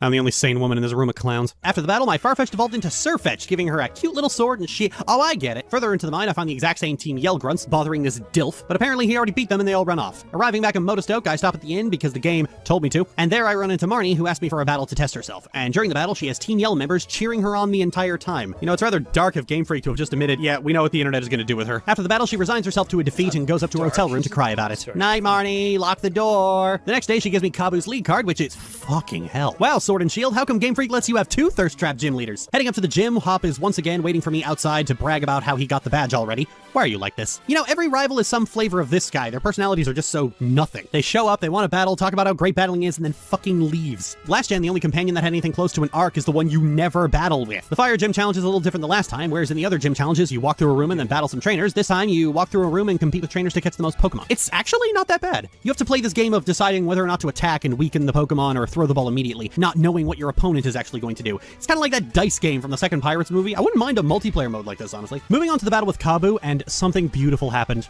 I led with G and traced his Ninetales Flash Fire, which rendered all of his fire-type moves completely worthless and cutting off a huge portion of what makes him deadly. And when he loses, he just collapses right to the ground. I win the fire badge and we shake hands for an uncomfortably long period of time. You can let go anytime, kid. Sorry, I'm having the other half of a bisexual awakening. Thanks to the Dynamax phenomenon, our Pokemon battles have become a part of the Galar region's culture. Bro, Pokemon comes from Japan. What's more British than that? Oh. Is Lily bisexual?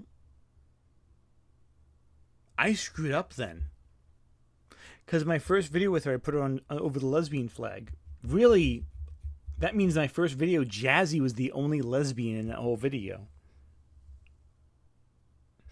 It's not important, but it's a thought.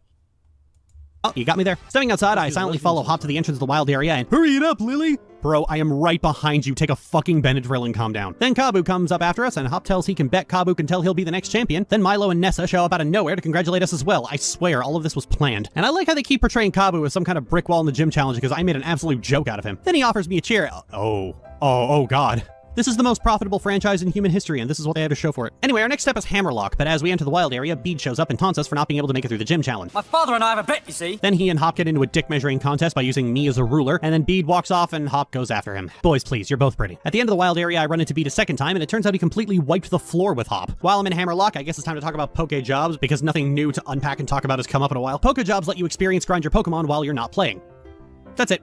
Sometimes they come back with items, but not all the time. It's interesting to look at how Sword and Shield are almost terrified you'll be underleveled. The EXP share is mandatory, unlike the last two gens where you could turn it off. In the wild area, doing max raid battles will let you experience candy, and now you have this, where every Pokemon in your box can just be leveled up automatically. It's almost like they don't want you to have a core team anymore. They want you to have like 30 Pokemon that you don't get too attached to. I'm not suggesting this attitude of disposable Pokemon came about to psychologically pummel people into getting used to no more national decks, but I'm not saying it. I imagine this would be good for Nuzlocke though, unless Nuzlocke banned it. In front of Hammerlock Gym, I find Bede talking to the chairman. Mr. Chairman, I've been collecting both wishing stars and gym badges as fast as I can. Good work, Bede. I'm glad you haven't forgotten that it was the chairman who endorsed you. Oh, have they mentioned that yet? The chairman endorsed Bede. He's been endorsed by the chairman.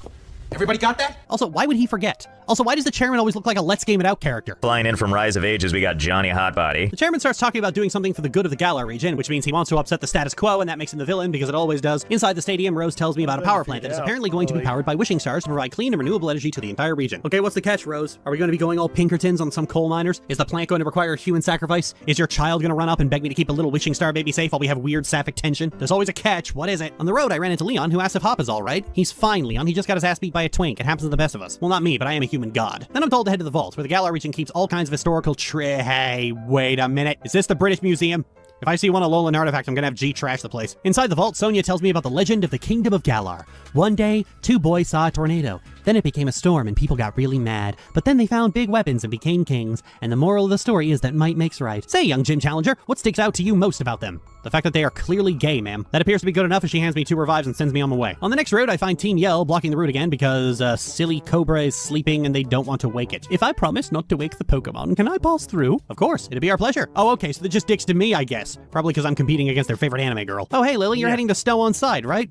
Stow-on-Side? The town is called Stow-on-Side? You British are ridiculous people. Team Yell won't let us through because we're too loud. Your name is Team Yell. Well, whatever, I guess I'm doing this the hard way. After the battle, they run away and Hop tells me... Has Lily been nice to any country other than Canada and Japan? No, just Canada. Just Canada. ...that I'm really good at dogfighting. See, Bede really wiped the floor with me the last time we battled. Were you talking about type matchups again? He said I was dragging Lee's good name through the mud, being so rubbish like I was. And I just can't get those words out of my head. If I'm weak, then people will think Lee's weak too. Okay, Bede was clearly fucking with you. He's a boarding school brat. That's just what he does. Didn't you read those racist wizard books as a kid? Those and a phone booth are the only cultural exports this miserable country has. Then he leaves, insisting he has to preserve his brother's good name, and the silly Cobra wakes up too. Then I'm approached by... the Queen? Who gives me her card and leaves. That was weird. I need a shower to wash the stink of monarchy off me. I found a spot in the desert that looked like a good place to set up camp. The camp is what they have in place of Pokémon Ami and Pokemon Refresh, where you get to sit on the edge of a yard watching your Pokemon run around and play like that creepy guy at the playground. You can also bring out a cat toy that makes them all very angry and attack you, or a ball to play fetch with them. Oh, look at Shrubby's run!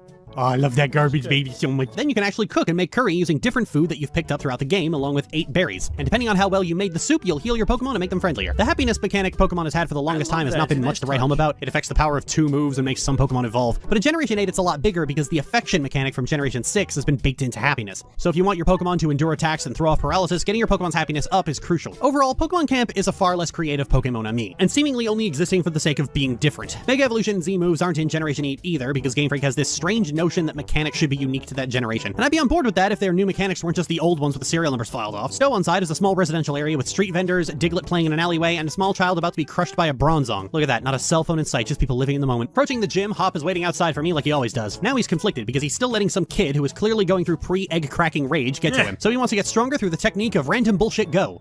It does not work. Hop seems to be invigorated by the crushing defeat and runs off determined to train even harder. Not entirely sure what I did, but oh god, Opal, don't do that. Heading into the gym, and I didn't mention it last time, but Ball Guy is in every gym and gives you a Johto Pokeball of a different type. Just the one though, so if you want to coordinate the balls of your Pokemon, you're gonna have to either be very careful or hack the game like I've been doing up to this point. The challenge for the gym is one of those Plinko games where you have to rotate your pod to make it to the bottom without touching the edge. It's monotonous, but fun. At the actual stadium, B's team is mostly fighting types, and I brought G.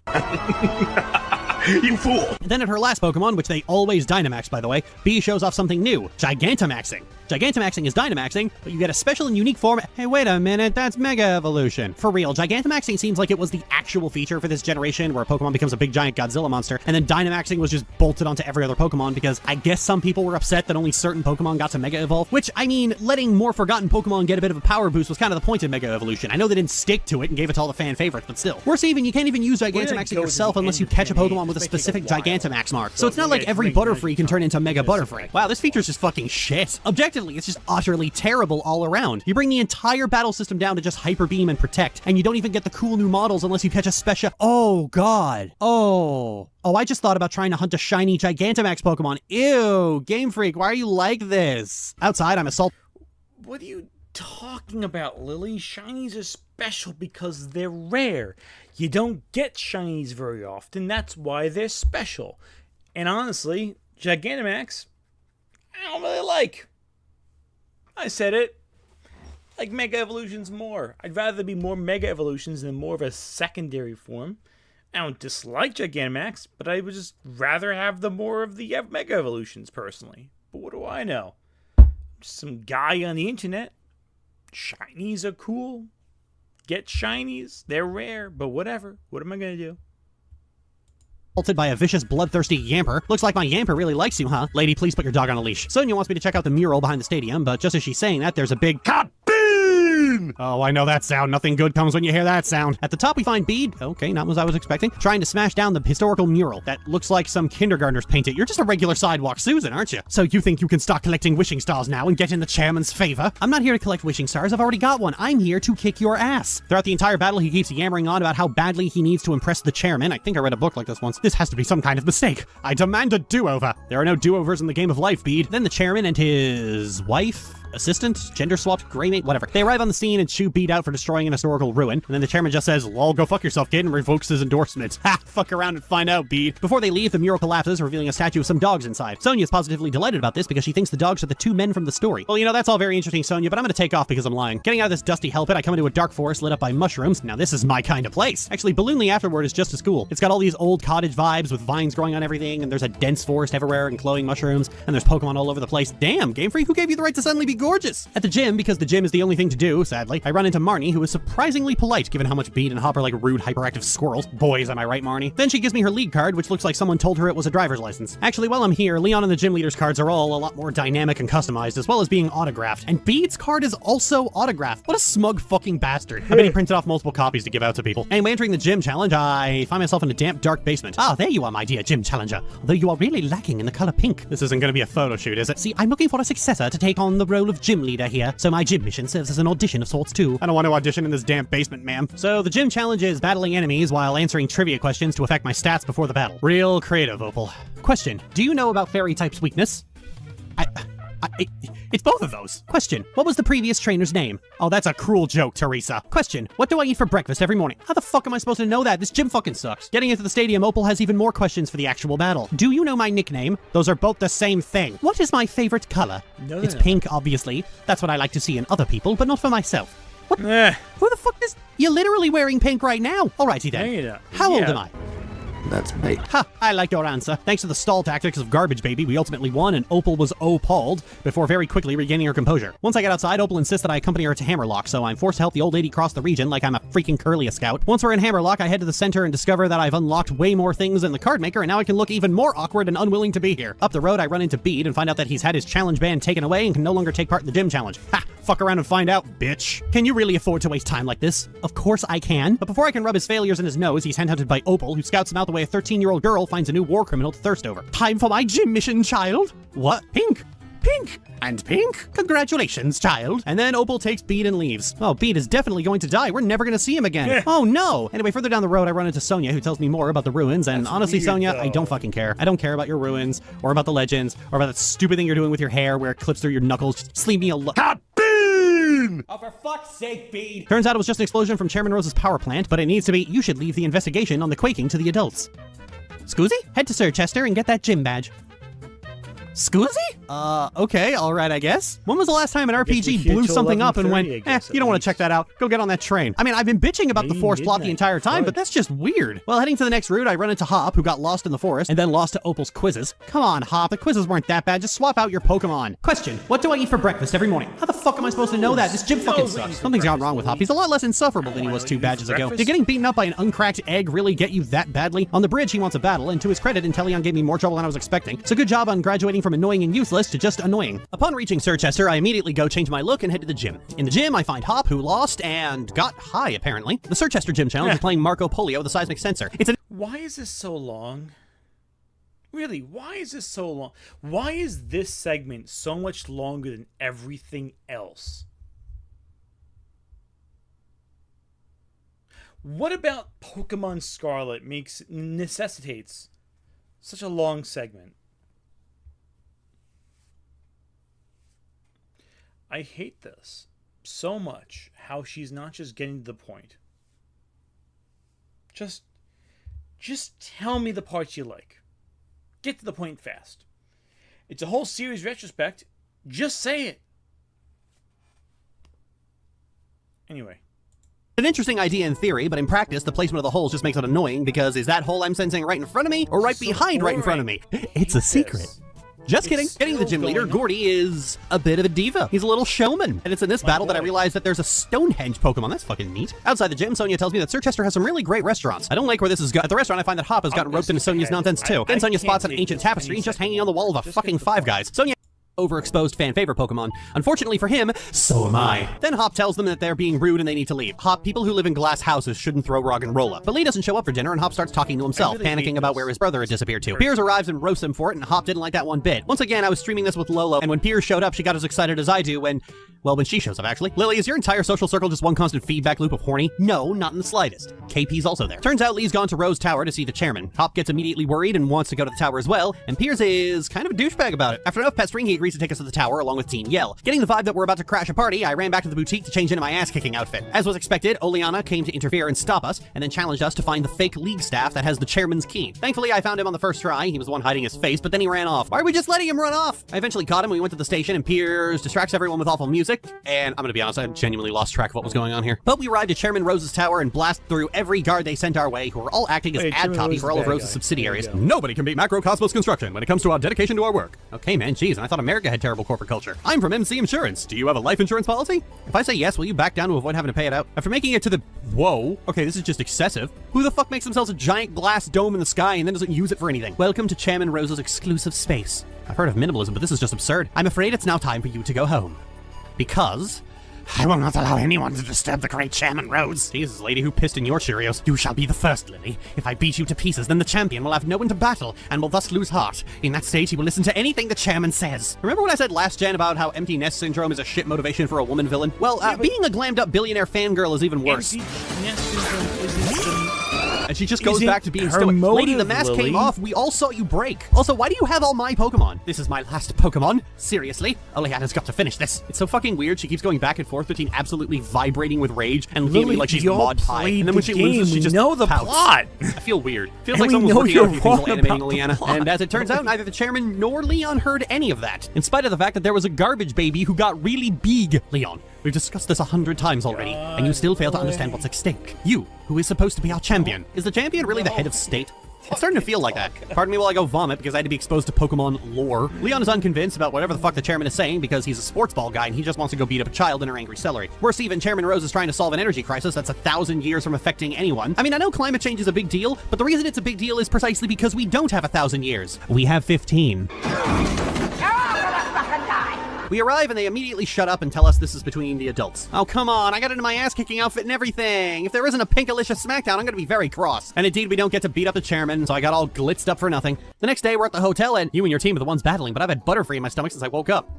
Hop, what have you done? You spit that murder bug out right now! After changing back into my sensible clothes, I return to the stadium for the champion battle. This time the locker room is filled with every single gym leader, showing that it's a co-ed experience. I'd say I aim to win this thing, and I'll do it without using Dynamaxin, to help everyone in Spikemouth reclaim their pride and to see them smile once again. Yeah, I imagine that their pride would be wounded after you weaponize them into a simp army for your baby sister. I'm going to win my way through every round, and then I'll be the one taking on Leon. If I don't, I'll have failed to repay Duraludon and the rest of my team for all their hard work. Bro, I have the Queen of Celery Fairies. You're gonna die in the first round. My first match is against Raihan of all people. What rotten luck. Yeah, for him. Long time no see. This will be a different sort of battle than you faced the gym challenge. Those were basically test matches, but this is a serious battle. I don't know, Nessa, you were pretty angry when I beat you in that test. I head into the opening ceremony and I met with my first... Oh no, not this fucking guy. Bede says he has a score to settle with me, and for the first time, the player's expression is appropriate. I know this is ridiculous of me. Actually, for you, this is pretty far. Ever since you showed up, everything I've done has gone wrong. It was Oleana who asked me to gather the wishing stars for the chairman, but then the chairman himself disowned me, and that strange old lady comes out of nowhere and drags me into boot camp on fairy-type Pokemon. Do you have any idea what I've been through? Covered in pink? Same thing in this video. And with Dexit, half the roster was cut. Just Pokemon snapped out of existence. That meant people's favorites were going to get cut. And no doubt this also fueled the anger towards which Pokemon were spared execution. Because the champion's ace is a fucking Charizard, who is uncatchable in the game but gets his own Gigantamax form. Why does Charizard get special treatment? Now, it's not like there haven't been champions with out-of-region aces before, and it's not like Charizard is the only fan-favorite Pokemon to get a disproportionate amount of exposure. I've already said that Charizard, Lucario, and Gardevoir are the worst offenders here, but to see Charizard get center billing immediately after losing half of people's favorites sure bred way more resentment. I imagine if Dexit had happened in X and Y, the same resentment would be bubbling over Diantha's Gardevoir. Furthermore, this is only compounded by the fact that Game Freak said the reason for Dexit was to both focus on game balance and touch up the models and animations of every Pokemon. And the problem there is they fucking lied. Generation 8 was not balanced. This is a generation that brought in Mega Evolution, but you can only use Hyper Beam to turn the game into a one-shots bonanza. A tool so broken and so brain-dead that it was banned in almost every tier by the most popular competitive Pokemon battling community. As for the models, some Pokemon got... Lily, how can you Lily, how can you genuinely misinterpret why people were upset with this game? The models were repetitive, Lily. The models kept repeating. That is why people were upset, Lily. It was not simply, oh, hey, they just chose to elevate the favorite Pokemon, whatever, who gives a crap. No, it's because the models kept duplicating stuff from the 3DS era. That's why people were upset by the lack of Pokemon in the game. It was because they made it so limited.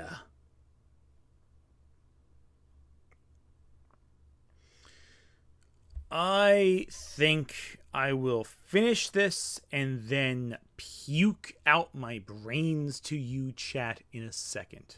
One or two new animations, but the models were the same from Generation 6. Because why wouldn't they be? Pokemon's art style is flat colors and big anime Bambi eyes. The models didn't need an update. Hell, this tree became a meme precisely because Game Freak promised better graphics and then just didn't bother. That is hilariously bad. I'm pretty sure you can get free bark textures online. This normally wouldn't matter, but when you show your ass the way Masuda and Omori did, people are going to point and laugh. No, the real reason for Dexit was simple. In order to import every single Pokemon and make sure they cooperate with the engine, another year of development time would have had to have been added. Indeed, Pokemon games do operate on very short development times for the kind of games they are. They're all relatively open world games with plenty of features and interlocking systems, and as they go full 3D, they require exponentially more work. Indeed, that work was there. Just look at the player character. In Sun and Moon, she was dead-eyed and coming off general anesthetic, but in Sword and Shield, she's a lot more expressive, reacting to things, emoting, having way more animations this time around. The work's certainly been done, but it needed more time. People have been saying this for years, and I was going to say this for Generation 9, but the reason Pokemon games don't take the extra time they need is because they don't have to. Dexit pissed off so many people, but the end result was one of the fastest-selling Pokemon games of all time. For all their corners cut, that didn't stop people buying it, and therein lies the problem. Game Freak knew that if they just weathered this storm, they'd come out just fine. It's a meme at this point that whatever complaint you have about the new Pokemon games, you're still going to buy them. And I'm almost positive that the only reason Masuda didn't respond to criticism of Dexit with, you'll buy it anyway, is because it would have been uncouth to do so. Furthermore, the controversy was kneecapped from the start by a person I like to call the I'm having fun guy. There is always a backlash to a backlash, where fanboys and fangirls start shouting down critical voices and filling social media with, I'm having fun, no matter how serious the issue is. resources. Not because they're actually having fun, but that they think it makes them a better person if they just eat what is served without complaining. They just want to feel above the whiners. I've said for a long time, Game Freak could release a game with no executable file, meaning the game flat out will not boot, and some of you will still go on Twitter saying, well, I'm still having fun. When it came out that Sword and Shield broke sales records despite the huge controversy about Dexit, those guys were gloating and laughing at the failure of the boycott. Gloating at a game that barely has any actual content, and for whom most of their new features were just scaling up models. They ripped out half the Pokedex, sold it back to you for money, and you're gloating about that. The truth of the matter is that so long as Game Freak continues to make money hand over fist, they have no reason to change. They don't have to add development time because they have an army of coping simps who will just harass and threaten all critical voices, and they'll make millions anyway. At that point, adding development time would just slow down profits, and Game Freak wants their money now, and they know they don't have to do any work to get it. I don't know if I can handle this one right now.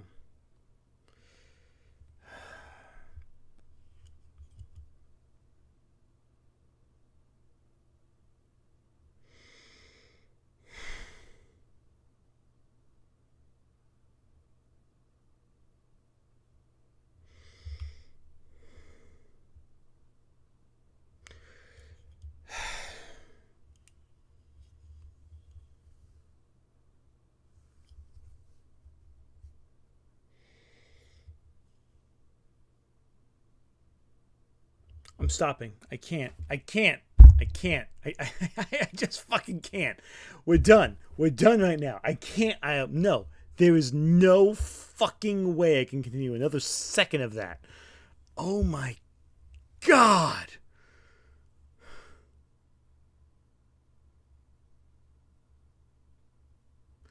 Okay.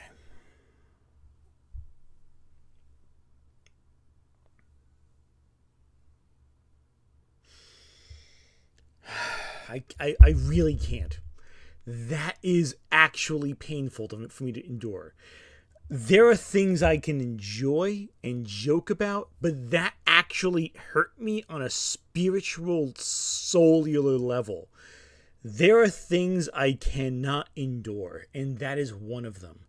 At no point, and yes, I see people posting the Am quote from I Have No Mouth and I Must Scream. Yeah, that. If you engrave the word hate on every nanoscrum of the hundreds of millions of miles of my being, it would not equal 1/1 billionth of the hate I feel for this video. Hate.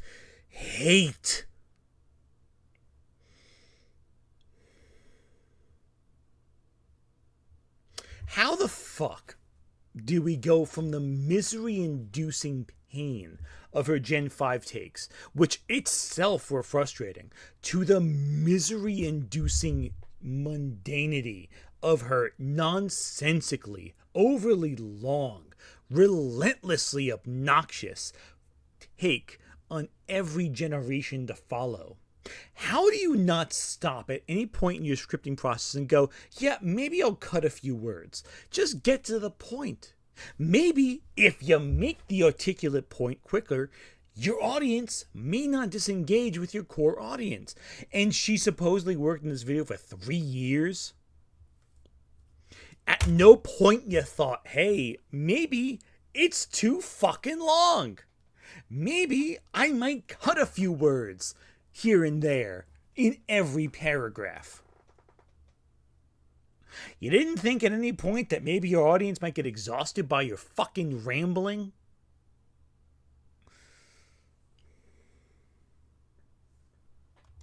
Okay. I'm being mean right now.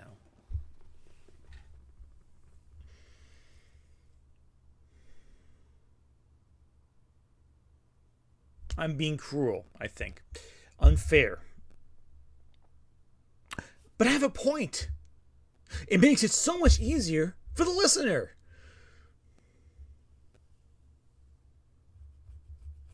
And quite frankly, I'll be honest with you about something here. As someone who's written video essays and has experience with this, I've written in 1 month 4 video essays that equal about 4 hours long. Hey, you cut corners here and there, but you get to the point faster.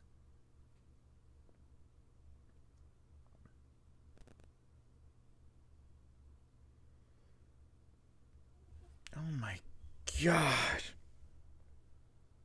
At no point in your rambling, incoherent statements did you ever get close to explaining what is and isn't great about Pokemon. You spent hours and hours of my life that I can never return, though thankfully raised money for a Rain. You never once got to the point as to why Pokemon games have issues and why Pokemon games have troubles. The simple reason is capitalism. They can afford not to give a fuck. Right there. I saved your video 100 hours.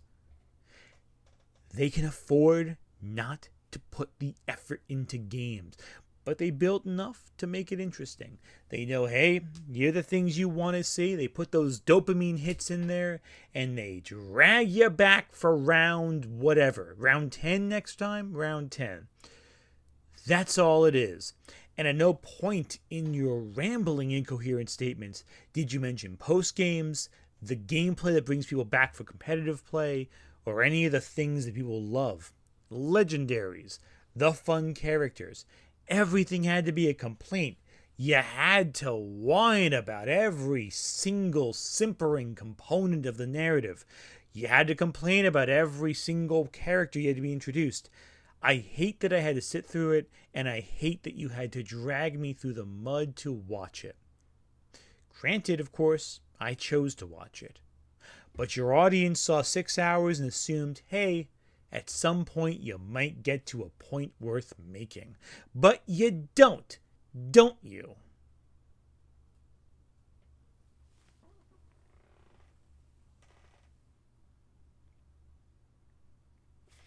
I will probably cover more Lily Orchard content in the future. I will criticize her point, but I won't criticize a video this long, because one thing Lily does not get is when you have to make a focused essay.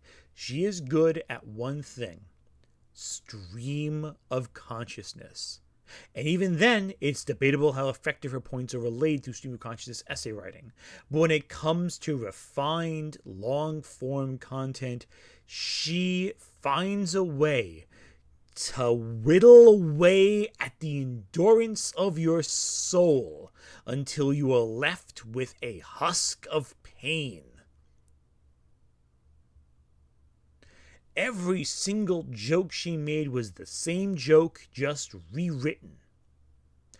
She had no sense of focus, no sense of concentration. She wrote every segment like it was a Nuzlocke challenge where things were unique to the player as opposed to the general gameplay experience. At no point did she just think, I should get to the point. If her thing was just simply getting to the finale with a couple of points of gameplay thrown in for evidence, it would have been endurable, and it would have been 2 hours long as opposed to 6.5.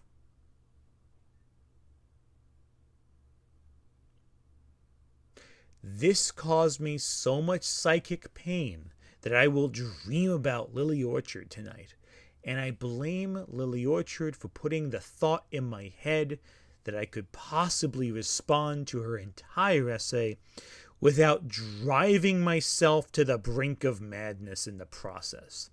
Over the course of these 3 streams, each one over 3 hours in length, I never came close remotely to finding out any possible reason why you might believe any of the things you buy into. I hate that I watched this. I have no value in life after seeing this, and I guarantee it after this, I will drink water, gazing out into the moonlight, begging myself why I made the decision to watch this video in the first place. This was painful. There was nothing gained from it, and I will edit this to a more concise version because I do not believe any human being should endure the pain I experienced watching even my unedited stream in full. If you have watched this, you are of stronger stuff than I, and I thank you for it. I will leave the next few minutes for anyone to donate to Rain right now. If you want to donate, now's your time. I'll leave the chat open. this is a good time to donate because, quite frankly, I have nothing else to say that I have not already said. I will not drink another sip of whiskey unless someone pays $100 to Rain. If we pay $100 to Rain, I'll drink another drink. But until then, I think that I have done enough to hurt myself in the lieu of entertainment for the society of the world. I will stream for the next 10 minutes and chat, but there is nothing joyful in life that can compensate for the pain I have just experienced in my soul.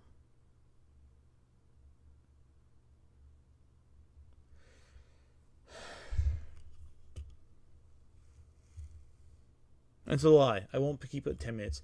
3 minutes. If you have the next 3 minutes, if you wish to donate anything to survivors of sexual assault, thank you, Anonymous. You're a real one. These people deserve more help than I do because they have been through worse, but my God, this hurt.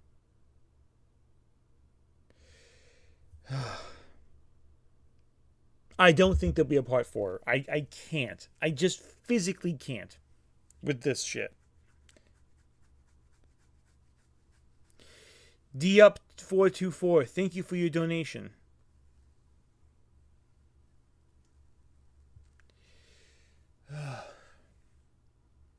Castia, thank you for your donation. I appreciate everyone who's come for this right now, but I am psychically hurt by this, and I will have to take time to heal. This Friday, I will be uploading my video on Nightcrawler. It'll be an X-Men video this week, and an X-Men video next week. And next week I will upload, instead of a stream, a highlight of the Pokemon streams, because I wish to give you an abridged version of this that you can endure and share with friends if you want, but that's not 9 hours in length. I will be not streaming next week. I will be taking a break next week to spend time with my wife. And after that, we'll go from there. But for this next week, I will be taking a break. I am working on next week's video essay today because I want to give myself a little bit of time to recover after the absurdity of this stream and, quite frankly, the absurdity of my social media life for the last weekend. I thank everyone for staying around. You are real ones. My videos all have donations to Rain, and I think I personally am going to have to take a nap for the next 8 hours. I am deeply in pain from this, and I thank everyone for joining me, but this hurt you probably just as much as it hurt me. And if we all endured in that shared trauma, then quite frankly, you're the real ones as well, and I appreciate you being here. We're almost at 20,000 subs, and I want to thank everyone who has ever watched my content, because I don't know why you're here. I make okay stuff, but frankly, week to week, you guys show up, and I deeply appreciate that. I want you to know that I deeply appreciate that because you're the real ones. Thank you so much for joining me on this masochist quest. And please donate to Rain. I value the experiences of those who have dealt with pain of this nature, because I myself have as well. That's why I care so deeply about this charity. I myself have been a survivor of the same situation, and quite frankly, it means a lot to me if you donate to them. Because I did not have this when I was growing up. Well, it's not the resources of it. And quite frankly, it's something beneficial to me too as a survivor of this horrible thing. I thank you all. I'm going to drown my pain in water and put the Japanese whiskey away for a movie night, potentially. Who knows when? Yeah. Take care, everyone. I value all of you if you stayed this long. You are all fantastic, and I hope that your nights are better than mine has been this night. But hey, I brought some joy to your night, so that alone I think is worth it in the end. Take care, everyone. I'll be working to edit this down to a more manageable level for any human being who wishes to watch. Take care, everyone. I'll be sure to drink water. Don't worry. Take care, everyone.